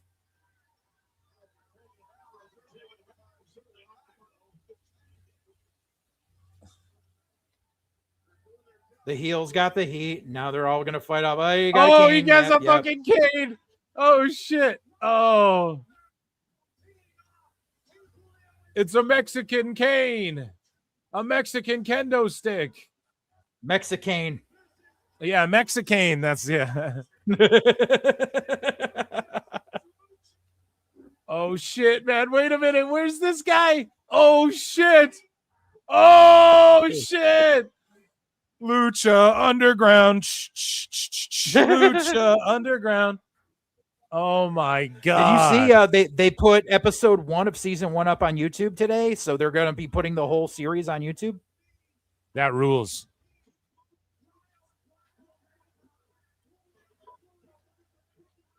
Oh, my God.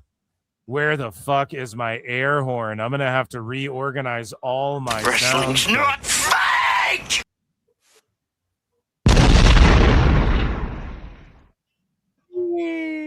Boom. This has been insane. Okay, now get back to the ring. Like, they've been able to take a break, take a breather, but now you got to get back to the ring. Okay, no, he's. Oh well, I thought for a second Gable like put a baseball cap on to keep the mask on.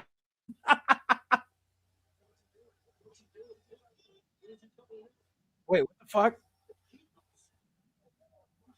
Wait, is that a blind dude? There's a blind person. Yeah. Oh, no. Oh, my God, dude. And the blind. Oh, he's beating him with his fucking feeler stick, dude. That's fucking. Oh, dude, that's fucking Blockbuster. heat, dude. Oh, shit. Or that was, Dude, yeah, that's that's a Blockbuster. Yeah, yeah. Dude, that's the best kind of fucking heat. I was working a show once, working a heel manager, and there was this old lady with a walker, and she fucking handed it. She was like, "Beat that motherfucker with this," and handed it off to the guy's fucking manager I was working with. And I was just like, "Do my it, go ahead." God. It was like, "We're getting that kind of heat. Fucking do it."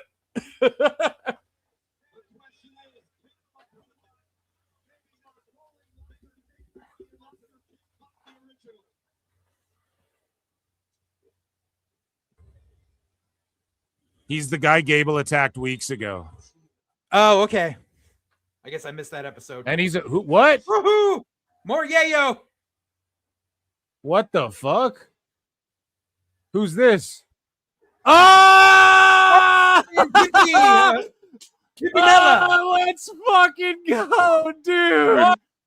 Oh, and it's still not over. Oh, and he kicks out. Oh, it's Pimpy. Yeah. Oh my God. Nice. He was in the fucking he was in the lucha suit or the mariachi band suit there playing in the band, dude. Let's go. Ah.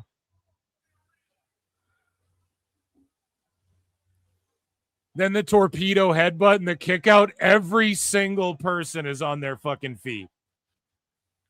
Yeah, Dundon just said it best. This is like gonna be Cody Roman, but for AAA. It's like everyone's fucking showing up. Going for more plunder. What do we got this time? We got a bull rope.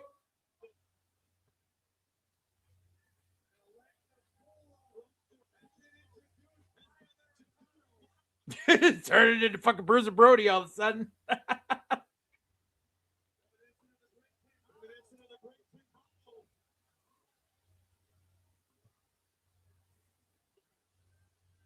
This is fucking nuts.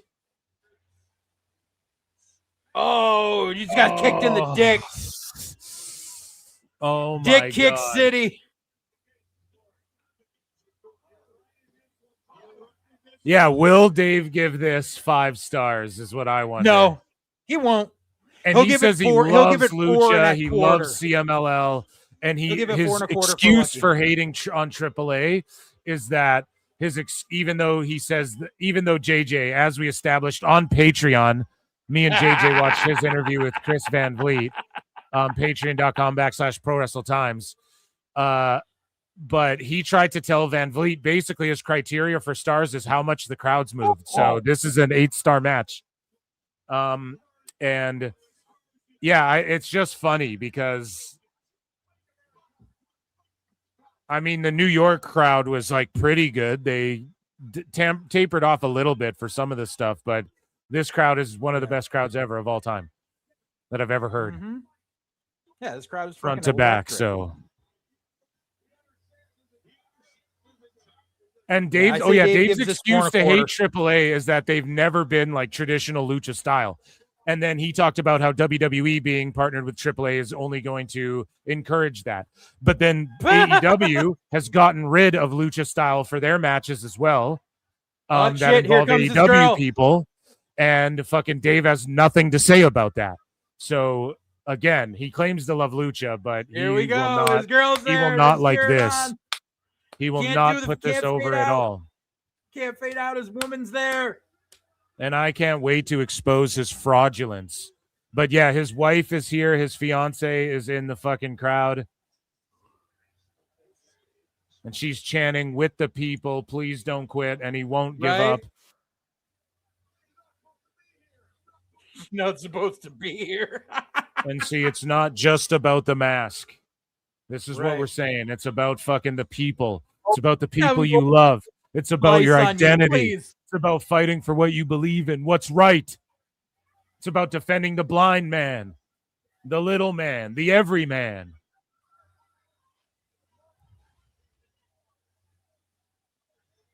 What is that? Fuck? Oh, she's saying I bought a ticket to the show. I'm allowed to be here. Oh, so she was barred in for a second. I thought it was going to be like, yeah, like I thought it was going to be like, I have a green card. You can't call ice on me. What? A green card you can't call ice on me? Because of the asshole who Kaiser beat the shit out of because he said he was going to call ice on her. Oh my! So I thought it was going to be a callback to that. That's crazy. The twisting DDT kick out. God damn it. This event's in Mexico. No, it wouldn't be that because Mexico is super strict about like deportation and stuff. A lot of people don't realize that. They're like very fucking, they pull up and just grab people and toss them and shit. It's pretty crazy the way they do it in Mexico. As well, like pretty fucking wild, you know? Yeah. It is, dude. It is, man.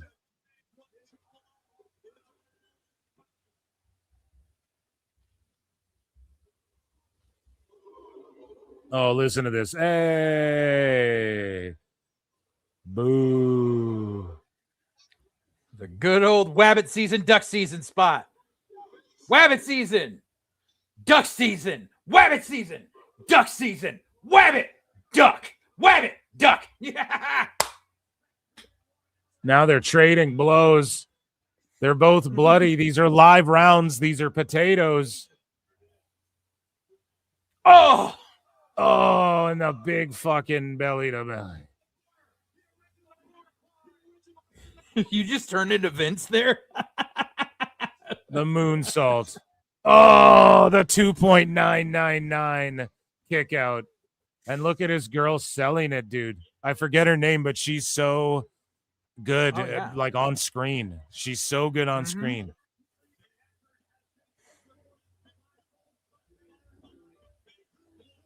And again, I just can't wait to expose so many frauds. Oh, yeah.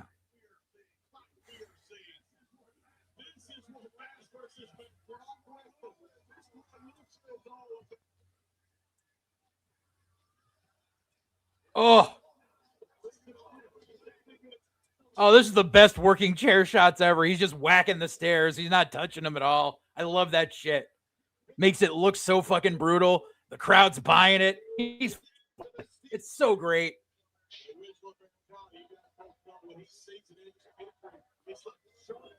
Keep selling the foot. Keep selling the foot. And then do the big fucking comeback.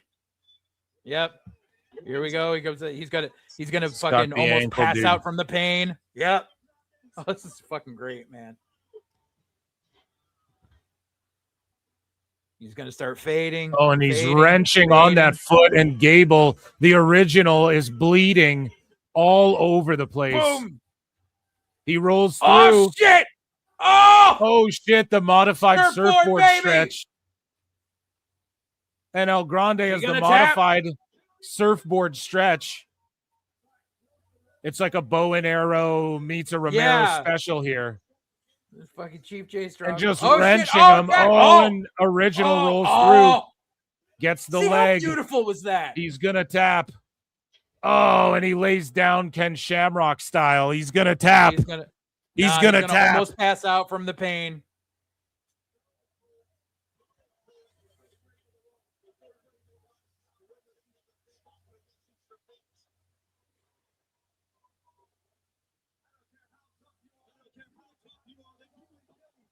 Wait, what's happening? Look at this whole crowd. What's No, happening? they're saying Listen. no because they don't want him to tap.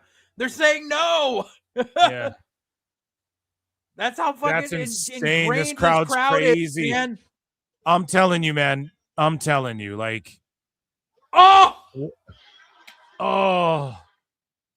Pulls the straps down.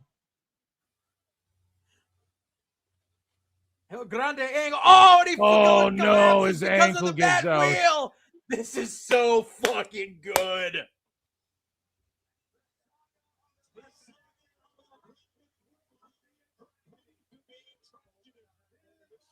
What's Cage Match gonna say? That's all I can This think is where about. Gable What's goes to the Cage chaos Match gonna theory. rate this? Here What comes the is chaos Cage- theory. Yeah. What's Whoop, what's roll Cage Match through. gonna say about this match? And boom, chaos theory. Oh.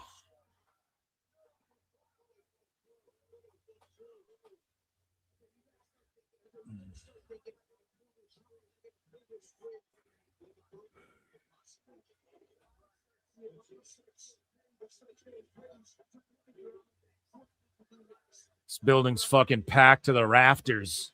Right.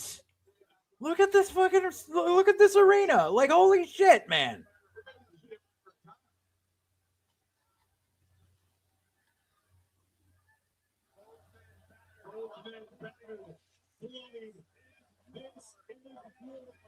Here we go. Yep, here comes. They're both gonna get to their feet, and it's gonna be like the fuck. It's like the Chariots of Fire spot now. It's gonna fucking slow-mo into the shit. Boom. Into the post. Yep. The original flies into the post. He's rocked. Fire up, El Grande. Uh-huh. Come on, people. Chant his name. Give him your energy. Here we go. Fucking El Grande. Yep, he Grabbing just the said, back "Let's of take the it home." original's head, dude. He And just he's grabbed gonna him and hit said, with "All right, let's something." take it home." He's setting up They gotta some take it move home. here. Let's see.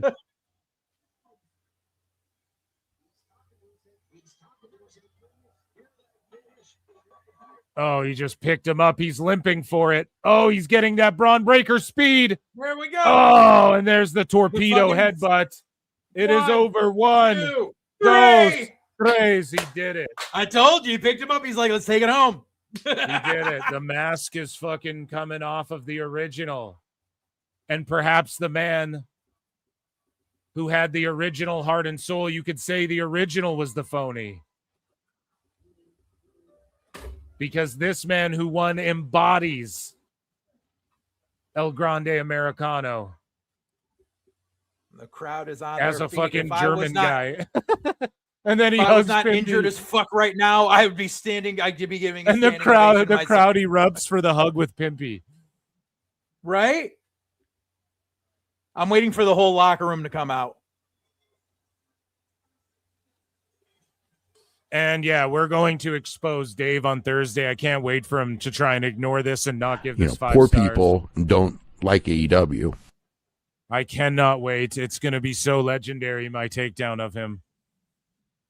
Stop the poll. 11% thought OG was going to win. 78% thought El Grande, true El Grande, and 11% also thought a DQ schmaz.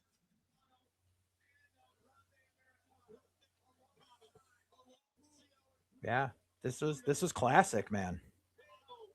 Like they did have quite a bit of plunder, but the match called for it because of how long it built up.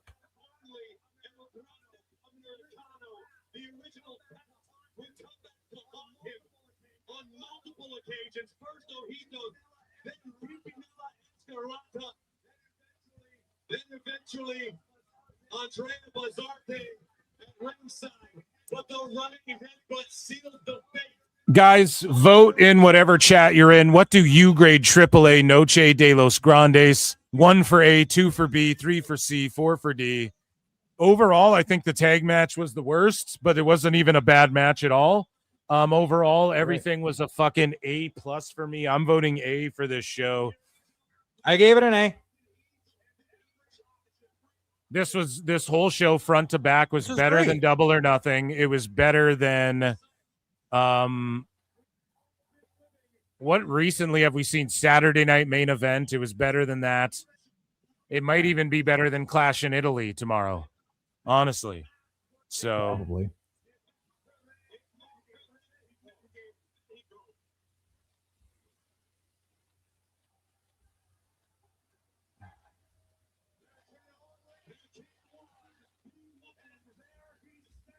And El Grande's crying. Rayo and Bravo are in there. His woman's in matching gear. Right. Oh, look at the little kid.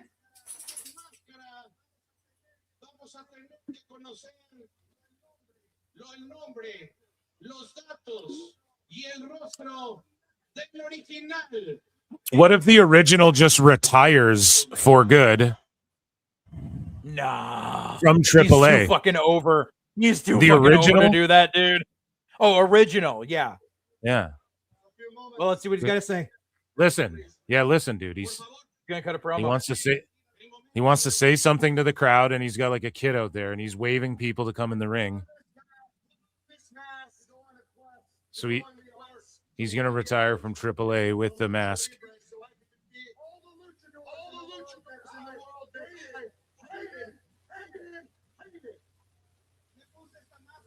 No, now they're booing him. Right. Rabid Wolverine Elsa Killer 17 for 5 says mask versus mask match is a 5-star instant classic. Oh, hell yeah. I don't know where my goddamn sounds are tonight. What? You get an explosion. Yeah, guys, we're 4 super chats away. He's doing the flip.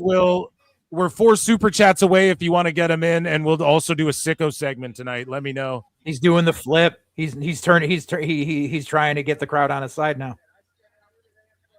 Yeah, well, he's going to take the mask off. I think he's going to retire from AAA. I think he's going to be like, the mask goes, I'm just going back to Raw. Who knows? But look, his kids are coming out.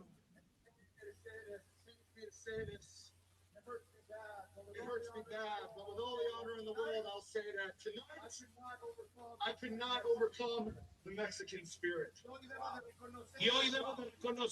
See, his kids and his family are in there. He's going to lay the mask down and leave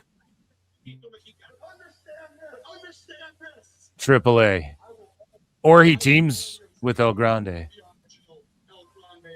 Damn. Maybe he ends up teaming with El Grande at some point in AAA down the line. Maybe.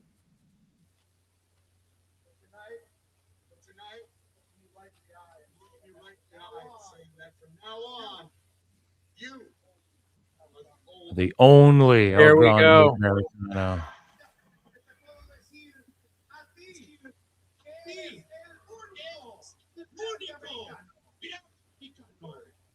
Yeah, everyone in chat voted A. Guys, 1, 2, 3, or 4 for A, B, C, or D. What Here do comes you the reveal. grade? 1 is A, 4 is D. What do you guys grade this show overall? Put a 1 in chat if you max rate it. It rates high for me. Better than the last handful of WWE shows. Better than Double or Nothing. I love the commentator selling it. Oh my God, it's Chad Gable. I don't know.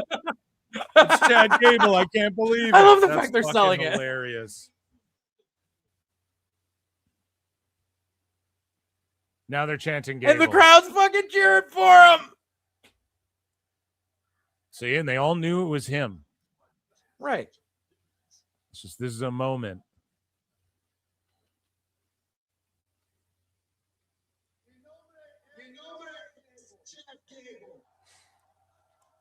See, they love him now. They embrace him.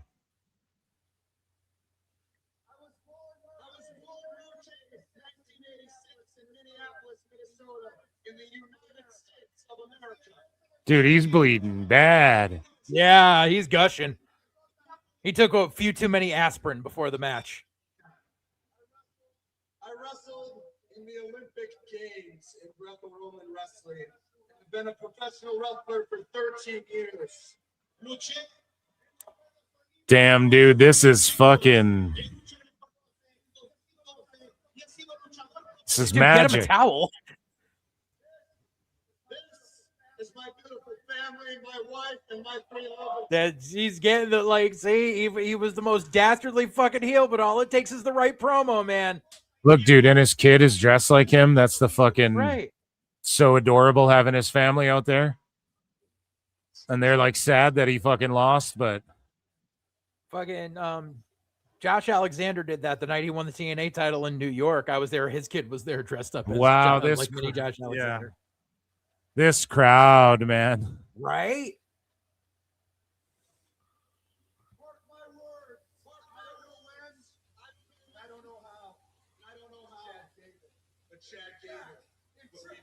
See, there you go. He'll come Hell back. yeah, dude. He'll be back. Okay, let's go, man. I bet you when we least expect it, El Grande is going to need a partner, and Gable's going to come and save his ass. And the place is gonna go fucking crazy. Yep. And then he'll put the mask back on for a match when they tag together. No, he won't put the mask on. Yeah. He'll put it back on. It would be disrespectful, dude. He won't do it. So, like, Psychosis or Hoovy is disrespectful to fucking Lucha? So, Hoovy lost his mask outside of Mexico. That's why he would do it. And Psychosis just started wrestling in America without the mask. And then what do you call it? And then, and he changed his name. He wasn't Psychosis anymore. He was Hijo. A lot of people don't realize. He was Psychosis when he would come out wearing the mask and he never lost him. But he never lost a mask versus mask match. When you lose a mask versus mask match, dude, you never throw a fucking mask on again. I'm not saying he's going to wrestle in the mask, but if he comes out with a mask and fucking wears it, and everyone's like, and look at that the El Grandes reunite. Chad Edward Gable.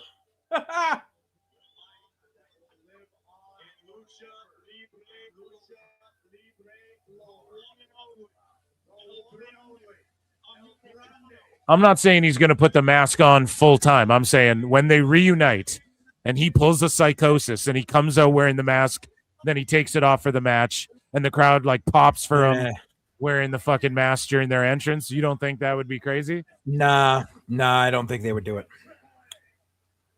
Yeah, so it says his name on the Tron chat because I'm pretty sure that's what they do. Like when you unmask, you tell them, you dox yourself. You tell them your name. Yeah, exactly. You dox where you were born and what you've done and shit. Yeah, and then fucking.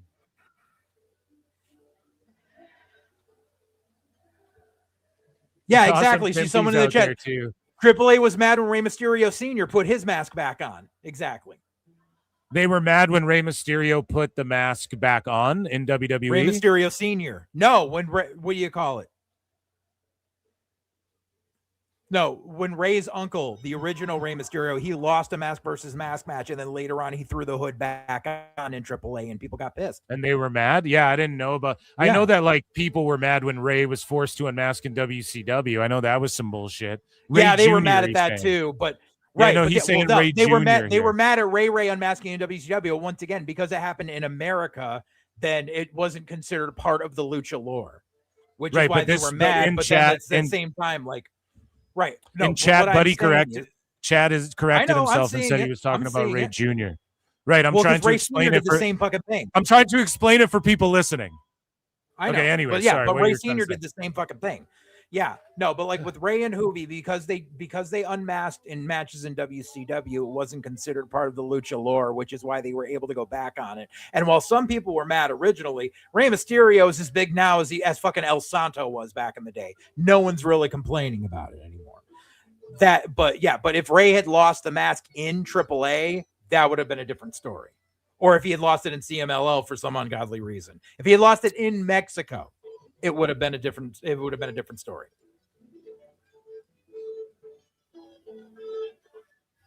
Dude, he's just Ray limping Sr. was away, really still selling this foot. I wonder if, like, on Fox, if they're still on the air too. Like, are they just running Right. overtime on Fox and shit? I'm curious. That's a possibility. I mean, the fucking mariachi band's back out there, man. This is fucking great, man. Rabid Wolverine Elsico 17 for two sweet says, I love pro wrestling. Me too, dude. These are the magical fucking moments. Right? Exactly. Like, They're fuck singing Double or them off Nothing. and This shit. is great.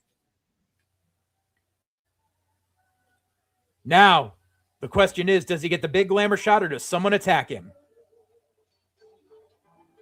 I think it's Dude, yeah, this just the big moment's glamour gonna shot. go down That's a in smart move. history. That's a smart move. Just the big glamour shot. This shit's so memorable too. Not only is it a banger match, but it's also the Beautiful story, and made it's out. also fucking the production and the story that Right? they told and the characters involved. Like, it's hitting on all cylinders. That's 5 stars. That's why it's A+, and it's the crowd, and it's the venue. It's Right. everything. It's the way they marketed the fucking the actual match itself. All of these things, man, all of these things added up, and just the selling in the match, the overall, like the way they built up to the dive off the balcony or whatever too. Like, you had one guy fighting both guys, and like I didn't even notice other buddy creeped up there, you know, like that's Right. how you set it up. It's not just people waiting around. You have fucking that's how you do a spot where the surprise with Pimpy and the fucking mariachi is in the mariachi suit. So many good goddamn things. I love pro wrestling. Guys, we're at 7. I set a goal for, I think, 10 super chats. We're 3 away if you guys want a Sicko segment. Overall vote 1 for A, 2 for B, 3 for C, 4 for D. And so far, it's 100% across the board at rated an A. Noche de los Grandes. This, to me, has so far been my favorite wrestling show, I think, front to back of the year so far, that I can maybe it's recency bias, but I had more fun with this than Saturday Night Main Event. I had more fun. Maybe WrestleMania Night 2, I think, was, you know, maybe you could argue that was better. Double or Nothing was fun. I don't know. I rated that like a B. I don't think it's as good as people are saying it is. I really don't think it was that fucking good. It was a strong show for AEW, but AAA right now to me is like my favorite thing. Like, every Saturday, I'm going to be watching this shit. It's just so good. And this match, I mean, again, next week we have fucking the 6-woman tag. We have Catalina versus Flammer coming up. Bailey's in the mix. You have now I want to see what does El Grande get into next. Stardom's doing a live stream right now of a show. Stardom is doing a live stream. Stardom, yeah. A buddy of mine just texted me who was watching AAA, and he was like, Stardom's running a show right now on YouTube. Okay, well, there's probably nobody really watching that though, so not trying to hate, but 3.6 thousand watching, started 19 minutes ago. Yeah, so I mean, I like Stardom. Like, I like how they develop. I don't watch it or anything, but I like the talent that come from there. I think they develop the talent really well. But yeah, nobody, who the fuck's gonna be watching that? I was getting updates. It was close to 300K by the end of that match. There, it was close to 300K. We're watching on WWE YouTube for the Noche de los Grandes. Yeah, overall, I think the weakest match, and again, it wasn't a bad match, was the War Raiders or whatever, but then they did the angle with Pagano and Psycho Clown where he walks away. Ray Phoenix is crowned a champion, and after a banger of a match, these two have great chemistry. You have Ray Phoenix and Penta both holding titles. They'll be teaming up soon in AAA, I'm sure. I think it was supposed to happen, but I think people have been banged up, and it hasn't hasn't happened. But we're gonna get the Lucha Bros out there, both with their own individual titles. Again, Vikingo winning the Latin American title. He just had the Mega Campeon. It's crazy though, because Dom Mysterio, is he losing heat? Is he losing momentum, or am I just tripping? Like, is he not? Are they cooling him off a little too much? Yeah, they're cooling him off a little too much, man. I just don't know if that's the right move. Cash Monet for Too Sweet says no Monterey screw job. Oh, so sad. Oh my goodness. I said Dom was going to cool off. None of y'all believe me. Yeah, so like, why is he cooled off? Because they just haven't had him in anything important. Because it's heat by association with Dom Mysterio. None of y'all want to see it, but the only reason he ever gets the good heat is because of whoever he's fucking across the ring from or who he is paired with, and both are cold right now. He has no one. He has no giant baby face across the ring from him that he can draw heel heat from, and he has no super fucking over heel standing next to him. No one gives a fuck about JD McDonough. So guess what? Dom is cold. Yeah, I feel like what it has more to do with just me. I think it has to do with they haven't booked him in anything. He's like a side character. He's not doing anything week in, week out on Raw. And then on AAA, the last few shows I've watched, like he's not involved in shit. He's like come out a couple times. Sauce for Too Sweet says grats effing match. Ken Dudley for 2 says I dare Sauce to super chat. #Sicko segment. Okay, guys. We are going to fucking do a Sicko segment on top of, I wanted to debut a new segment, and I think we're going to do that as well. Thank you so much for the support. You guys can keep super chatting in or gift a membership. You can do that too. And I do member weekly shows on YouTube, Member Mondays. So either way though, I think, yeah, the Monterey screw job, that would have been funny if he like got screwed over somehow. But I think this fucking match was spectacular. And again, not to make it about Dave Meltzer, but over on patreon.com/ProWrestleTimes, I do bonus episodes of Dave Meltzer Dumb Moment of the Week. JJ Alexander was on with me. We watched the whole Chris Van Vliet, Dave Meltzer debacle of an interview where Dave Meltzer tries to justify his 5-star ratings. He says basically it's based on how the crowd reacts. That's the only measurable, like quantifiable thing he says. And we know that that's not even true because he would give this 5 fucking stars. He says CMLL is his favorite. He would give this 5 stars. I'm quantifying what I'm saying. I say all of that. I'm not coping over Meltzer. I'm just saying that to say the way fucking I rate things is more legit than the way Meltzer does. Or anybody rates things, because I'm telling you what I'm rating it on. The action was there. The drama was there. The characters were there. The side characters were there. Okay? The build-up, the entrances, the production, when to get heat, when to build the fucking, when to build the baby face back up for the big moment, the selling, the mask moment, the post-match, that was all amazing stuff. Right. Exactly. The crowd was hot on their they weren't just cheering and shit. They were on their feet, the edge of their seats, the tippy toes of their feet. Bro, it was Detroit Rock City in that bitch, okay? And they were fucking going nutty. And that to me crowd was hotter than Mania 40, man. Dude, Mania 40. I don't know if they were hotter than Mania 40, dude. Do you think? I do. Mania 40, the main event of Mania 40. That crowd was hotter than Mania 40, dude. Yeah. Well, I don't know, dude. The Mania 40 main event to me was like fucking, it just does, even in the crowd's reactions and shit. I don't think it gets any better than that as a wrestler. But let me just say this. That to me is a perfect 5 out of 5 stars if we're rating it. That's an A+ rating to me for that one match. Was that the greatest overall wrestling show of all time? Nah, maybe I just rated an A for me. Like maybe it's just missing the plus based on, I don't know what would make it an A+. I don't know, but just that match for me is yeah, sure. And then even like the what was the other matches on this thing? Because the tag match was good. It was solid. And then like Vikingo and Wagner, I guess like Vikingo. I don't know. He's had better matches that were like longer and shit with more drama and stuff like that. So maybe you could rate one of those higher. I don't know. That wasn't like the most memorable match of all time, but it was cool how there were 3 title changes, then this mask versus match. Maybe it is an A+, actually. I don't know what more you could ask for. It was a great fucking event for me. I don't know what else there is to be said. I think we covered it all. Chat, are we missing anything when it comes to this event, or should we move on to our fucking Sicko segment? Do you have anything else to add, JJ? Well, let's see. No, but you're welcome for that ahead. $2 because I sent that fucker the link to this. So Andre Wright 111075 for 2 sweet says overbooked Magic, Dusty and Eddie Graham are smiling. Yeah, man. God damn. It was yeah, there's a saying overbooked to shit, but this was everything it needed. Like none of it was like, oh, this is too much. I know you were saying you were kind of bogged down. JJ, I was kind of bogged down by the creeds coming out, but it picked it back up. Right. Like I just thought they did it well, man. They just had because it was doom and gloom. I don't fucking know, dude. When Pimpy came out, that's the pop. Like you don't get that Pimpy pop without the fucking without everything else that and went the blind down. guy. So, I don't know. And the blind guy, that was and crazy. All that shit, man.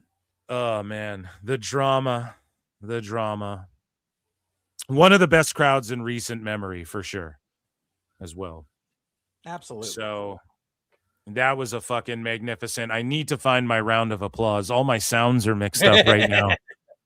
StreamYard did the same thing to me, dude. I don't know it. And my fucking camera looks like I'm in fucking 360p. I'm like, what the hell is going on? They did an update where they're like, if you gift memberships on YouTube, now you, like me, the host, can see who gets gifted them and shout them out and shit, because before you could never see. And then I was like, oh, that's a sweet update. And then all of a sudden I go into my thing and all my sounds are out of the order that I had them in. Round of applause. Fucking magnificent. What a spectacular show that was. Okay, guys, you guys delivered. You came in with the super chats. I appreciate that. We knocked out our goal as well, I believe. Did we do it in 3 hours? I don't know. The time doesn't matter. I just max timed on YouTube, right? It could take 10 hours. I just max timed fucking YouTube. So shout you guys out. That round of applause was for you, the PWT universe, as well.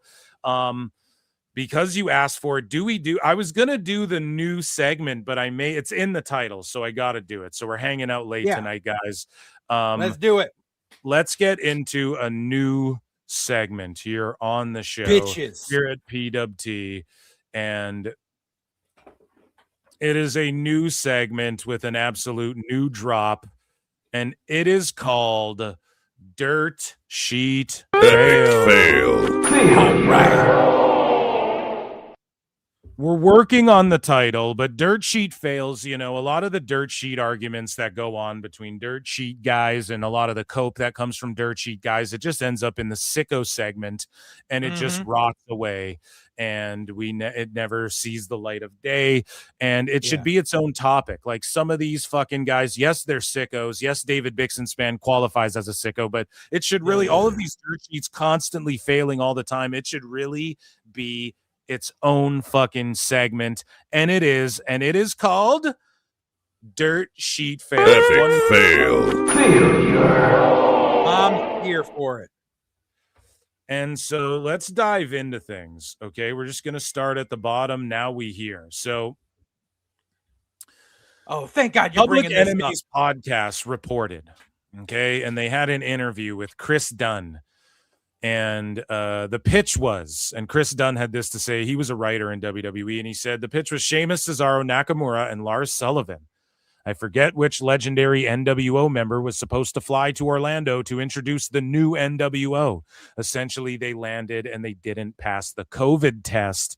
And so this guy, Chris Dunn, is alleging that they were going to launch a new NWO, Lars, Cesaro, Sheamus, and Nakamura, and Kevin Nash just rebutted it, and he's like, never heard anything about it. Scott and X-Pac and myself were out almost every weekend together, so it definitely wasn't one of us. And he pretty much blew up that guy's spot. I don't know if they would ever, like, why would you reboot the NWO? Just make some new shit. Rebooting the NWO is literally the most fucking retarded thing I've ever heard, unless you're gonna do it with like Braun Breaker and like, you know, you get like the kids of old WCW guys and shit. Okay, right. Otherwise, And like with the exception of Lars, with the exception of Lars Sullivan, like that's an all foreign guys stable. Like that doesn't say NWO at all. That it was probably going to be like a League of Nations reboot, maybe. Hey fella, you know who I am, but you don't know why I'm here, fella. And like seriously, they wouldn't introduce it during fucking COVID, bro. That wouldn't happen. Yeah. And okay, during COVID though, so is Kevin Nash talking shit? Because he is like, he's like, I've never heard anything about it, and we were out every weekend together. Right. So where were you out? They no, but he just means we were out every weekend. Like we would have dinner, we would grab dinner, something like that. The clique like stayed close to each other, like outside of wrestling. Well, of course. Like they always talk to each other. Like I can contest to this. Fucking Scott Hall would fucking call Just Incredible every week and be like, "When's your wife going to put me over?" As a joke, he would say it. But like they stayed in contact with each other. So this is bullshit. And so here's Public Enemies. Here's the clip where he says this. It's a 30-second clip. Listen to Public Enemies' picks on who they would have put in the NWO. It's maybe even worse.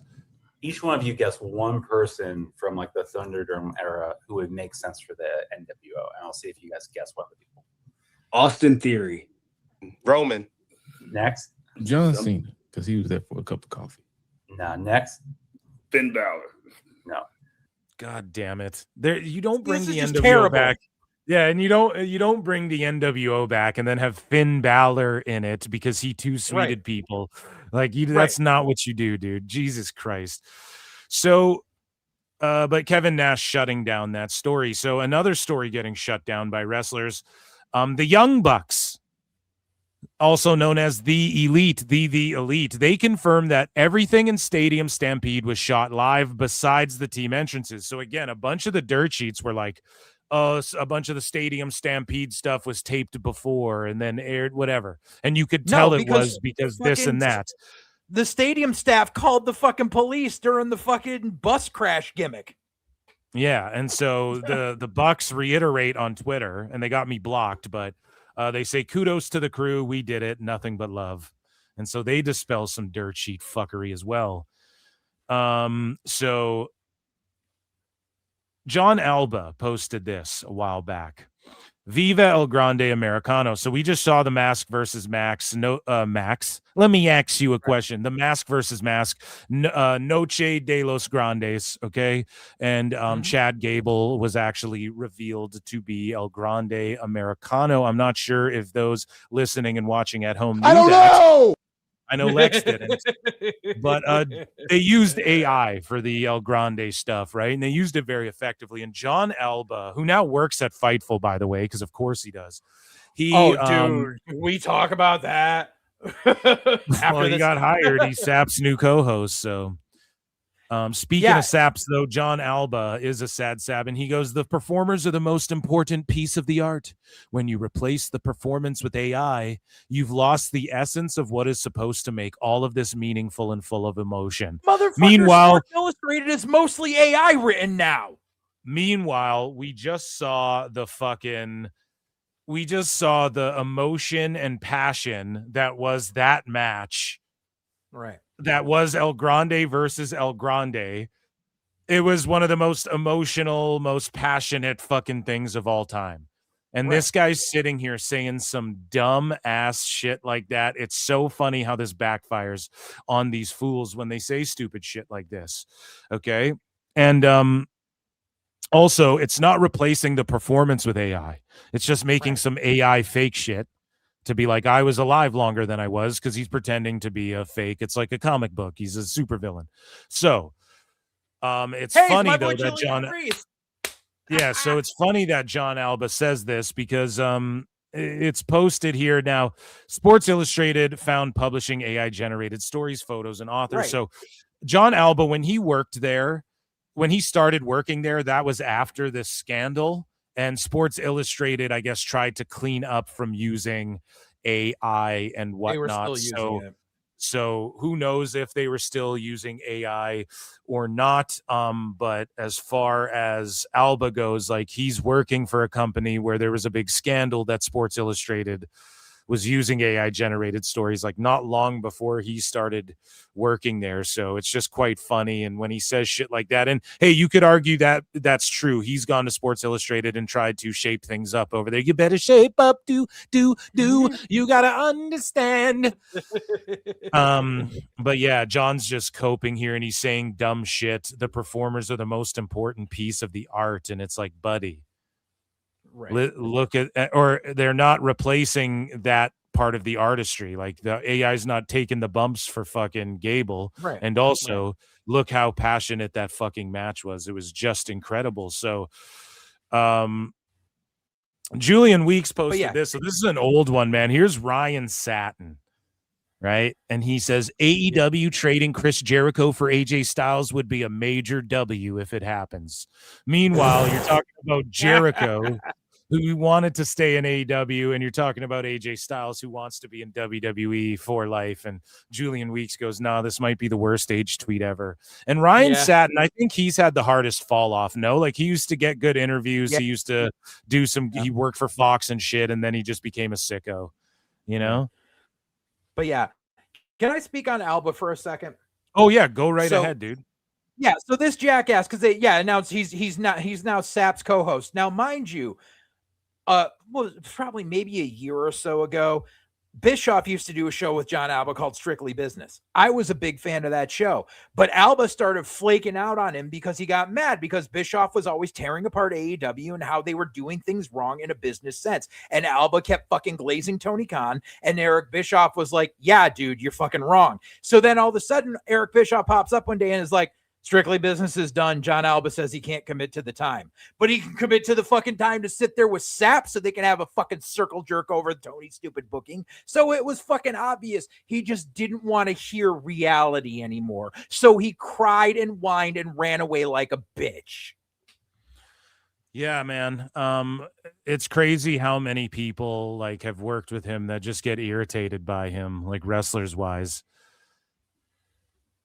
It's pretty funny. Yeah, it's just hilarious what he said too. The meaningful and the passion and all this shit. Okay, was that lost on you in this match? Idiot. So speaking of fucking idiots, Meltzer said what posted this about Blue Sky Bix. Okay, so he says, let's check in on Bix on Blue Sky to see what international incident of sexual depravity or racism he's unearthed while watching Check's Notes professional wrestling on television. So Bix posted this. I did not expect AEW Jesus to suddenly escalate to anti-Semitism. That's disappointing. Hashtag AEW Dynamite. So AEW Who the Jesus. fuck is AEW Jesus? MJF, I think. Okay. And so he writes, if by some chance he doesn't realize why dressing up as Jesus and carrying an MJF equals Judas sign is a problem. So who dressed up like Jesus and carried an MJF? As back in January. I don't fucking know. Then he probably needs to pick a hobby that isn't cosplaying as Jesus Christ at AEW shows. Oh, no, I think it was a fan. Isn't AEW Jesus a fan who like dresses up like Jesus or something? Maybe. I don't fucking know. Either way, Bix, you're wasting your time and energy worrying about some fuck-ass dumb shit. You know what I mean? Shut the fuck up. And just shut up. You know what I mean? Escalate to anti-Semitism. What the fuck, man? Right. Like the reason I go in the term basement goblin is because you look at Bixen span and that is the fucking, you open the dictionary to basement goblin and there's a picture of Bix sitting there. Oh, so it's, a fan dressed like Jesus and he's holding a busted open sign. Okay. And so he's saying carrying an MJF equals Judas sign is a problem. Then he probably needs to pick a hobby. So it's just fucking, so it's anti-Semitic. How is that anti-Semitic? Oh my God. Well, Judas turned his back on Jesus, right? And so so fucking MJF equals Judas, like MJF turned his back, whatever. But because MJF dressed up as the devil too. Like the fuck. I know. And because MJF is Jewish, in Bixenspan's mind, that's anti-Semitic to make a reference to Judas when you know what I'm saying? nothing. That's what Bix is getting at. got It just dawned on me. Yeah, this is just like peak tardness, man. I don't even know what to say. It Right? just dawned on me. Like he's saying it's anti-Semitic to compare because MJF's a Jew. You can't use the expression he's a Judas. That's fucking stupid. Yeah, you can. It's like, yeah, come on, man. It's like if I said, "Oh, Ray Fenix, he's one hot tamale." That's racist, you know? It's like, shut your bitch ass up, dude. You're a fucking idiot. Like it was way different on the indies when like MJF was going around and like the guys in Philly would throw fucking pennies at him when he would fucking come to the ring because he was Jewish. Like that was some wrong shit. Yeah, that's fucked up. That's for exactly. sure fucked up. It was very fucked up. But then what's worse is then fucking there was this other wrestler named David Starr who no one knew was fucking Jewish who came out. He was like, and he tried to take that story as his own. He's like, I came out and they threw pennies at me. Like, no, they did that to MJF, asshole. No one gives a fuck about you. JJ, you're always going off on fucking wrestlers here. Okay, so let's look at this report here. So this one's from Corey Brennan, okay? And he's been involved in some kooky shit in the IWC related to Sean Sapp stuff, okay? And so he reported this. Kevin Knight, this is what he wrote. Kevin Knight, Speedball Mike Bailey is to pro wrestling what Albert Einstein is to science. So Kevin Knight said this about Speedball Mike Bailey, okay? And Speedball Mike Bailey is to pro wrestling what Albert Einstein is to science. And then the guy who wrote this article up was Corey Brennan, of course. And I don't know. It's just crazy that fucking wrestlers say shit like this to the dirt sheets. And it's crazy that they sit down and give interviews to some of these motherfuckers and they get away with saying shit like this. It's like when Moxley was bleeding in his hotel room in Japan and then called up Buddy to give him an interview. Do you remember that? Right? Yeah. I think it was Sports Illustrated even. Yeah. And he's like, I'm still bleeding, smoking a cigarette in a hotel room after my match. And it's like, dude, you're not cool. Okay. Clean. Watching Rocky 3. Take a shower, son. You know? Oh, man. So we move along here. Over 300 watching, guys. Hit like, hit heart, hit retweet, all that good shit. So this is one guy, and this is a fight that I wanted to cover for a while now. It's been sitting in the Sicko segment, but this guy, Greg Morgan, at Good Mic Work, okay? Oh, boy. Now, this guy, his social media roasts and debate tactics and the way he argues with people, he's like boomer AI, okay? Oh, boy. The shit he says and the memes and the things he quickly AIs to try and like own people and shit, it's literally boomer AI. And you guys will know what I mean when we read some of this. So he was arguing with Nicolo Piccolo, okay? Our boy Nick. And this Good Mic Work guy goes, like, okay, well, let's actually start at the beginning here. We got to go through, because you know they go back and forth a few times. So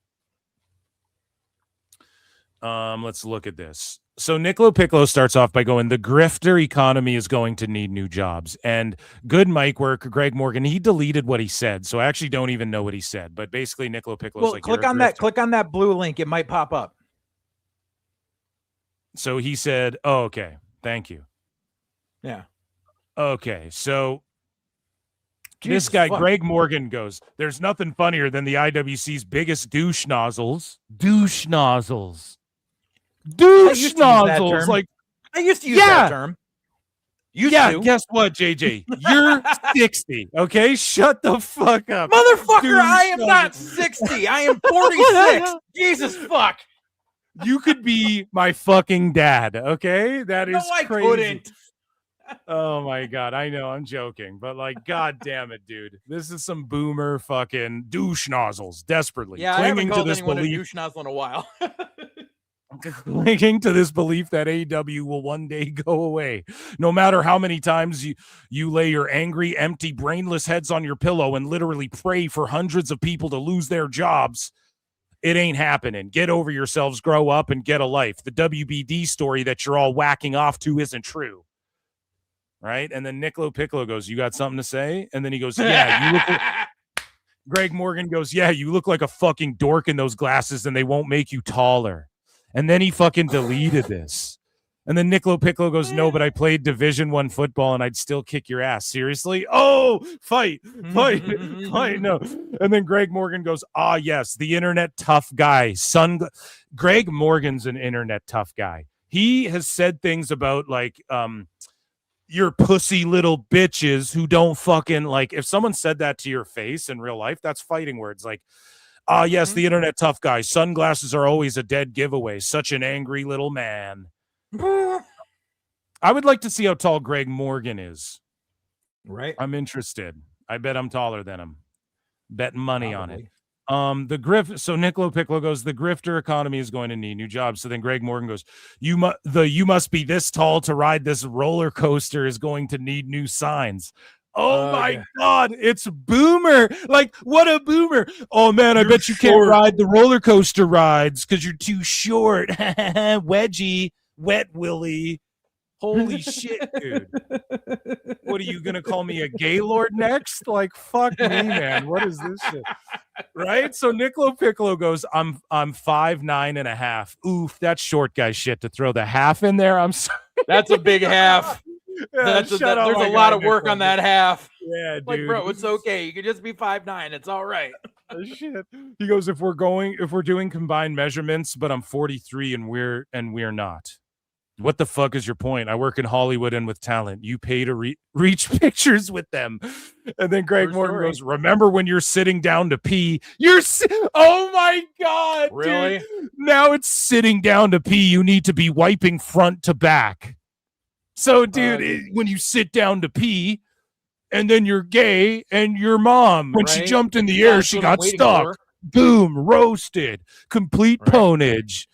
I'm waiting for him to call him gay, and like you guys, yes, you guys know what I'm saying. This is Boomer AI responses. This is how he argues with people. He does Boomer AI. So Nicolo Piccolo goes soft as shit talking about toilet paper. Good mic work, Charmin. Greg Morgan goes, the ones who are the softest are the ones who get the angriest on social media. For example, you. Bro, you're seething right now. I know you are, but what am I? Literally, you're arguing with this guy, putting a smiley face, being like, you're mad. Okay. So Nick goes, LOL, okay, pussy. Greg goes, you are so easy. See, how worked up are you that you got to write? Like, he's just like, okay, pussy. There you go. It's done. Right. Like, whatever, you are so easy. I've never worked so effortlessly to trigger. Like, look at this shit. Oh, I've never worked so effortlessly to trigger an SJW, a snowflake SJW. Like, what are you gonna say next? Right? Like, this is just like boomer slop insults, dude. A little fake tough guy bitch in my life. It literally took negative effort. Give Chuck E. Cheese a try. Oh no, not Chuck, dude. Don't bring Chuck into this. And then he puts a fucking rainbow emoji at the end. See, I told you he was gonna call him gay. Yes. I think you can ride all the rides there. And then a rainbow, which can oh my God, he's sexist. He's homophobic. Lock him up, put him in prison. Your career's gone after we expose you. You are racist.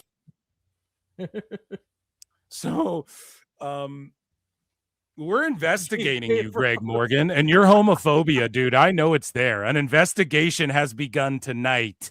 We're investigating. He had that Cuervo with him the whole time too. So Nicolo Piccolo goes, keep paying for photos with the wrestlers. You're a grown man. Holy man, these guys are going off. And then look at this. Nick Lollipop is very angry and very short. Dude, there's nothing worse. Nick and makes besides, more when he's taking a morning shit than this dude does in a month. And for a guy like hurling around rainbows and pretty much being like, what are you, gay? That's a pretty gay insult to call someone Nick Lollipop. And when people do this thing like Nick Little Pickles and stuff, it's like, guys, grow up. Like, that's the shit where it's like, are you kidding me? That's like what's funny is when Jim Cornette makes him like as Piccolo in the thumbnail. That shit's funny. Yeah. So Nicolo Piccolo goes, I'm not angry, I'm right. Just because I could kick your ass and you pay to take photos with wrestlers doesn't mean I'm angry. It means you're loud, pathetic, and angry. And then Greg Morgan goes, I love how obvious short and insecure men are to how hilariously pathetic the internet tough guy act is. It's the #1 biggest indication of mushroom dick. For such a tough guy, your dick's small, you're fat, and you're gay, dude. Right? You think you know this. It's pretty standard stuff. And then Nick goes, you are obviously short and insecure. I might be short, but I'm absolutely not insecure. I don't know. Seems like an insecure response to me. No, I'm joking. Greg Morgan goes, you wear sunglasses when you do Zoom calls too, don't you? And then Nick goes, your entire timeline is going to be about my height and my dick and my sunglasses. But I'm going to remind you about it when they are on YouTube. And they're on YouTube. And then Greg Morgan goes, like, you don't understand that I'm just saying shit to you to see how many times you'll respond, right? And this is the lousiest thing, too. He's like, engagement farming because he's got a blue check. Well, it's not even that. It's just like when you're trolling and then you get owned, or like you're talking shit, you talk shit first, and then you get owned, and then it's like, dude, I'm just saying stuff, like everything I say isn't even real, actually, and you're just responding. So even though I'm responding to everything, Minecraft. you responding is actually lame. You know what I mean? Right. It's like, go fuck yourself, dude. And he goes, I find this entire thing extremely amusing, and I'm having a ball watching you twist around in a tornado of your own insecurity. Endless entertainment. Oh my God, dude. And then I'm responding until we're in the grave, bitch. And then Greg Morgan, a dump truck of laugh emojis. Like, dude, that's some shit like a grandmother retweets. Exactly. Okay? Like, bro, like, what the fuck? Like, if you're using an emoji in your response to insult someone, you've already lost the argument.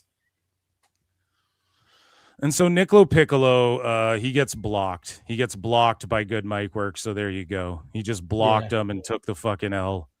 Yeah. And that, ladies and gentlemen, was our newest segment called Dirt Sheet Fail.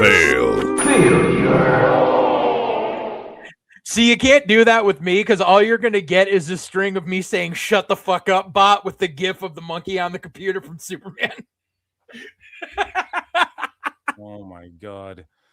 Guys, it is super late. I promise you, you guys hit the goal. We got to do a Sicko segment. Should we hang out late or do we do it tomorrow and watch Clash in Italy? I mean, someone in the chat was saying you're going longer than an AEW pay-per-view. So. What do you guys think? Chat, let me know. Because I have a lot of Sicko action in here too. We've gone so long, almost 5 hours. Sauce wants it now.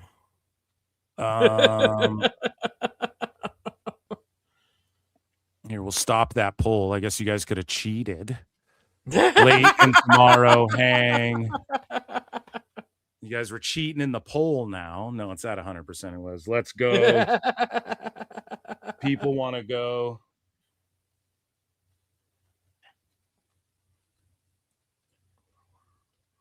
So, ladies and gentlemen, let's get into everyone's favorite segment, and it is called it's nobody's favorite segment. My fucking sounds are nowhere to be found. I'll just do it. And we'll do some of these guys. We will do a Sickos. We will, okay? And we're at over 300 watching. So, ladies and gentlemen, it is time for everyone's favorite and most hated segment, and it is called the Sickos. Okay, so let's just make fun of some AEW fans for a bit, okay? You guys reached Hey, look, the that's goal. my shit. So JJ Alexander at JJ_Alexander sounds like a mark. Sounds like a mark to me, bro. He posts a screen grab. This is why believing Darby always backfires, and is proof that sometimes the jokes write themselves. And so AEW Cero Miedo goes, don't ever disrespect another wrestling promotion if the company you support uses AI to write its storylines, bro. And you post how Tony Khan admits to trying to use AI to write an episode of Dynamite. So from fucking 3 years prior to that. Exactly. So like, bro. Jason G from the SAT post, does it get any more pathetic? And Noah Gilbert says, what's been his best match since joining WWE? I want to check it out. And this guy's saying 3 weeks ago, Danhausen debuted in WWE. It's time to admit that you were wrong. Danhausen has money. And this guy's shutting it down. He's like, what's his best match since joining the Fed? And then this guy, Protect Tony Khan. Yeah, just they're saying copy Noah and paste Gilbert tweets. Protect. They're saying it's the same person. Noah Gilbert and Protect Tony Khan are the same account. Yeah. And he goes, what's been his best match since joining WWE? I want to check it out. So they're sicko bots, man, and they come in droves. And again, Danhausen gets dragged on X amid alleged WWE use of AI for new merchandise. And it's like, no, he didn't. A bunch of sicko bots talk shit. The Observer, Signal boosted it, and you're all felt it. And look at all these bots under AEW on TV. So just in case you needed more proof about AEW using bots, look at this. Robin Flores, I can't wait to watch it. It's going to be awesome. That's pretty awesome. Odalette Hubbard says, I can't wait to watch what is going to be awesome. That's pretty awesome. Kyung W. Billings. I can't wait to watch. It's going to be awesome. That's pretty awesome. Luna Patel, my first girlfriend's name, actually. No, I can't wait to watch. It's going to be awesome. That's pretty awesome. Janice Bell. That's who I took to prom, ladies and gentlemen. I can't wait to watch. It's going to be awesome. That's pretty awesome. So again, it's just AI people, like it's not real people. It's bots, baby. Not only are they bots, though, but the content creators. So we took a look earlier at, AI looping and glitching out and people using 11 Labs and it just botching. And they're just uploading these shitty videos and it's saturating the YouTube market and creators like myself and JJ Alexander. We should get more fucking viewership and shit. And we fucking don't because of assholes like that stealing eyeballs away. But some of them are just hacks in general. And Alfred Kunawa posted, wrestling creators are some of the most uncreative people on the planet. If you've seen one take, you've seen them all. And again, it's just WWE has a TKO problem. TKO is running WWE. Pat McAfee blames us. Ex-WWE. How TKO ruined WWE. How TKO ruined WWE. WWE is a huge TKO problem. 8 ways TKO has ruined WWE. And it's disappointing. Yeah. To see where's their videos on Paul Walter Hauser fucking up AEW. No one wants to talk about that. Dude. Paul Carpenter 7844 has been a member for 13 goddamn months. Thank you for your membership, guys. Continue to gift memberships and support, hit like, retweet, super chat, and all that good shit. And check out JJ over at Full Circle Radio on YouTube. But moving along here, Ringside News posts this. Only an AEW sicko could turn 2 Chipotle burritos into a harassment investigation. The mental gymnastics here are absolutely wild. So this guy writes, went to Chipotle today wearing my AEW shirt and was given the burrito on the left. My fiance, who wasn't wearing an AEW shirt, was given the burrito on the right. Should I file a complaint with corporate for this clear bullying and harassment? It's funny because I bet your wife complains that she's also getting the burrito on the left and she wants the burrito on the right from you, good sir, in the bedroom, and she ain't getting that either. Why don't you shut the fuck up and quit? Not everything's a goddamn sicko conspiracy there, buddy. Maybe the girl got the bigger burrito because the guy was like, hey, this chick is kind of cute. But then again, it's a sicko's wife, so who knows? It wasn't his girlfriend. It was some girl he's like stalking and about to chain up in his basement. Right? Seriously, dude. No, let's be honest though. The WWE fans be doing that stalking shit. Let's be honest. That's more I think happened at they WWE. show up at the airport 2 hours before the fucking plane lands. Yeah, it happens. So again, just more bot activity. So anti-WWE protect Tony Khan says Chris Jericho will return to WWE, and all the people who tweeted about Kylie Ray won't say a word about it, even though they'll be in the same company, because as always, they never cared about the actual issue. It's all just about point scoring in their little tribal war. And then he goes, Chris Jericho. Yeah, Chris Jericho has been discussed internally for an AEW return. One of the goats is back. Fire, fire, fire emoji. So like these are fake bot, like even though a real guy runs this, it's a bot. Like you're an NPC, bro. And people say too, well, it's just blue check money. It's like, no, not everybody's that. Like I have a blue check and I'm not monetized. Like I can't get I don't have enough. Right, same here. I don't meet the qualifications. Yeah, which is fine, right? Right. But they're just signal boosting like a fucking narrative. Like that still is just like that's why it's sick, man. A lot of these people aren't doing it for financial gain. Now, a guy like AIR Gold is, because he's been caught admitting that in people's DMs.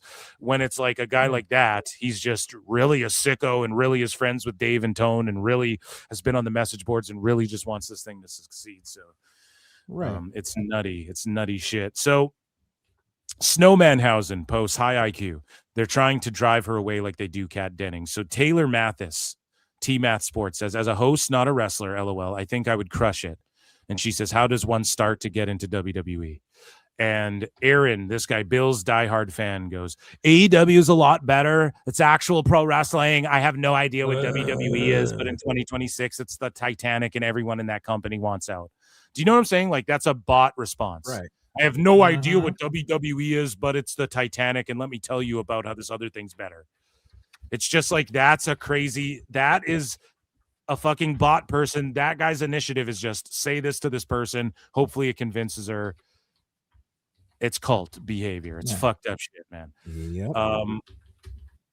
So Noah Gilbert again, and here's JJ Alexander again. So Noah Gilberto says, mark my words, the next generation of wrestlers will be filled with those that watched AEW as a kid and wanted to wrestle there one day. Yeah, Dude, sure. Because that was when Tekla fucking was like, oh, I never wanted to go to WWE. It's like, bitch, AEW didn't exist when you started wrestling.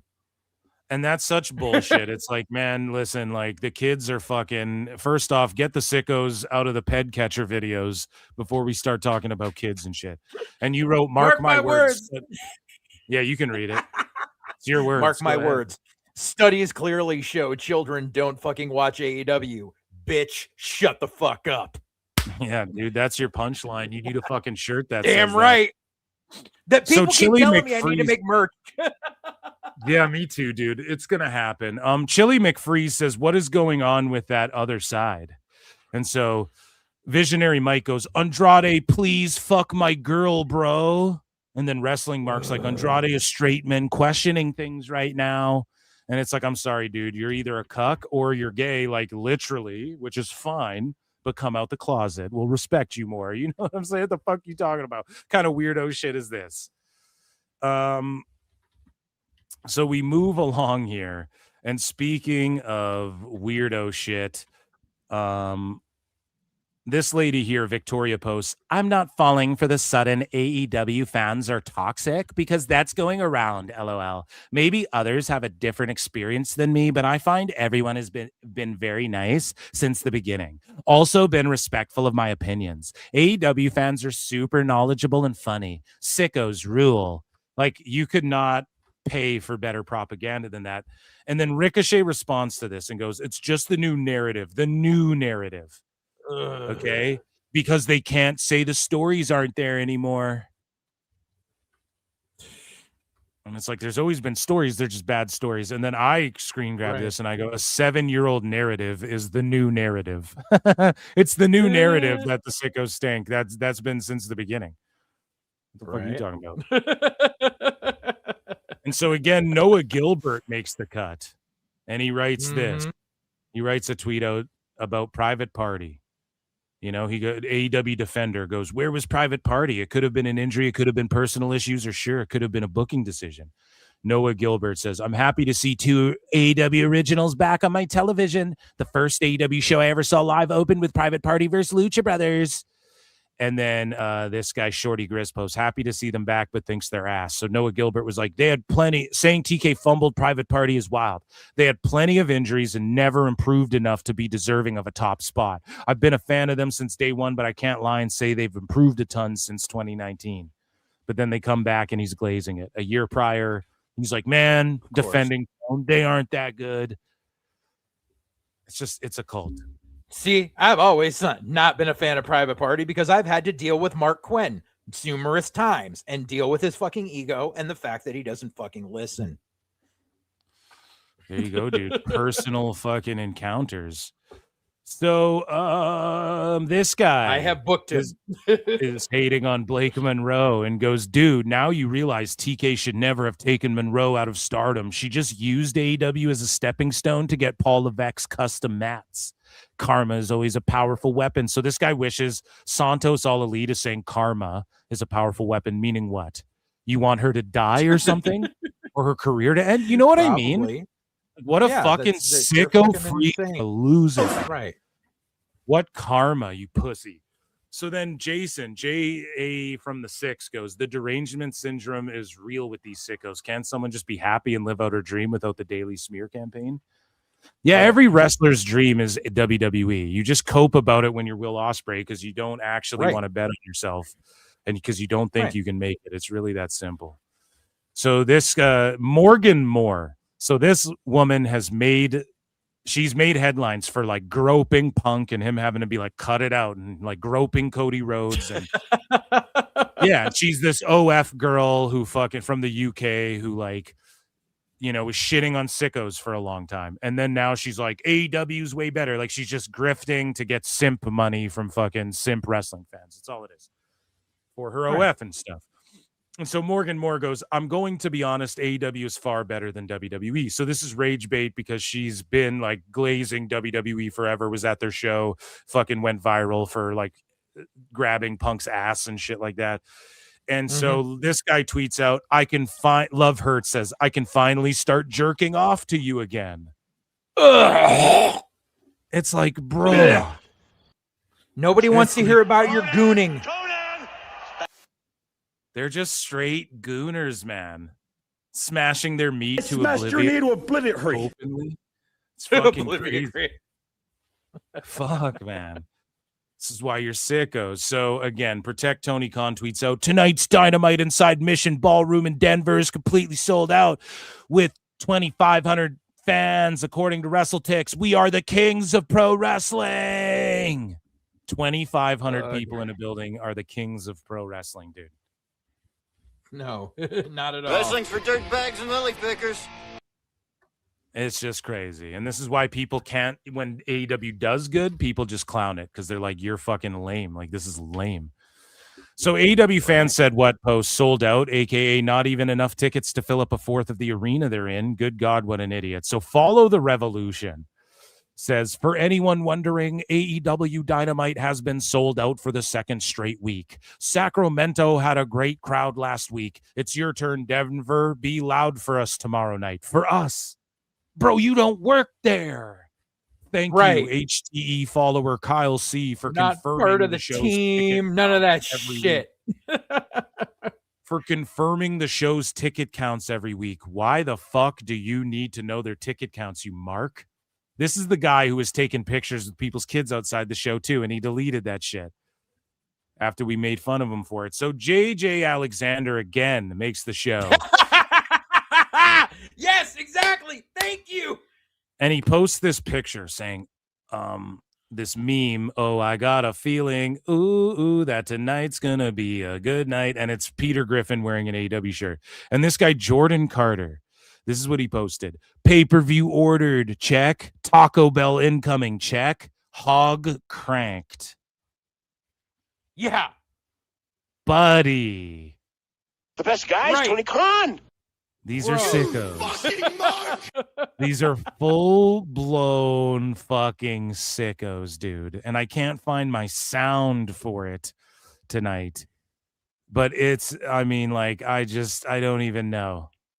And this is so many of them. Let's say it's someone trolling, and that's too. why I It's said like, no one needs to know about your fucking gooning habits. and when I go to the show, like, I got to deal with a bunch of weirdos that are being caught in pedo videos and talking about their public gooning and their cuckery and stuff. It's just like, what the fuck, man? Right. Like, nobody, like, it's not funny to be like, oh, and I'm jerking off to it. Again, it's like, what are you, a boomer? Like, what kind of fucking cringe thing is that? So Follow the Revolution. He posts mucho cringe videos. AEW Neckbeards is like his greatest rival. And AEW Neckbeards post, King Neckbeard is now comparing winning Wrestling Observer Newsletter awards to winning Grammys and Oscars. And I know that Dave Meltzer's like, poor people and stupid people don't like AEW, but this is some of the dumbest shit I've ever heard. So, dude, I really want to cut this video. The amount of this really weird outrage online, and I'm really starting to understand why people are doing it. The outrage is weird, but your like incessant ball washing isn't. They're Twitter grifters, right? Okay. You are upset for the Wrestling Observer pretty much naming off all these winners for AEW, just like SI getting all upset for AEW getting those awards. But yet, here we are. You are celebrating. Is that his windshield wipers? Like, is this buddy driving doing this video? A sponsorship for a company. And it's in black and white. Car. His wipers are going, and he's got like dandruff and like white stuff wiped on his shirt right there. Like, what's going on, man? And that does not even concern you at all. You need a lint roller, bud. Right? Look at Tiger Woods. 15 awards throughout his career, including 5 for the best male athlete. Yeah, well, look at Tiger Woods now. He's fucking not allowed to drive his car without blowing into a fucking machine. Wonderful. Yeah. Fun fact, though, Tiger Woods has won 21 ESPY awards, which is a record. Okay. I'm a big fan of James Cameron with the movie Avatar, Titanic, and among other movies that he has directed. Fuck. And look at that. 11 Oscars in one night.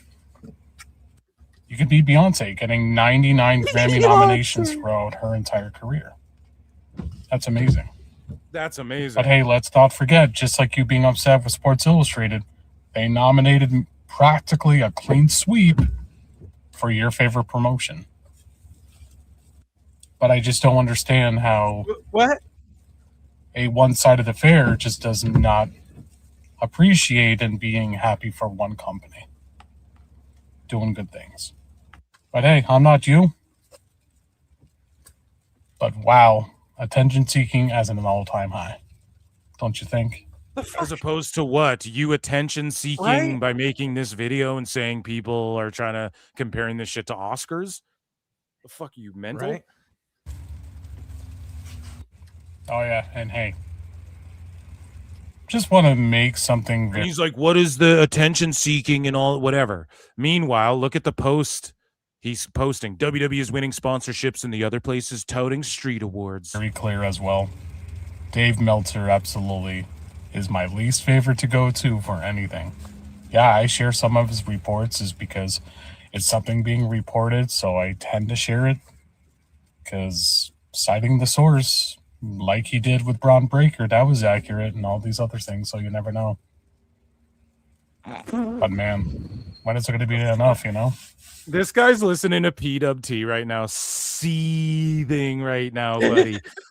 So here's another one of his videos, and he said, and we'll end on this. Creepy Neckbeard is already defending this. What a surprise. So here's him talking about Ciampa and Fletcher. All right, gang, this is going to be the last video that I'm going to cut for the night, and I really want to hear your the last one of the night. Just do a stream, buddy. Opinions, because everybody has these really dumb subjective opinions that's already stirring online. So if it's a subjective opinion, why is it really dumb? Because it's just somebody's opinion on what they prefer. So is that stupid?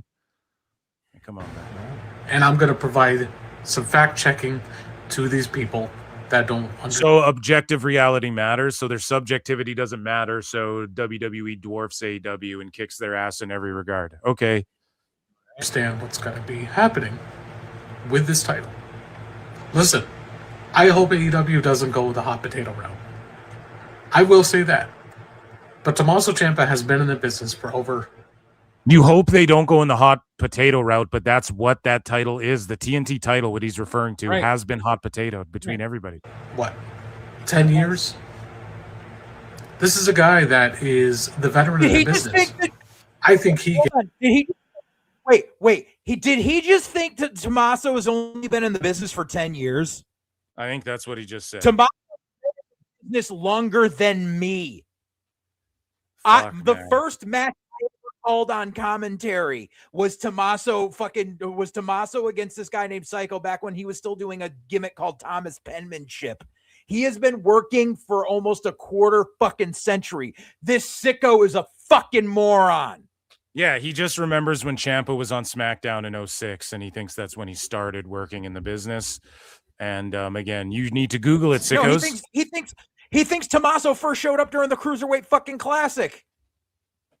Oh yeah, because that would have been like 20 years ago when he showed up for the Undertaker in like 06 or whatever, or not. Right. No, not 06. No. I'm mixing it up. Sorry, I'm mixing him up with another jobber. He showed up for Rusev as the lawyer, didn't he? Sure did. Okay, that's what I'm mixing up. Sorry, I thought he came out in a suit like in an Undertaker angle, but that's this Jack Wagon didn't fucking recognize him because he had long hair and no fucking beard. Gave Kyle the rub by defeating hhim is because Ciampa is the veteran, and he gave each and every tooth and nail to Kyle Fletcher to earn that title back. That is a true veteran in the business. So kudos to Tommaso Ciampa for Bro, this. it's a fucking work. Now let's bring and he just kicked out all the Ciampa shit before he beat him finally. Like, what is that? the fact checking, shall we? You see this image here. This is Kane, the night after when he dethroned Stone Cold Steve Austin for the one of the greatest gimmicks in the history of wrestling. A 7-foot tall monster. WWF Championship from King of the Ring, 1998. And what happened on this episode of Raw? June 29th, 1998. Stone Cold Steve Austin defeated Kane to regain. Yeah, I'm sorry. This guy's literally one of they the needed dumbest fucking. Yeah, this guy's fucking Because stupid they as shit, needed bro. a shocking ending to the pay-per-view, and then they needed the ratings bump the next night because it And was in the beyond that, middle of too. the fucking Monday Night War. Yeah, and beyond that too, brother. And you're right, but beyond that, bro, let's just really think about it. The WWE title's not known for being hot potatoed around. The TNT is. So when people go, oh, they're just going to hot potato it around, this guy's like, well, let's look at 30 years ago, the one time they did it with the WWE title because they didn't do it all the That time one then. time. You fucking idiot. They don't do that. So they did that, and that's why you even remember it. But you're talking about a title that's been hot potatoed. And we fucking are calling it out because it's only diminished the title, buddies. You don't even understand the crux of the fucking the crux of the fucking what's the word I'm looking for? The complaint or the criticism. WWF Speaking Championship. out about it. So Kane only held that championship for one day. One of my all-time greats, the Macho Man Randy One of my all-time greats. Savage, lost the WCW World Heavyweight Championship just one day after winning it on two separate occasions. Okay, so who remembers that and who liked that? Who liked any of that? It was Right. garbage. Yeah, that was garbage. So you fucking garbage? Okay, that's what we're saying. Spring Stampede. So just because another company did it, it can't be garbage even. No, they did that before and it was garbage. We fucking, what are you talking about? And then on a Monday Nitro. To who? Wow. Out of all people, Hogan. Like, why does he have this cocky smile? Like, yeah, I'm making a point here. Because Okay, he thinks he's doing something fucking profound. Like this Buddy. jackass has no fucking life. Dude, Mach dropping that was ass cheeks, bro. So like, and we don't even remember that shit, really. So you're just proving the point. You don't understand. Like, no, that was shit. Just because someone else did it doesn't mean it's okay. If someone fucking, robbed a bank, is it okay to do it because some fucking cool guy? Because Ben Affleck did it in the town, you asshole. What are you talking about? Stop being a fucking hypocrite. Right. It's no different from when somebody cashes in the Money in the Bank. By the way, I love Oh this my God, because shut up. Big E's What? awesome. What? It's What so about different than when someone cashes in Money in the Bank. Oh my God, I get why Neckbeards hates this guy, man. So again, it's little things like that that I really wish people would stop being, hypocritical with their remarks. It's not Stop hypocritical. That's not hypocrisy. not going into You comment. proved how it's not hypocrisy because that was the shits when Mach did it, and they didn't do that all the time in WWE. So it's not hypocrisy, is what you mean. Threads. So they're keeping the same energy, so they don't like it being hot potatoed now, just like people didn't like it back then. Oh, okay. So it's not hypocrisy, you fucking moron. And think about what you're saying before you're leaving a comment. Oh wow, that is fucking sound advice from this chuckle fuck. Think about what you're saying before you comment on it. Maybe you should have done that. Go outside, take a deep breath, dude. Like I said in the beginning part of this video, I hope there's not going to be a hot potato with this championship. No, but there already has been. Right. But again, kudos to Ciampa by putting over a future star like Fletch. That is all. Fletcher ain't gonna do shit in this business. Oh my goodness. I've had enough, guys. We stayed so late. That was the Sicko segment. Over 300 watching. Guys, patreon.com/pro. Right, make sure you can continue to support. Check out Full Circle Radio for JJ Alexander and his content. Patreon.com/Pro Wrestle Times. JJ's on there a bunch with me. I've been Phil S. Marks. This has been spectacular. I'll catch you guys tomorrow for Clash in Italy. Peace and love. You guys be good. I will see you on the next one.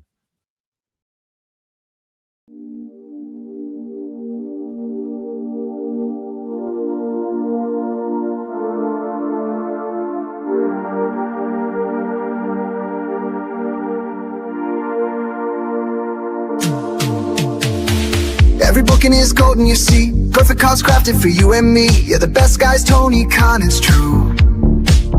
Triple cup, best damn booker in the land. 3 red cups stacked up, always in command. Triple cup, living legend of the fight. Just a call away from making it right. Never see him back hard, no way. Got the whole roster locked in for the day. A Crimson Tower, modern art. Triple cup, triple cup. Every booking is golden, you see. Perfect cards crafted for you and me. Yeah, the best guys, Tony Khan, it's true. Triple cup, best damn booker in the land. 3 red cups stacked up, always in command. Triple cup, living legend of the fight. Just a call away